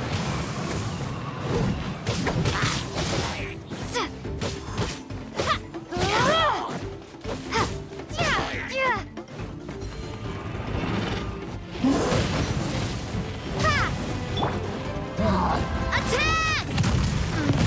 That's the way. Coming at ya. Wingblade.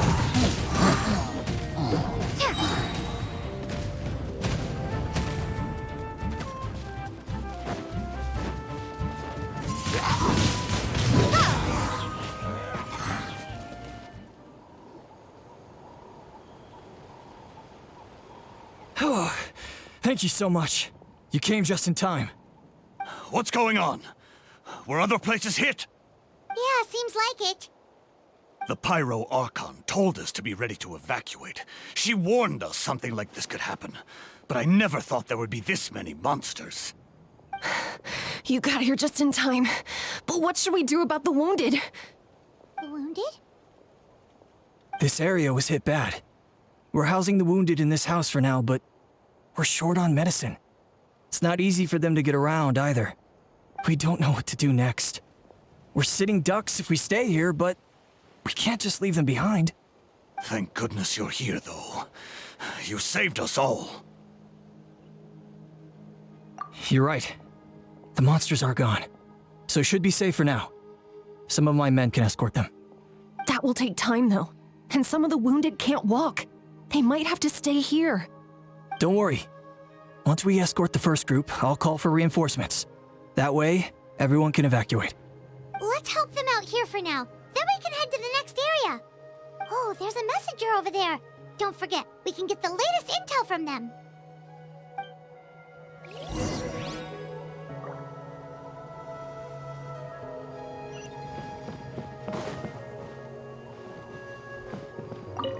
Thanks for your help. I've updated the intel on this area. I'll start spreading the word. Hang in there, you two. A lot of places still need your help.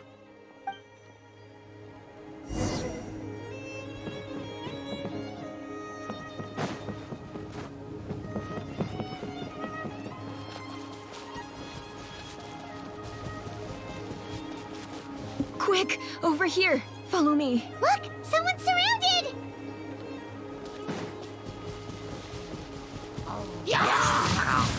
Wingblade!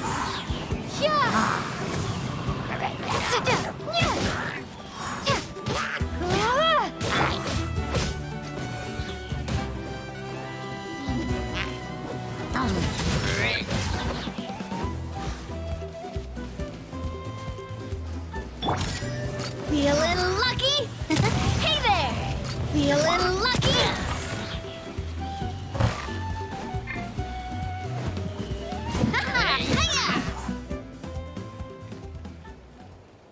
Thank you. They really came out of nowhere. Yeah, that was close. Thank you for coming all this way to help us, Doctor. Just doing my part. Doctor? Wait, do you know Tapos? He's my son. Why? Did something happen to him? No, he's fine. He's just worried about you. He asked us to tell you to seek shelter. Ah, I see. I know it's dangerous to be out and about like this, but I just can't sit back and do nothing. How about this?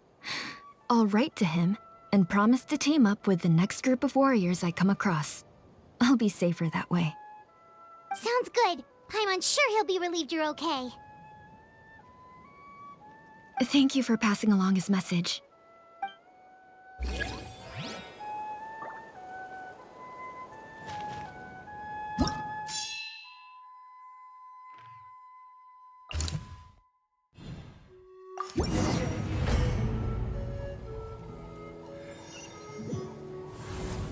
This is the place. Let's go help.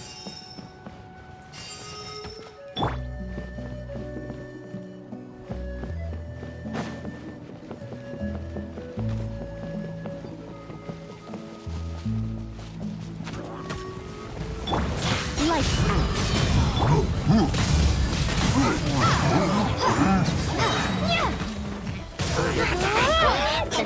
Gone! Fire! Well, with rocks. Coming at ya! Coming at ya!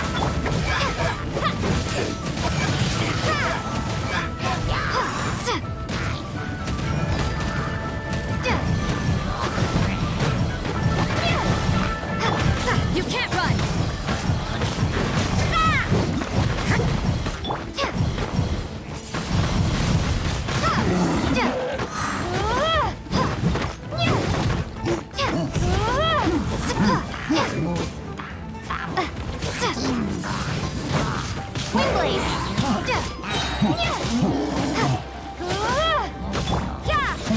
Punishment!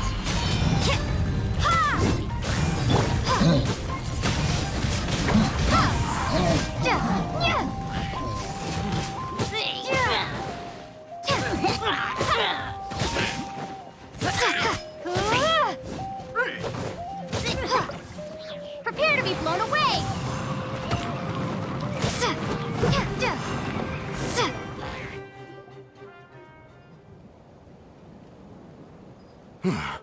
Thank you for coming. We finally have time to catch our breath. Fairly stable for now. We've stationed ourselves here to act as a buffer. What about the monsters that suddenly appeared? Based on my experience, the monsters are attracted to two things: the presence of living beings and combat. That's why we set up our front line of defense so far from the tribe. The civilians are more isolated from combat that way. Ah, the messenger's here. Perfect! We were just waiting for the latest battle report.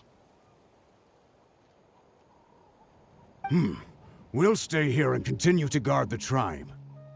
There's so much that needs to be done after that last battle, but we're short on manpower. If you're not in a hurry to leave, would you be willing to help out? That's a decision for the Traveler.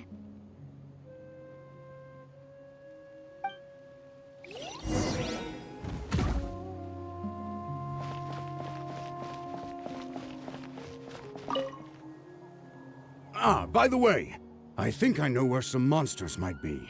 It's an area nearby. If you've got some time, I'd appreciate the backup. All right, let's move out.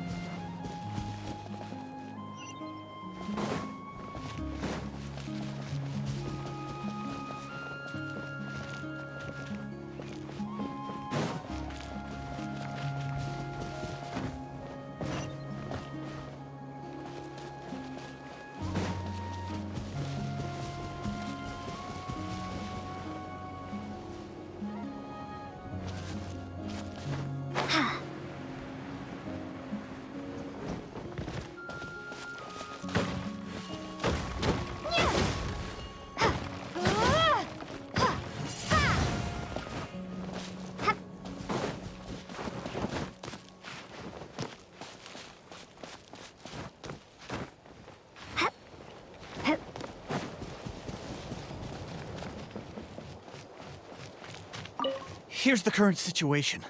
People from all over Natlan are trying to make their way to the stadium, but they're being targeted by the Abyss. If you have the strength, they could really use some help.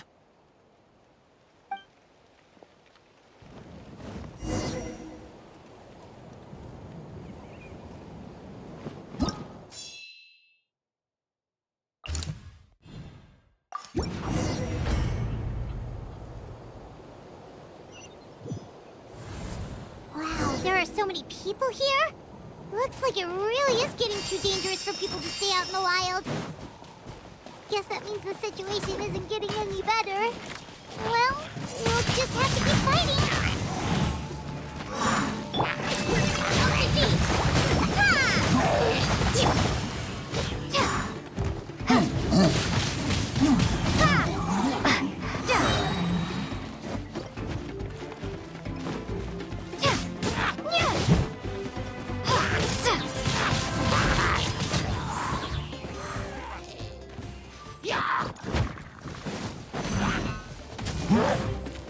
Attack! Shiver!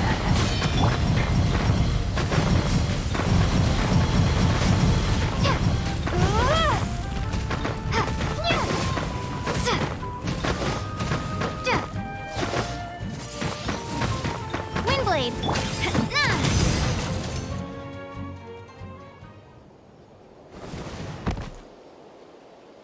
Oh, Kanichi, you're back!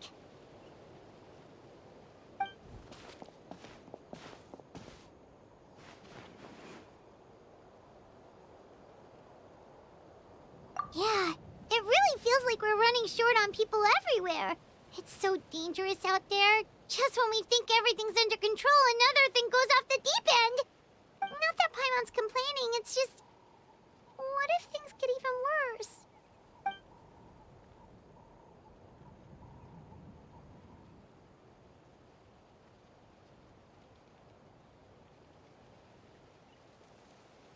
Okay, that's enough out of you!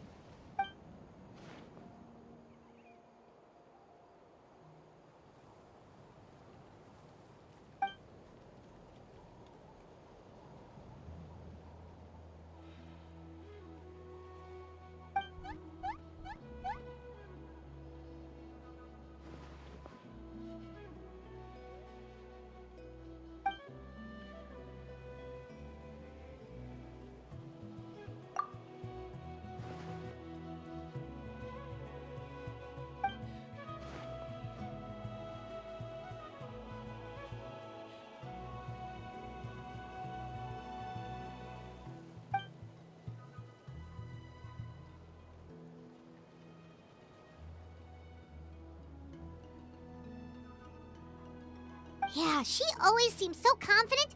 Plus, she told us you can only become the Archon by proving your strength.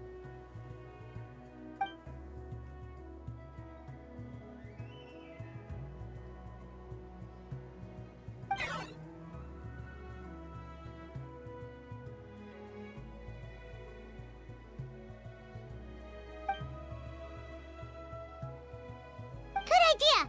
Maybe we can see if the people around here need anything in the meantime.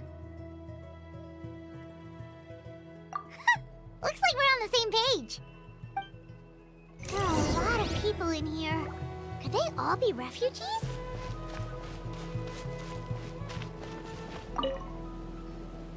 I've managed to accept my fear, but I still want to ask you one last thing.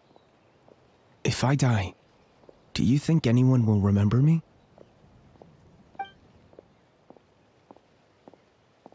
That's what I'm hoping for, too. It's just... never mind.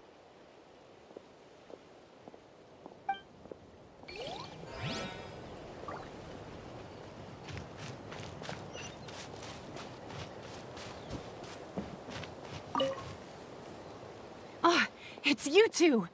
Oh, I'm so glad you're all right. Hey, you made it back! Sure did. Dargo made sure we got back safely before rushing out again. Plus, we managed to deliver the medical supplies to the stadium. I really can't thank you enough for your help.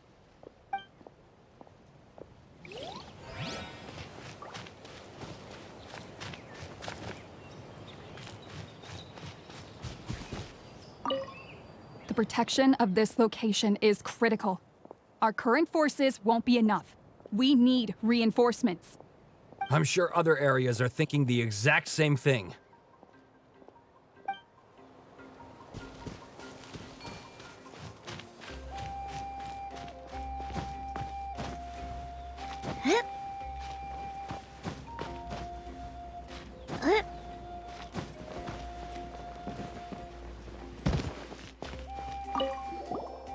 Oh, I didn't expect to see you here. My son wrote back to me and said things are under control on his end. That's one less thing to worry about for now. Anyway, I followed a group of warriors back here when I heard they needed medical personnel at the stadium. My age means I can't charge to the front lines, but I can handle things here. Everything will get better.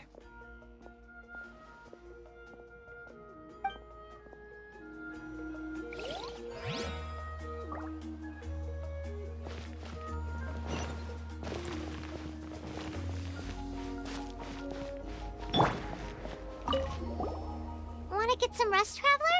We have to head out again in a bit.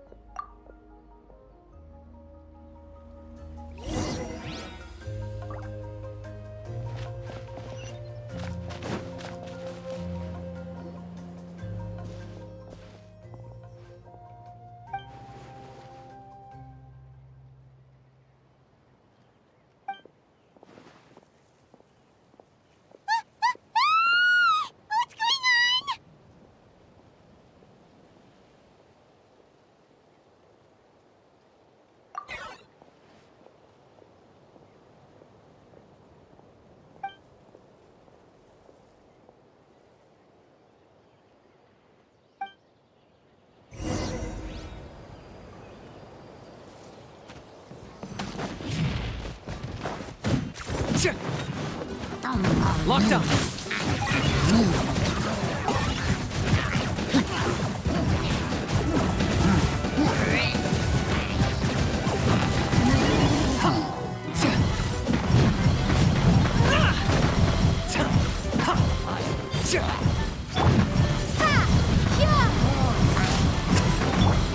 Coming at ya! Watch out!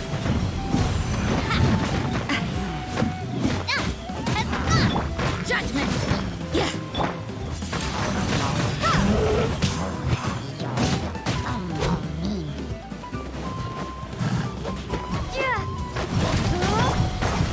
Rest and rebuild!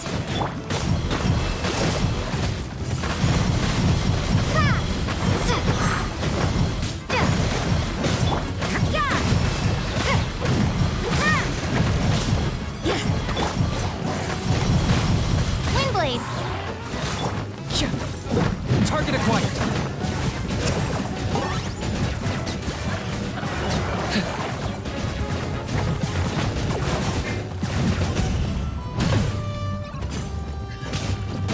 There are too many of them! They just keep coming!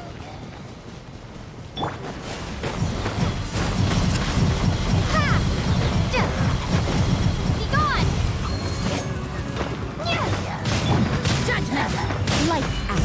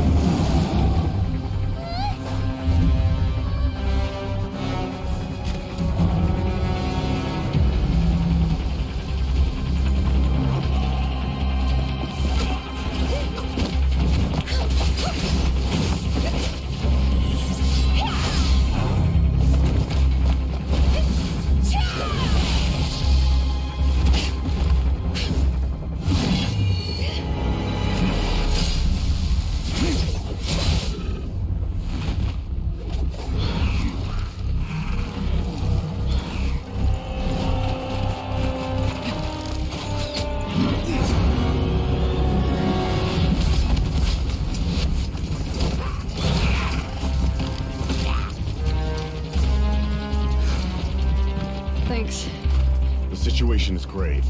Hold this position. Keep the people safe.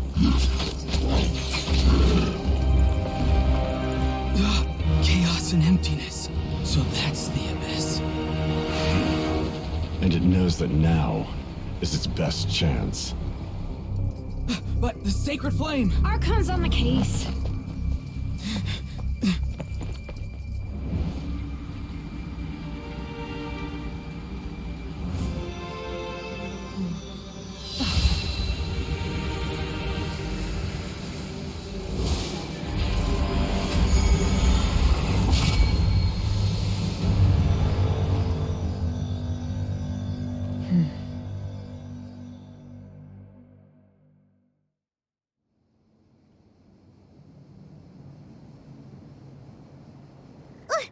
What was that?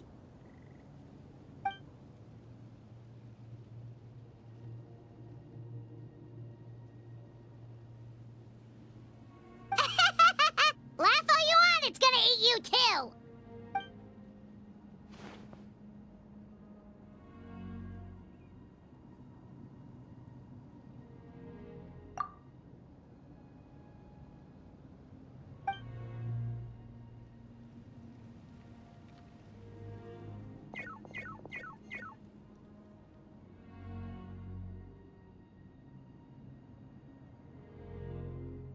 The fact that Deadpan Kaniche is this nervous just goes to show how serious this really is. Oh, let's go. The disaster's really happening.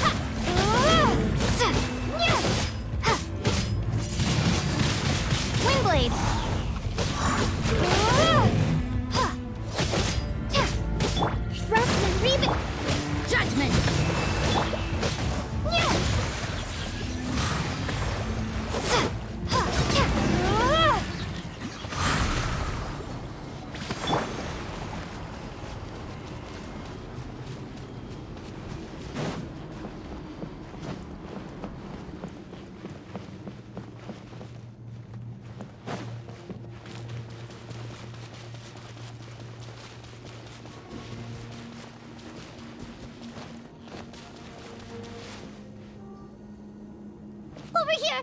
Come on, quick! Wake up! You gotta wake up!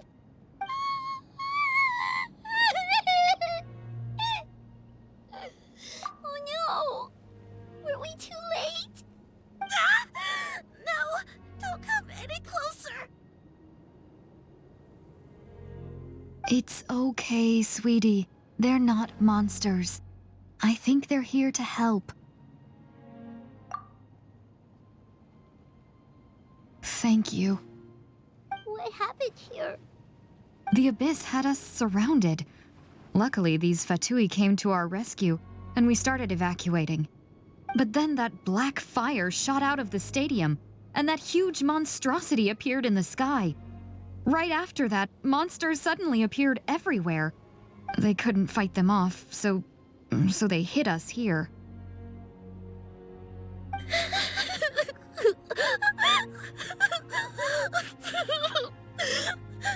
Right. You need to get to the stadium. Come on, we'll take you. Thank you. You saved our lives. We're forever indebted to you.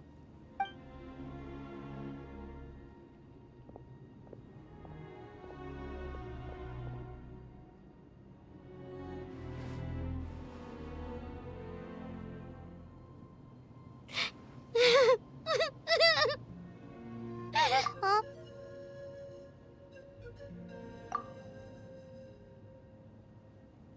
Yeah. I'm on nose, it's just... It hasn't fully sunk in yet. But anyway, right now, let's focus on getting them to the stadium. With any luck, there'll be an update waiting for us there. If not, we'll just have to play things by ear.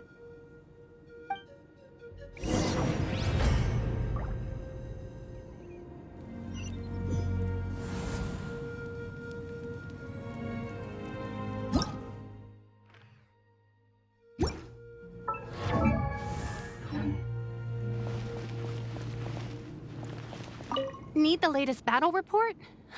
We don't have too much information since so few messengers are making it back here.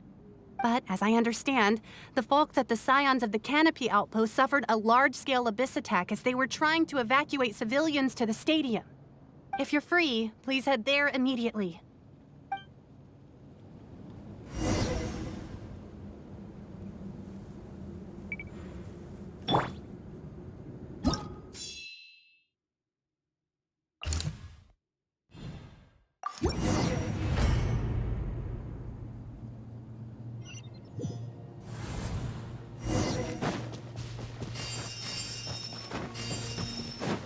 Look!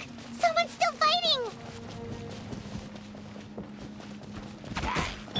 Shiver!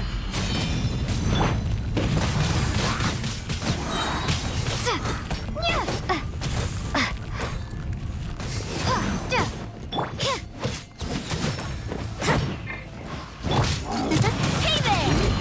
Hey there! Proper send-up!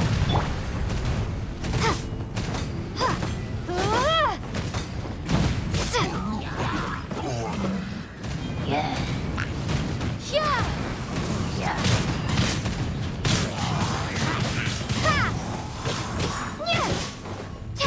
You can't run! Lights out. Yeah. Hold the line! Torrent, bring refuge! Windblade!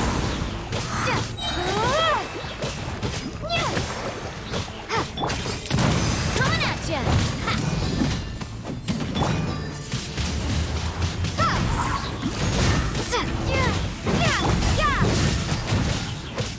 This one's got your name on it!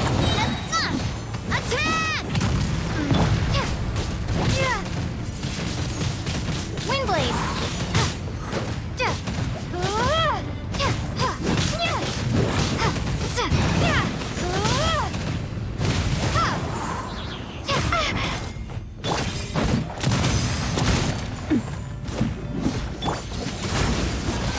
Punishment!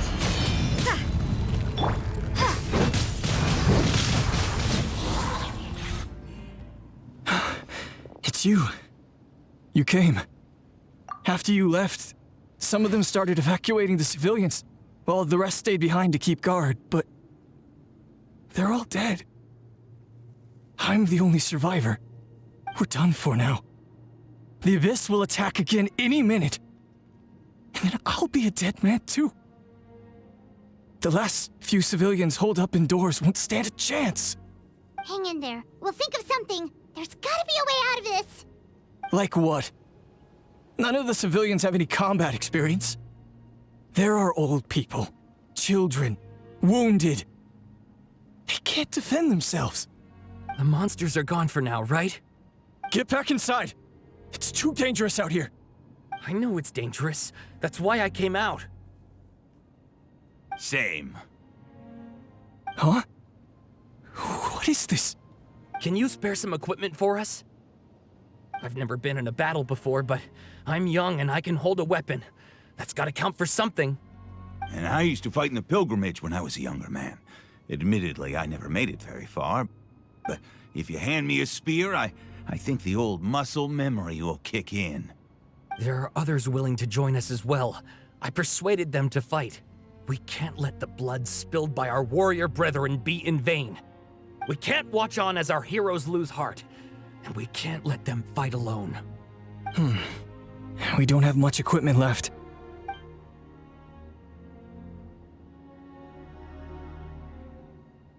Okay, take these.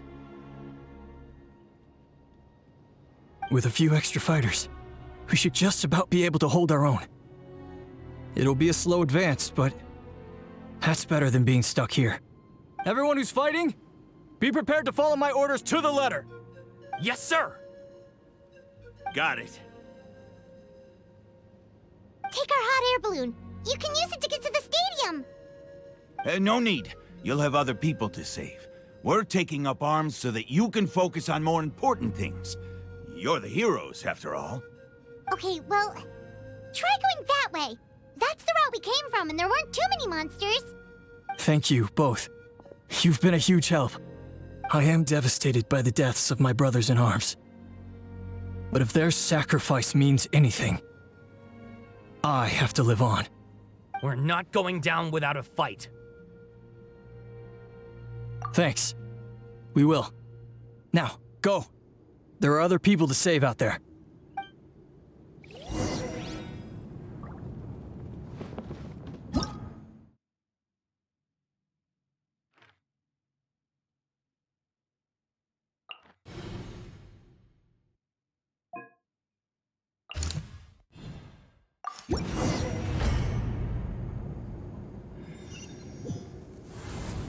Monsters everywhere you look, and... oh no! Looks like there's a Saurian corpse!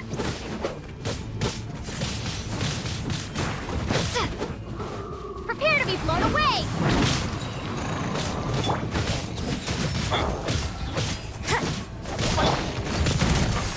Hey there! Windblade! Fire! Well, with rocks. Watch out!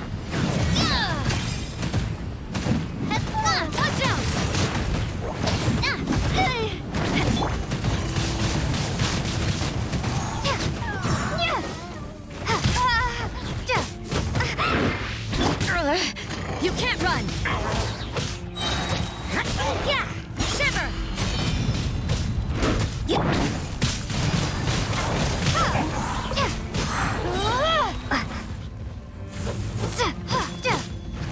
Be gone!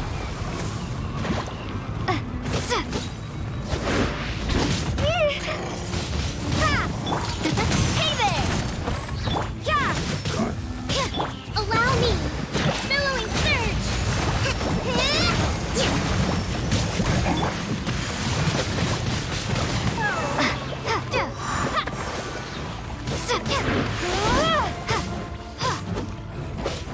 A proper send-off from the Spina with love.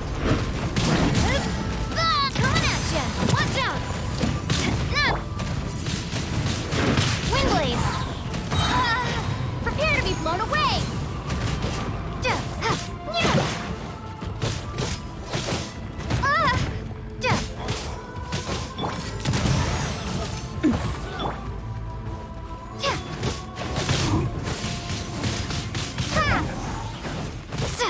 Judgment! Lights out. Ha! Yeah!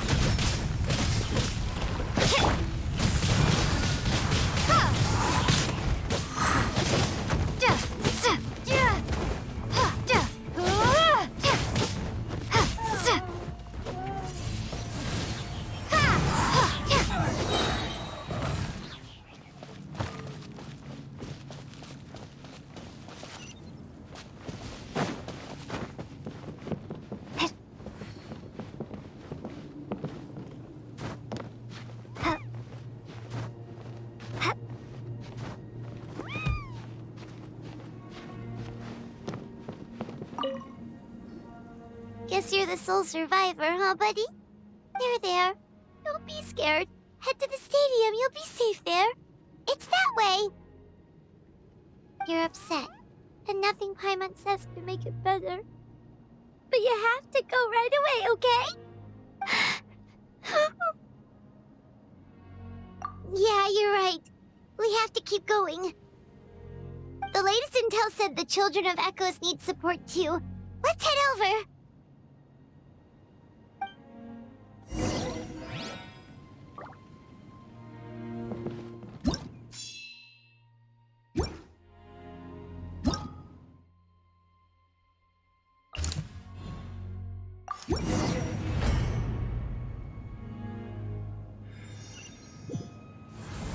These warriors are struggling! Quick, let's help them!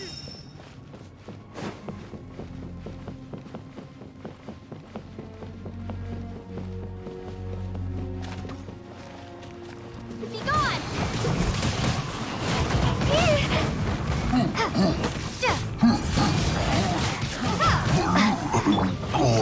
Hey there! Oh! Fire! Well, with rocks. Hold the line! Watch out! Coming at ya! Windblade, prepare to be blown away! Punishment! Yeah!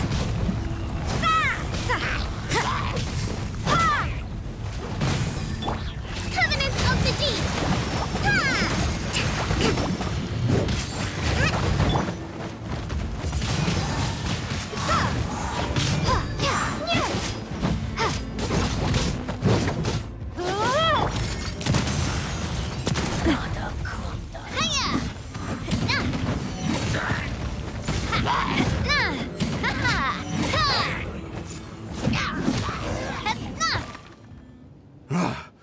This is the second time you've had to come to our rescue.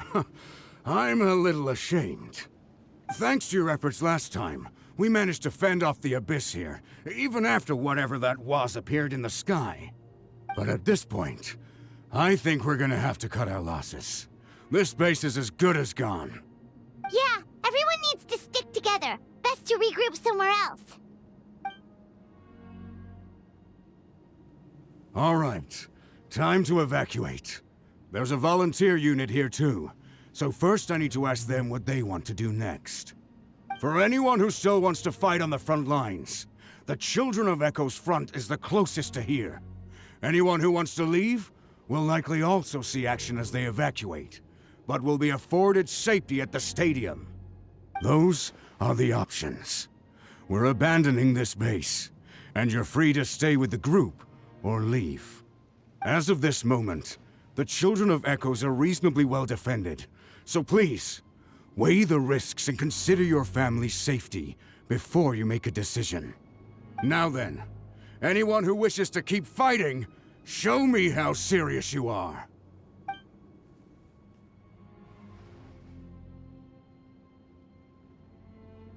Did I not make myself clear? But if Natlan is destroyed, will there still be a home for us to return to? If anyone wants a future, it's on them to go out there and grab it. Period. No one wants to be that person who sat back and hoped for the best while other people were giving their blood for our nation. Very well. For Natlan. For Natlan. You heard them. This means we'll all be going to support the Children of Echo's garrison. Great! Well, you all seem in good spirits, so that's encouraging. But still, please be careful. Don't worry. It'll be just like another Night Warden war. We'll force the Abyss back if it's the last thing we do.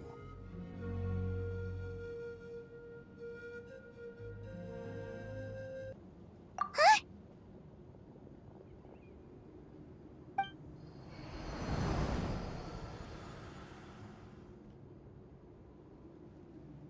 Shoot! That creepy Abyss thing is raining down a dangerous-looking substance again! That's over towards people of the Springs territory. From what I've heard, their defenses have been substantially weakened by the Abyss invasion. Then let's head over and check on them!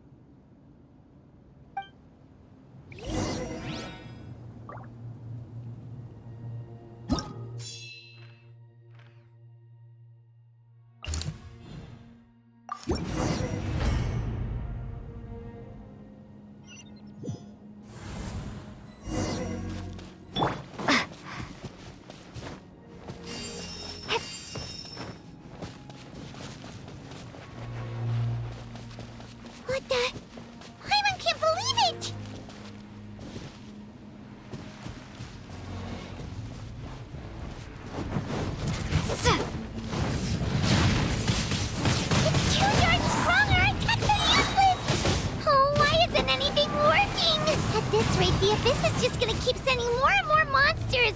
The next wave will be here soon. We need to get out of here.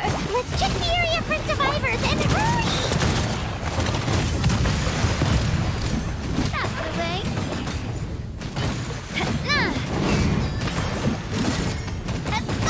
Watch out!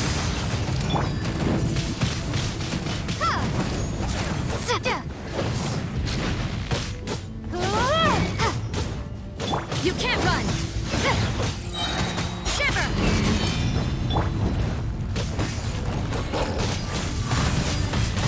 Windblade! Hold the line!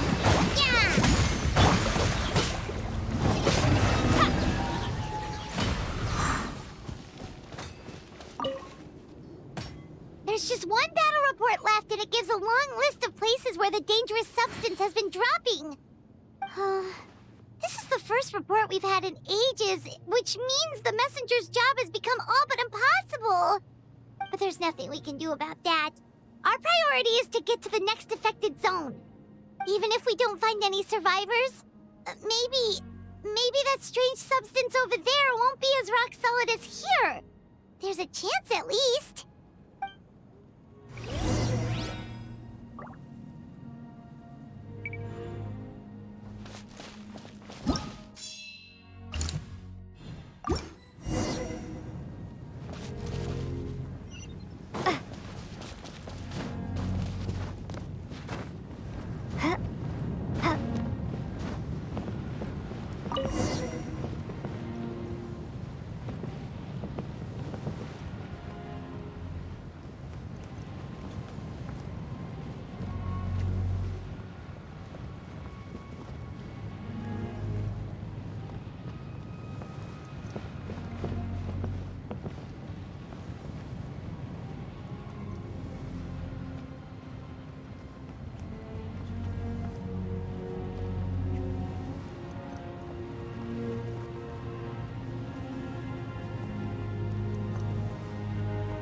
There are too many monsters. There are just too many. It's beyond anything we've seen before.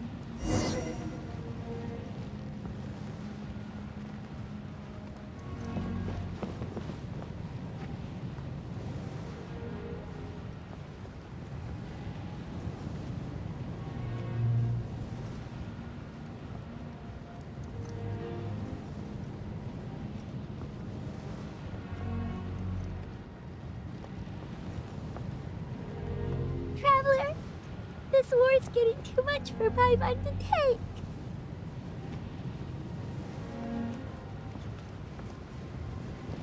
Okay, let's do this!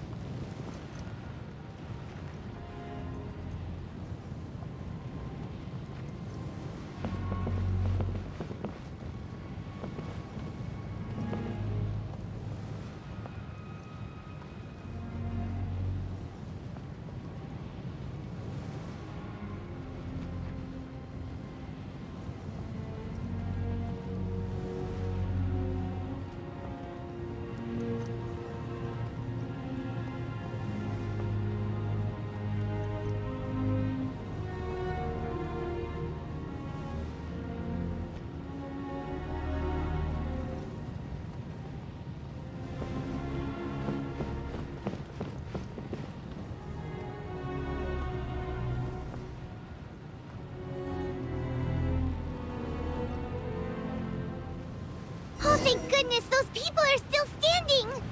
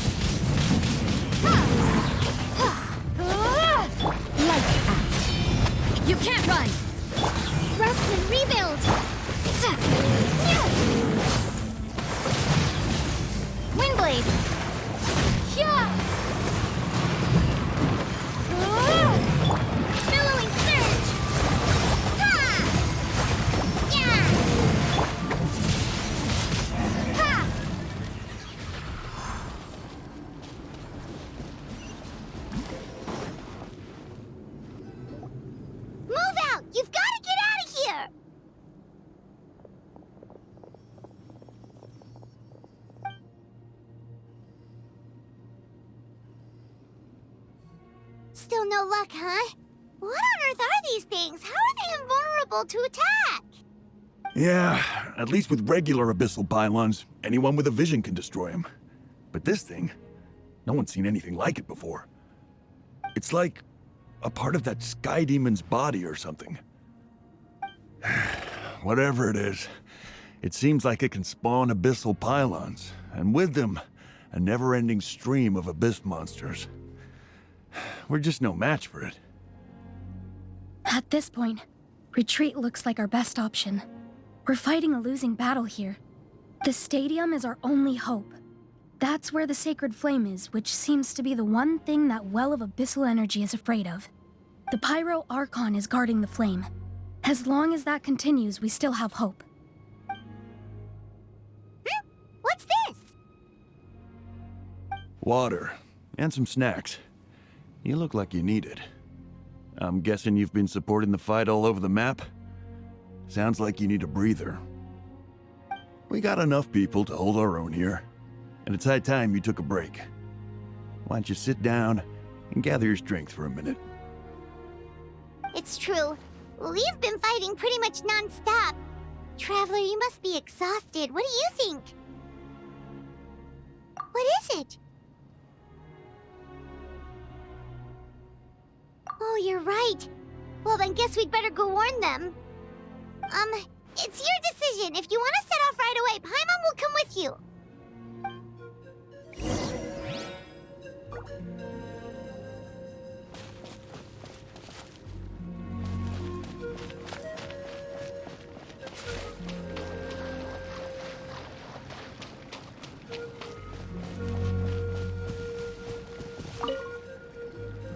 There you go, buddy. It's still gonna hurt for a few days, but apart from that, you're on the mend. Toto? Toto, is that you?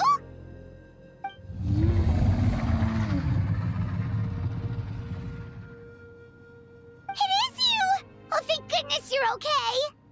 Toto was the only member of his family who didn't flee from the invasion. I don't know if he was being territorial or what, but he stayed and fought the Abyss. If you hadn't gotten here when you did, he may not have made it. We should let him rest here until he's able to stand again. I'll look after him. Thank you so much. Toto, next time you're told to evacuate, be a good saurian and do as you're told, okay? Otherwise, Kachina will be worried sick about you.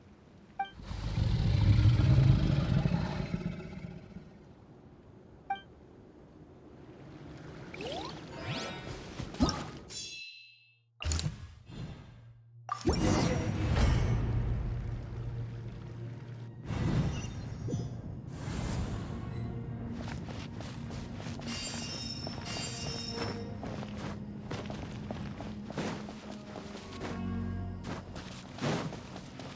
no, the monsters have already stormed in!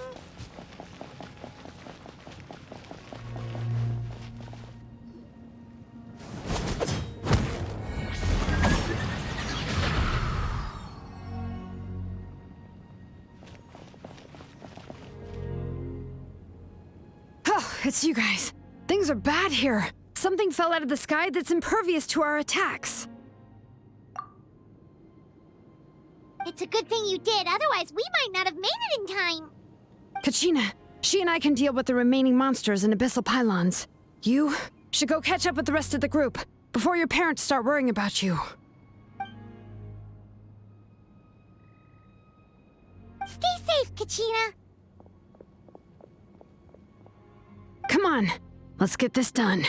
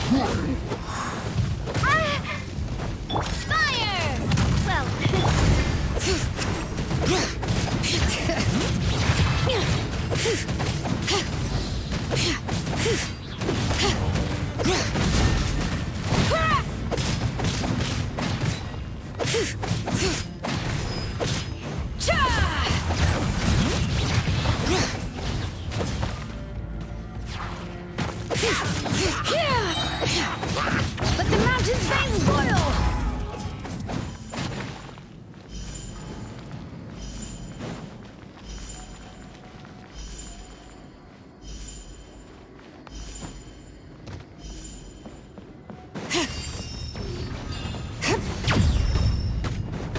Bring it!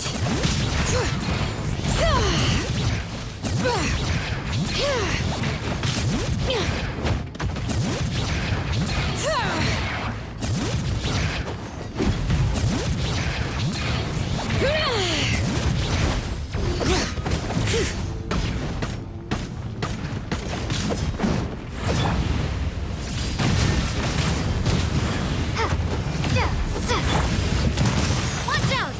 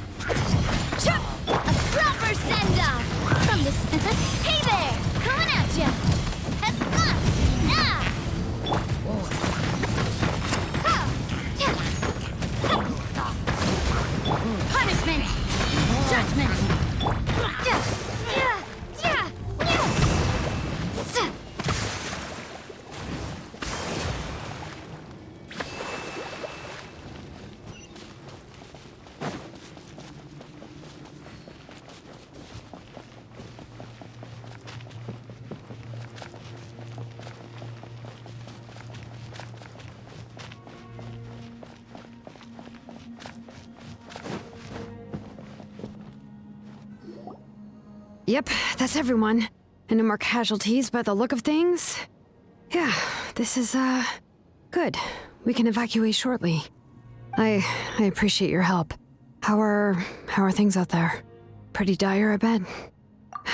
Some of the things I've seen, I don't know if I'll ever be able to get them out of my mind. Are we in Natlan doomed to this fate?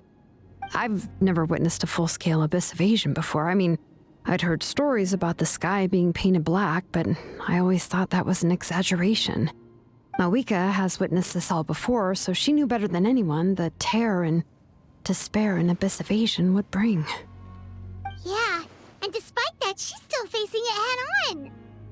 We've had to abandon our homes and chase the dying light of day. And maybe the only time we'll see the dawn again is in our dreams. But as long as there's even a sliver of hope, I am not gonna give up. We should catch up with the group. Let's go!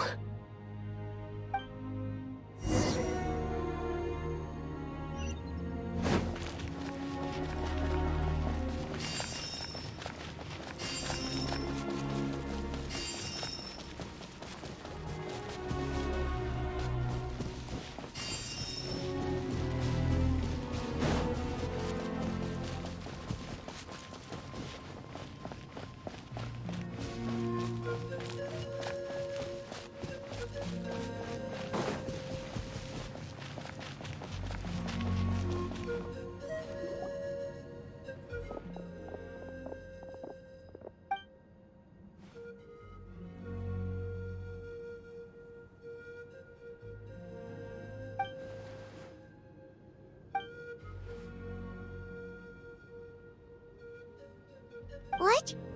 Isn't that Chaska's tribe? She said she was gonna take Koichi home to rest for a while.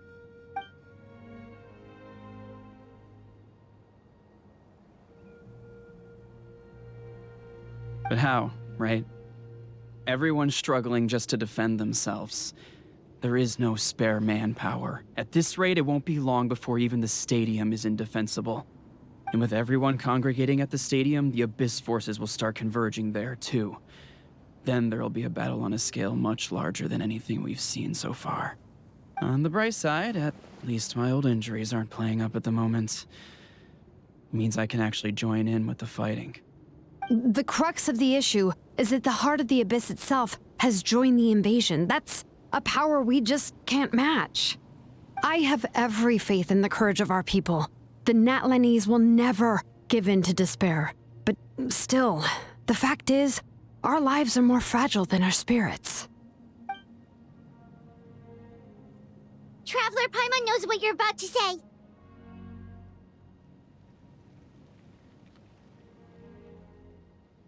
Yeah, Paimon sure is getting tired from all this flying, but it doesn't matter. Wherever you go, Paimon's going too.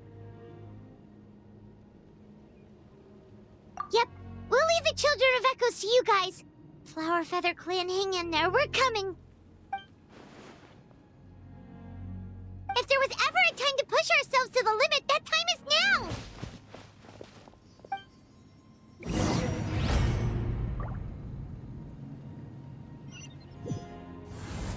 Wait, over there! It's Chaska and Koichi!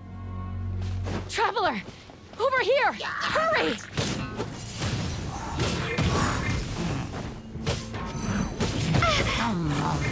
You can't run! What a nuisance!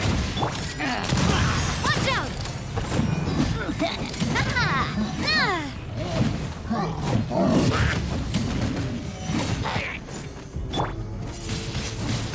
Windblade! Be gone!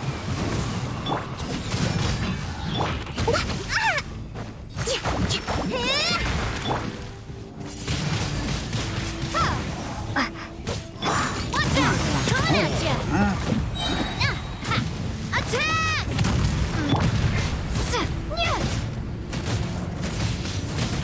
Windblade! Turret, bring refuge! Let's move out.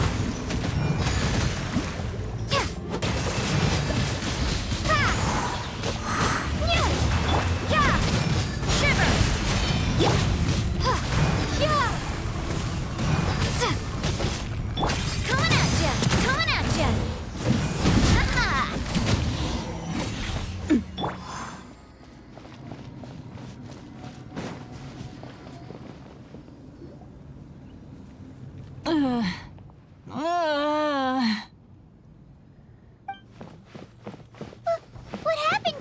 She's covered in abyssal energy!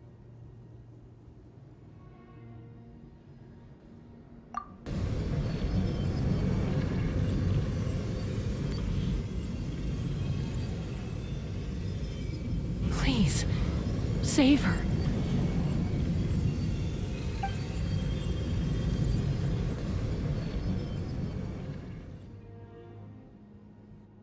How's that, Koichi? Any better now? Koichi! Koichi! Chaska, I used to think Mom and Dad were crazy for adopting you. I was the younger sibling, but I always felt like it was my job to help Mom and Dad take care of you. I thought I could set you free from the abyssal energy you struggled with. I guess I was pretty full of myself, huh? Thinking I could fix you when... well, we were always the same. Hush, Koichi. Put those thoughts right out of your mind. We'll be at the stadium in no time, okay? I'll carry you there. The abyssal contamination is gone now. Just rest, and you'll get better. I was always nagging you to slow down. Stop rushing headlong into things. I just didn't want anything to happen to you, or to anyone else because of you. I worried about you so much. But now, I realize I never really understood what it's like for you. The fact that you survived an abyssal contamination was a miracle. But it also left you in a constant state of agitation. The fact that we became family was another miracle. But with me worrying about you all the time, it feels like I just agitated you even further. No, absolutely not. Nothing could be further from the truth. Do you hear me? All you ever did was love me. Same goes for Mom and Dad. I've always known that. And I feel terrible because I really did want to get along as a family. It might take me some time, but I'll find a way to make it work. I'm so sorry, Koichi. I never meant to make you feel this way. It's okay, Chaska. No need to apologize. You didn't do anything wrong. No one did. It's nobody's fault that things didn't turn out great. I get it now. So, no nagging from me this time. You keep forging ahead, sis. Never slow down, and never hold back. Spread your wings and fly free, like the fiercest kukasaur in the sky. Show the world who the bravest flower feather warrior is. Because that's who you are. And that's the sister I'm proud of.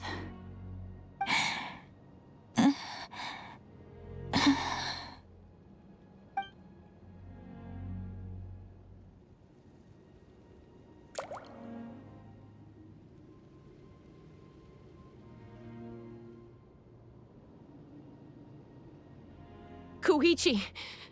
Koichi!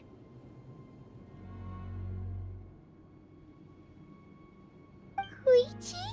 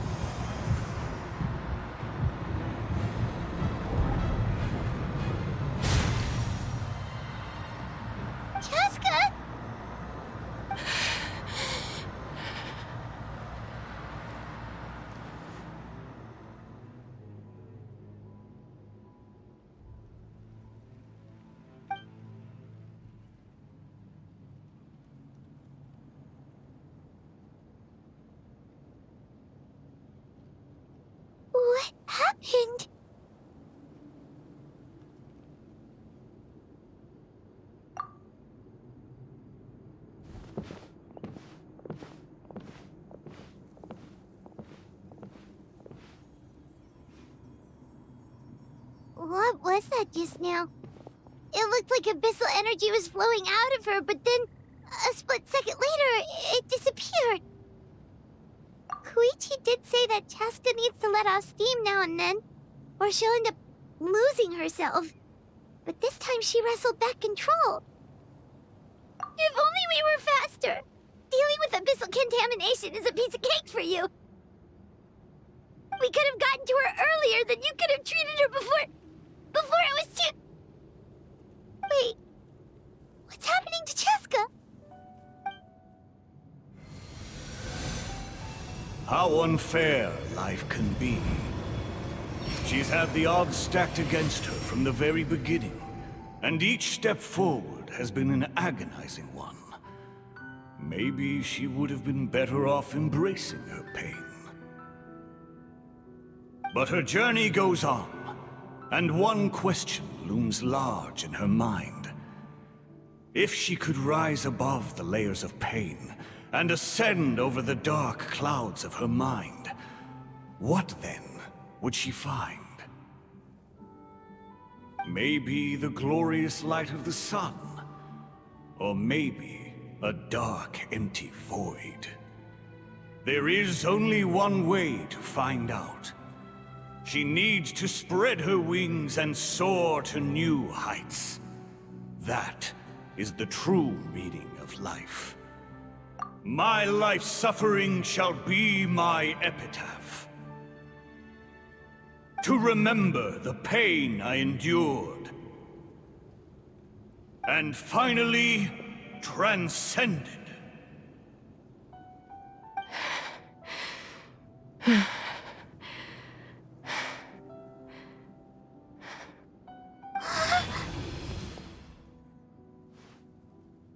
Let's take Koichi somewhere safer.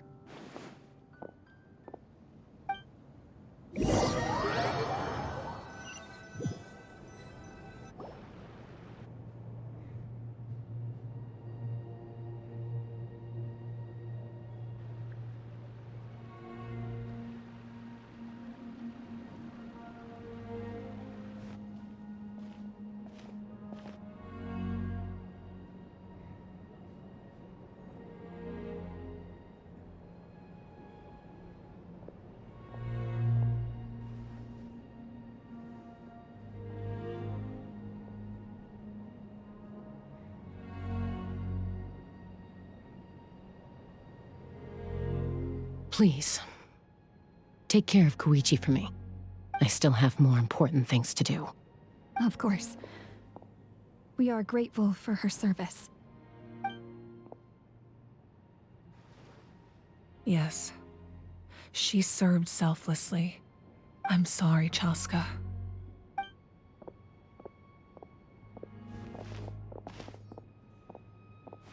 It's all right. I'm far from the only one going through this right now. Koichi wanted to be a hero. And in my heart, she always will be.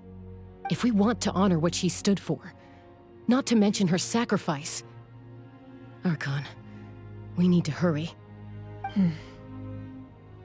Time for this war to end.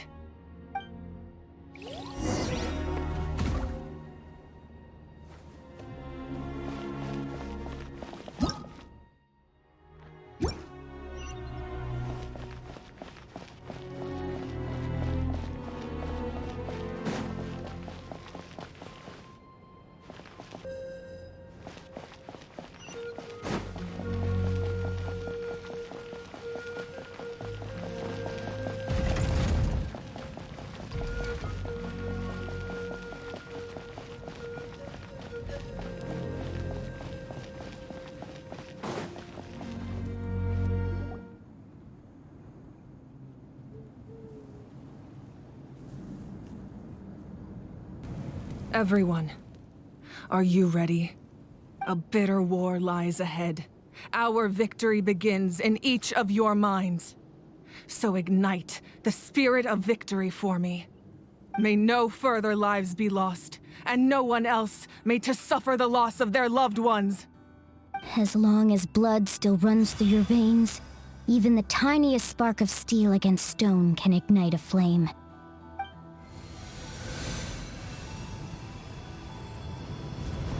Its blaze will become one with the gaze of all Natlan.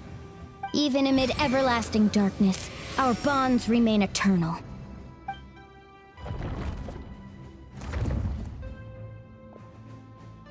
Stone engraved in echoing peaks.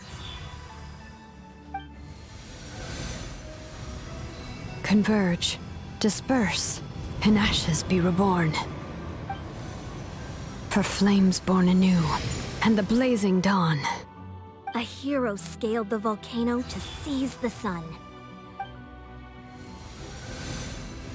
Anointed with flames, she shone with the light of 1,000 stars. Now, guide me in my first step. Having foretold his own death, the omniscient man holds a feast in celebration. Let us raise our cups in honor of his heroism and send him off with this final tribute. For at last, his wish is now fulfilled.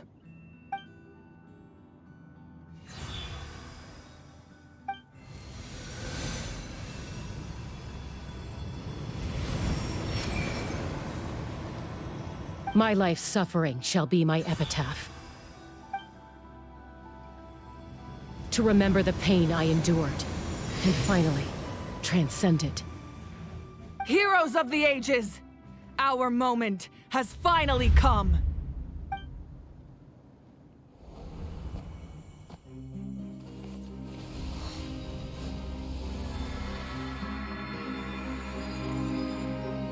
We unite as one!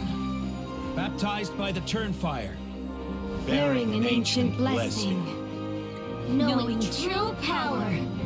and accepting a fate of devotion. We embrace the transcendent flame. For Natlan! For Natlan!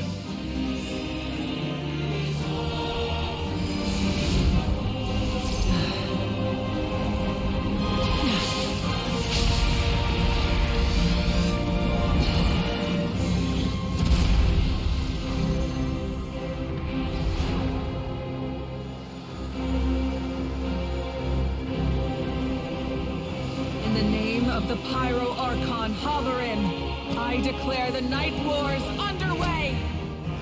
The Ode of Resurrection will guard all life till the war is over!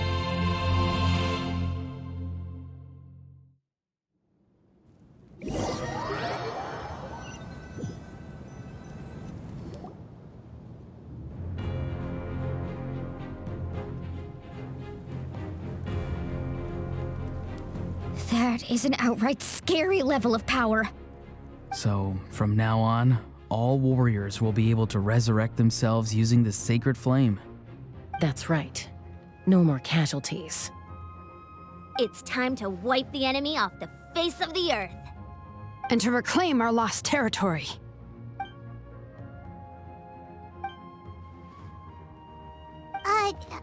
We'll come with you. Paimon, Traveler. I'm so grateful you got to us when you did. You gave Koichi the chance to say those words to me before the end. If I'd lost control out there in the wild, this counterattack might never have been possible. Probably best not to think about that. More importantly, how are you feeling now? Any better? Not really. But now's not the time to deal with it. In the spirit of VUCA, I have to rise above it. The conflict and suffering in me are there to test my character. My struggle will make me stronger, and make me the person Koichi believed I can be. All right, let's go show the Abyss what human beings are made of.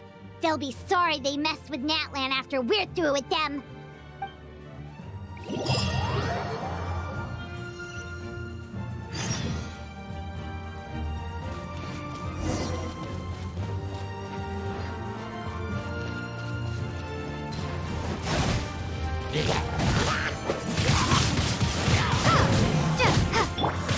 You can't run! Rust and Reven! For Natlan!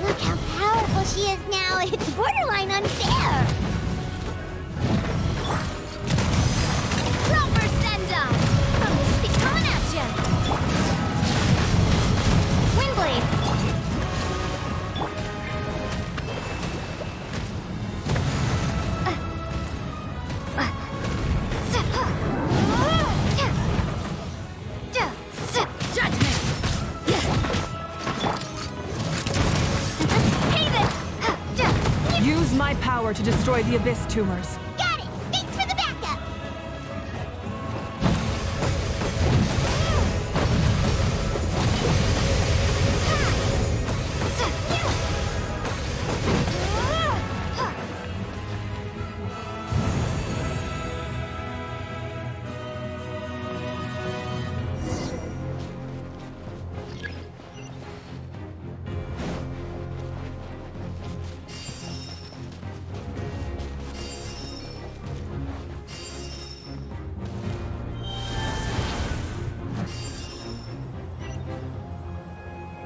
Oh, did you guys see that huge fireball?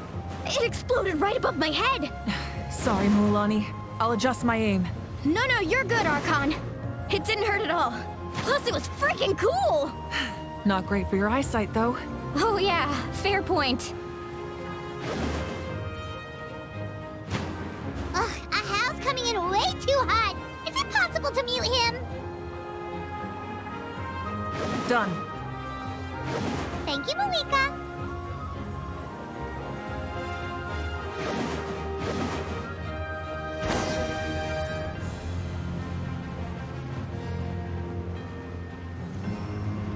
Backup has arrived. All right, give him hell. Vengeance for Koichi.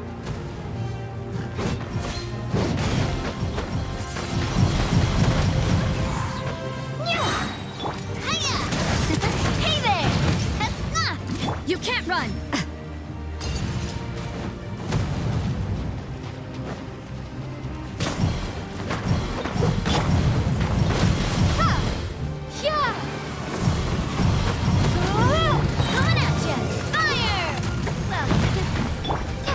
The enemy ranks are thinning. Time to double down. Use the Pyro Archon's power and show no mercy.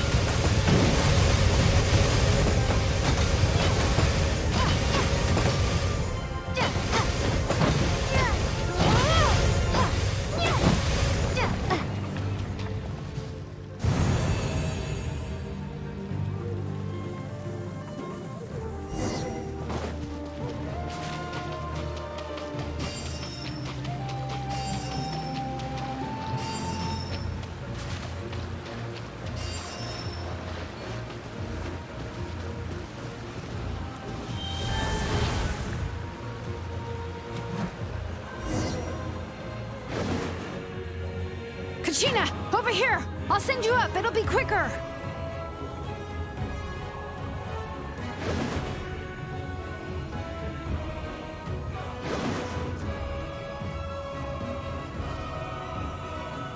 Okay, everyone's safe. Granny, please go on ahead with the others. I just need some more time, I promise. I won't hold things up. Ororon! Leave the vegetables and aphids behind, you dimwit! It's too dangerous!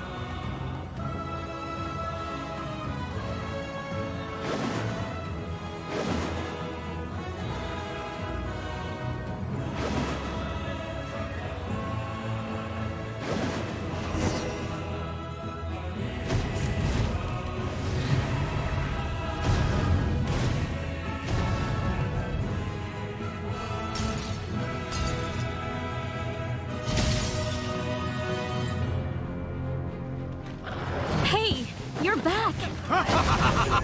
That sacred flame has got me pretty fired up! I'm ready to butcher a whole army of monsters! Everyone! Shut this now off the table! So charge! Let's give them everything we've got!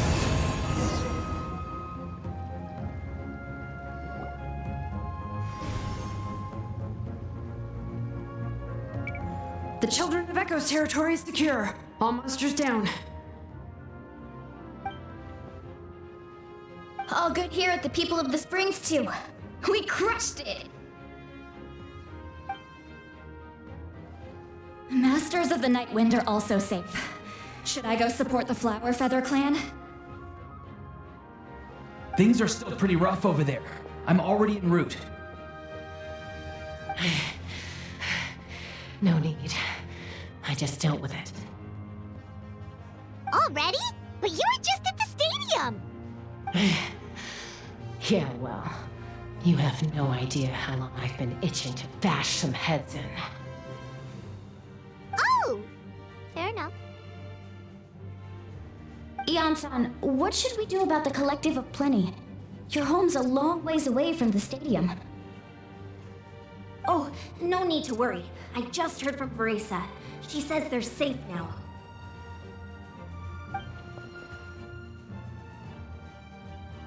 Yeah! Their only game plan was to outnumber us, and that ain't gonna work now that we have the Ode of Resurrection on our side!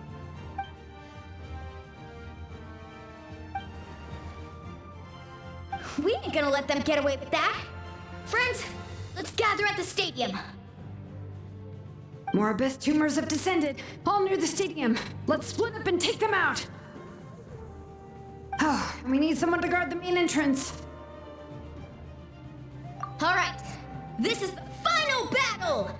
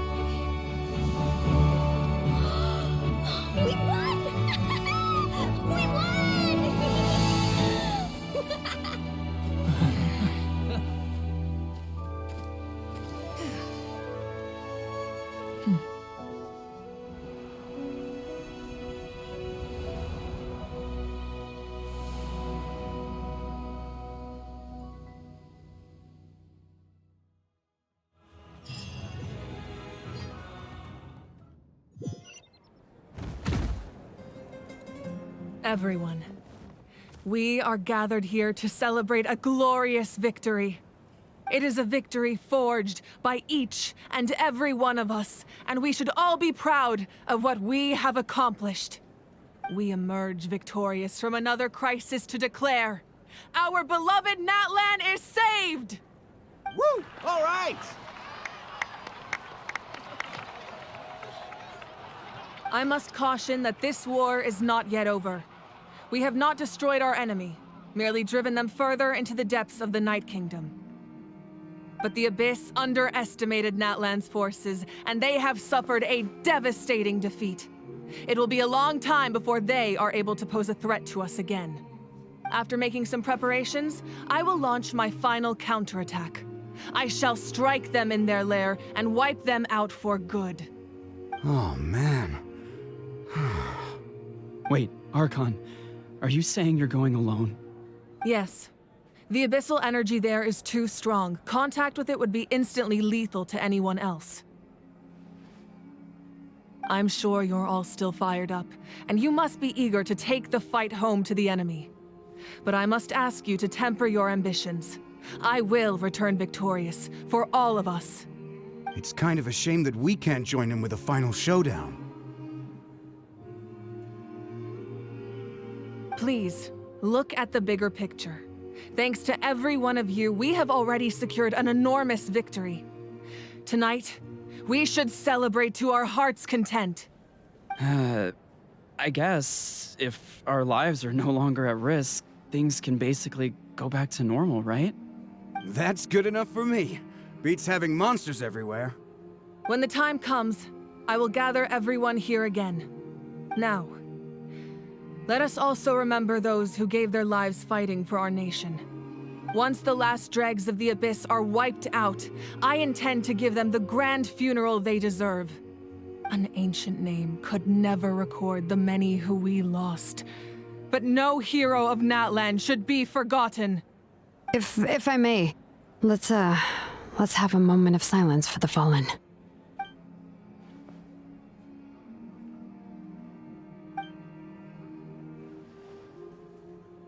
Lastly, there is one more person I must thank for his extraordinary support in our time of need, and that is the Captain.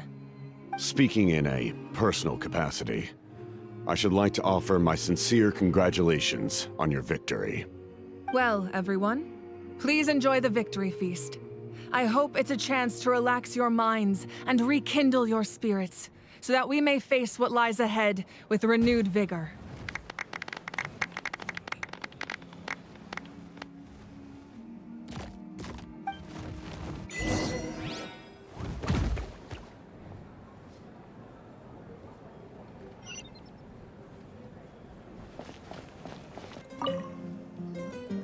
You did a great job, Kachina.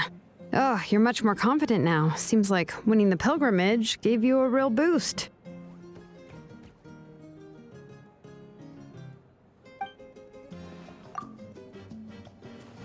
I spoke to your mom and dad. They were singing your praises. They said the world's your oyster now. How are things at the People of the Springs base? There are some casualties, but the overall mood is very positive. I reckon they'll start rebuilding pretty soon. Same situation for the Children of Echoes.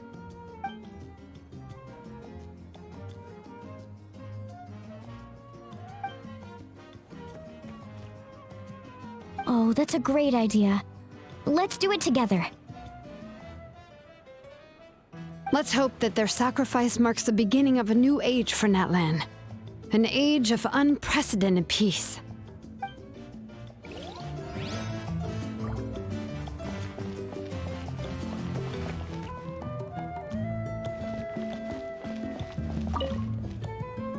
I must congratulate you on your efforts during this war.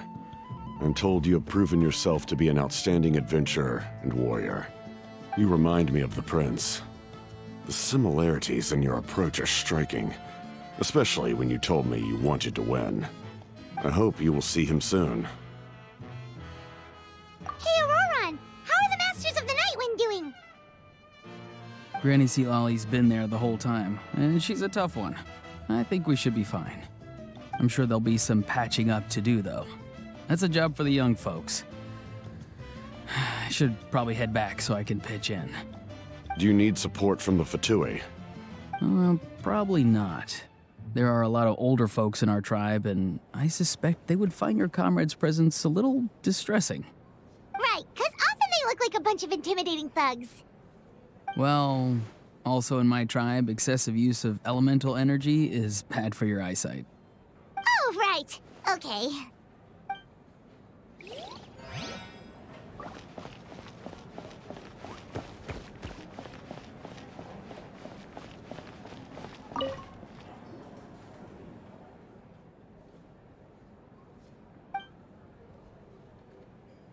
Unless you want to get punched in the face.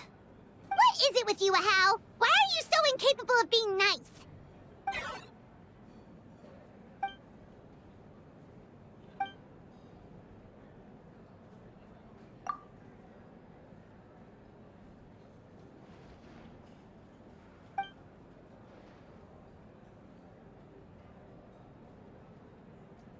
The Collective of Plenty was the furthest from the Abyss's entry point, so they didn't have as many monsters to deal with. From what I hear, they got off relatively unscathed. But it might have been a different story if Chaska hadn't gotten there when she did. That's good to hear. All's well that ends well.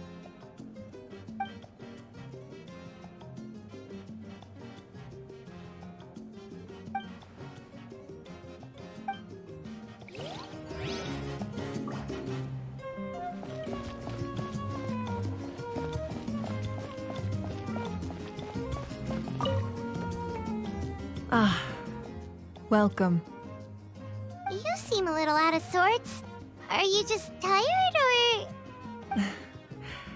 I guess I am. You know, when I was up there in the sky, I could see all of Natlan stretching out below me.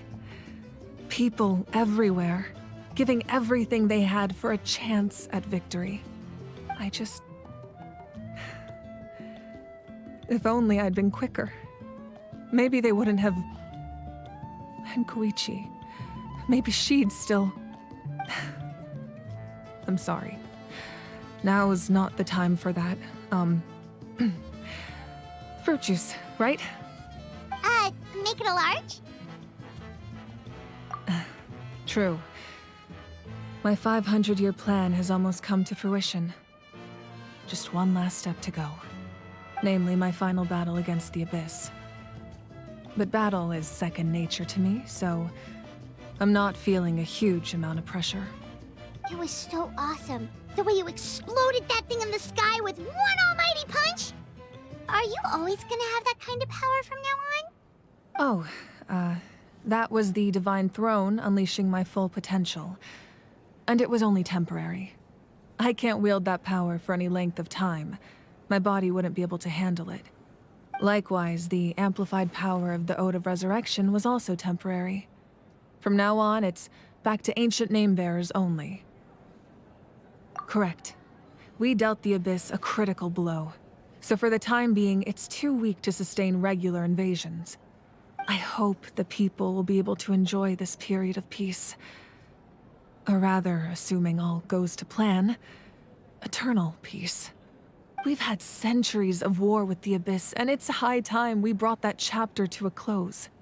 Anyway, there's something I've been wondering about. I know you've been at the center of some major events in other nations too, and fought many powerful foes. In this war, you were in the thick of it once again, dashing around tirelessly, supporting the fighting on all fronts. So tell me, what drives you to do this as a mere traveler passing through? Why risk life and limb for a cause that's not your own? You know, it's that mindset that distinguishes the heroes in every story. They're the natural protagonists.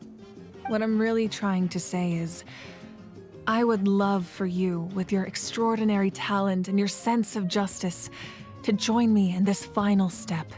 You and I together, finally putting an end to the ever-looming threat of the Abyss. But I also don't want to take advantage of your good nature and readiness to help others. The final battle will be very dangerous, and you have the rest of your journey to consider. I'm sure you must be weary. Sleep well tonight. Let's talk again tomorrow in the speaker's chamber. I'll give you more details on the final battle, and then I hope to hear your verdict.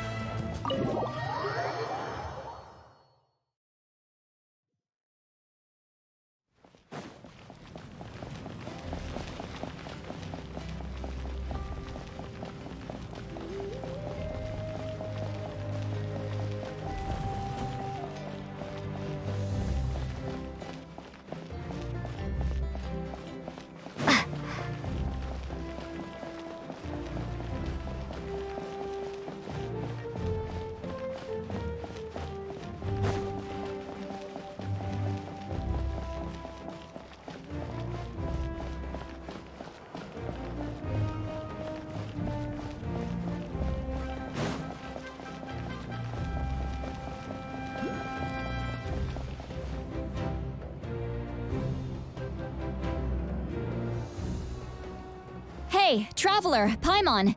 There you are. I've been looking all over for you. Oh, hey, Citlali! What's up? Listen up. I have something really important to tell you.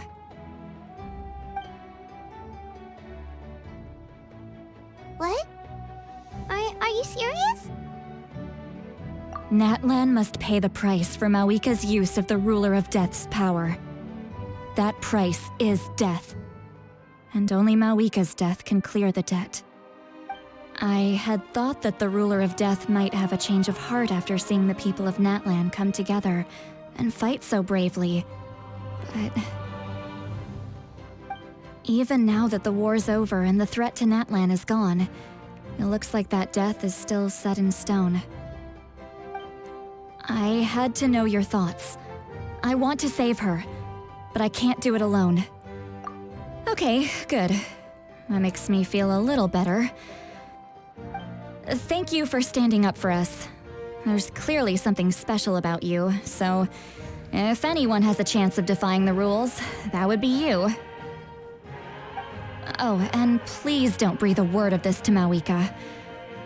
I'm sure she's well aware of the cost of using the Divine Throne's power, but if she finds out that anyone else knows, it could ruin our chances to help. Got it. Mum's the word. All right, that was the last major item on my to-do list. Now, since I've come all this way, I think it's finally time for a well-earned drink. Go easy, though, yeah? Don't worry, I said a drink. That means just one.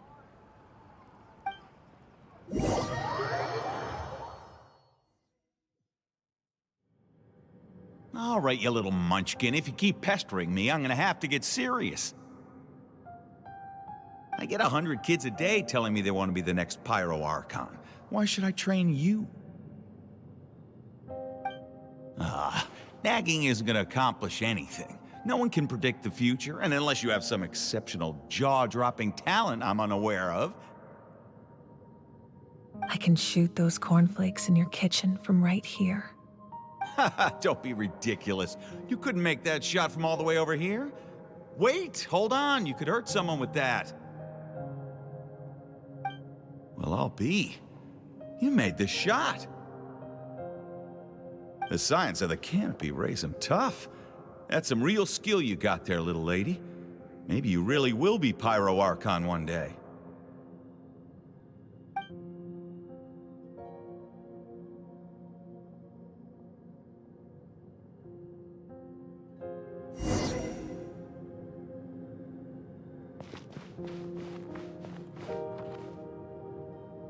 See this? I'm the first one of us to get an ancient name. And And it's not just any ancient name, but Malipo! If you ask me nicely, there's still time to join my team for the pilgrimage, you know. No need to scowl. You lost and I won, it's no big deal. You want me to be happy for you when your turn comes, right? So cheer up. I'll get my own ancient name soon enough, and it'll be an even better one than yours. Oh, really? Well, good luck with that. What ancient name could beat Malipo in our tribe?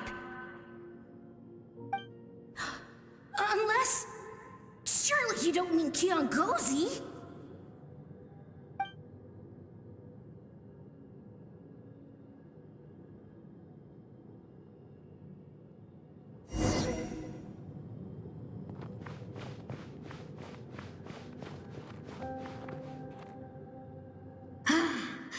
That was fantastic.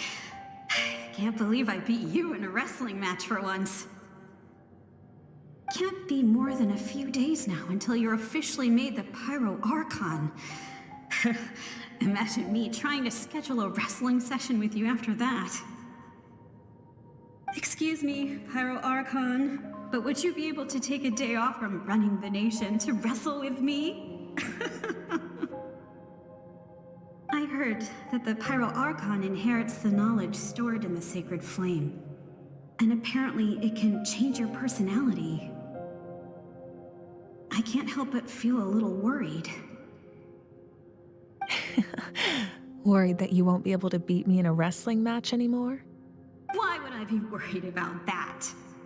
Never mind. Clearly I'm just overthinking things. Why would you forget about me just because of some new job? Even if that job happens to be Archon. Come on, one more round.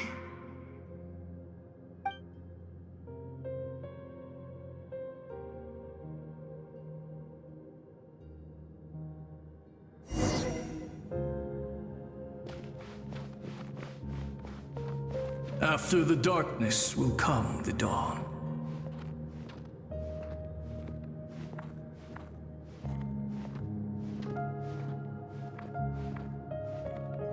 No one fights alone.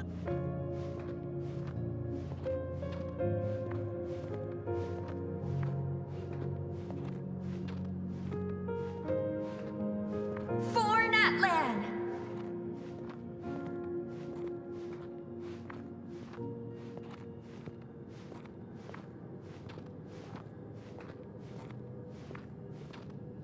Look at the sky! It's getting brighter at last!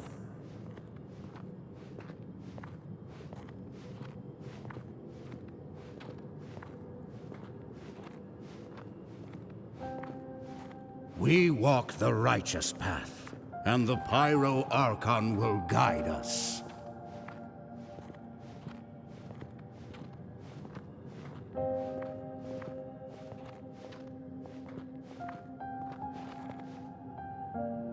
The victors shall burn bright, while the losers must turn to ash. I have done what is required of me. The rules are now written into the Night Kingdom, and this will help you to stand against the Abyss. It is still not enough. All this can do is give my people courage. It will not see us through a true catastrophe. If you are to make the Natlanese alone bear the consequences of a broken world, you will have to bring more to the bargaining table. You are the greediest human I have ever met, and the fiercest negotiator. No other would seriously ask to borrow my power. My domain is death, and its power comes at a great price. The question is, are you prepared to pay? I need that power. Only a hero can truly wield it, and heroes are not afraid of dying. No. A fear of death is ingrained in all living things. If the wielder of this power cannot conquer their fear, countless innocent lives will be claimed in their stead. For only then can the price be paid. Those are the rules. Mine is a nation that will not yield to the Abyss, and it will certainly not yield to your rules. As their culture and civilization is transmitted through the generations and their faith grows, the people will go from strength to strength and reach heights that even I cannot dream of. Very well. I shall agree to help you. But I am merely a shade, and I do not have as much freedom to do as I please as you might think. Then what do you propose? Keep this a secret. If I am questioned about it, I will deny all involvement and claim that treacherous Xbalanque stole my power. That will not be a problem. Thank you. I am glad we could reach an agreement.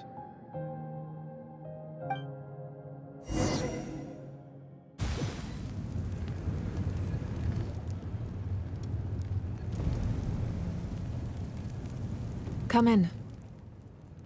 As you know, I've asked you to come here to discuss the task of wiping out the Abyss. Oh, but first, any progress on the ancient name? I'm surprised she was willing to help you, and by extension, me. I'm very grateful to her. Wait, hold on. Wasn't the whole point of the ancient names for winning that huge battle? Why would the Travelers still need one by this point? That's right. The Abyss has retreated to the depths of the Night Kingdom, a place that has long since been corrupted by abyssal energy. If we don't finish them off and restore the ley lines, the threat they pose to Natlan will remain. The battle we fought yesterday, we may one day have to fight again. This is the fate Natlan has always been resigned to. For thousands of years, we have struggled on the brink of a looming darkness and never known true peace. But this time, I want to break the cycle and free us from this fate for good. With the sacred flame, I can protect myself from the abyssal corruption, but beyond that, you are the only other person who can resist it.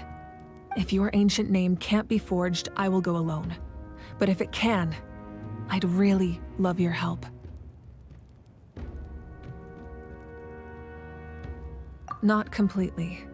After all, the Night Kingdom is still plagued by abyssal corruption. But when I used the power of the Divine Throne, it dispelled a lot of that corruption. Plus, your ancient name is a special case, so the Lord of the Night will take special care of you. In short, the Ode of Resurrection still has a number of limitations, but I can promise that it will work reliably on you. Whoa, whoa, whoa! Are we forgetting something here? What about Paimon? What's her place in all this? What? You mean we'll be separated? The Abyss is extremely devious. If you two go there together, you can bet they'll make Paimon their primary target just to put us in an impossible position. Paimon wasn't that worried, but now she's petrified. What will you do without me? Okay, well, Paimon needs to think about this because you're really asking a lot of her, but we'll give Paimon some time and she'll do her best to rise to the challenge. I greatly appreciate it. Everyone in Natlan knows how important this final battle is. You will be remembered and revered long into the future, until the end of time. If you have any other questions, please ask away.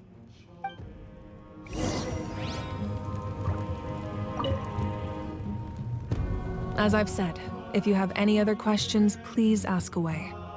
The work of rebuilding is underway, and people are flocking to join the effort. With everyone rallying together, I'm sure it won't be long before there's no trace left of the damage done by this war. The healing process, on the other hand, that's a bigger obstacle to overcome. Many are grieving, and there's simply no replacing the ones we lost. As the sun rises once more and we rediscover the ability to believe in the future, we must never forget their sacrifice. As I've said, if you have any other questions, please ask away. False sky. I have heard this expression before, but I think this was the first proof of its existence. I think there's a lot of investigating to be done to understand what the fragments behind the sky are and why they were hidden in the first place. However, from what the Adventurers Guild tells me, neither the split sky phenomenon nor the fragments have ever been observed in any other nation. My guess is that the Heavenly Principles wants them kept a secret. I just hope they don't cause me any trouble over it. Oh, you should be fine. We did something much crazier back in Fontaine and we're still here. Well, that's good to know. Anyway, the line I'm going with for the masses is astronomical anomaly. And I don't expect much of a backlash. Meanwhile, we can look into it at our own pace. As I've said, if you have any other questions, please ask away. That wasn't their souls we saw, but a snapshot of them in time. All the work of the ancient name engravers 500 years ago, who made some special modifications to their names. Their souls returned to the Night Kingdom long ago, and will have been reborn in Natlan since, albeit in a different form. For all we know, they may have already lived many new lives by now. And so, even though we will never meet again, they will always be by our side in one way or another. I think that gives another layer of meaning to the phrase, "no one fights alone." As I've said, if you have any other questions, please ask away. We have a temporary alliance, but I can tell that saving Natlan is not his only goal. Yeah, Paimon still doesn't get why saving Natlan would be so important to him in the first place. Unless he's just a good guy who wants to avoid another Conria. But somehow Paimon doubts it's that simple. I wouldn't worry too much. Based on all the interactions we've had with him and knowing more about his background, I have a lot of respect for him. I don't think he has any ill intentions. Now, we should focus on the final battle. As I've said, if you have any other questions,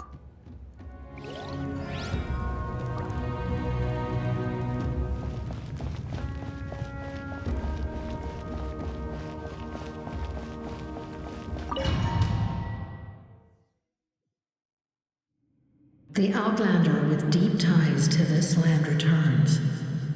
And this time, he is alone.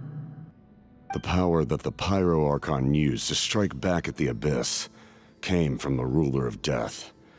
From what I know of her rules, she will demand death in return. How do you know this? I see. So, the Ruler of Death sent you on your long journey. Natlan still has a final battle to fight, and I too have a final foe to face. For the sake of those countless lost souls, and a hope for Natlan's future, I need your help.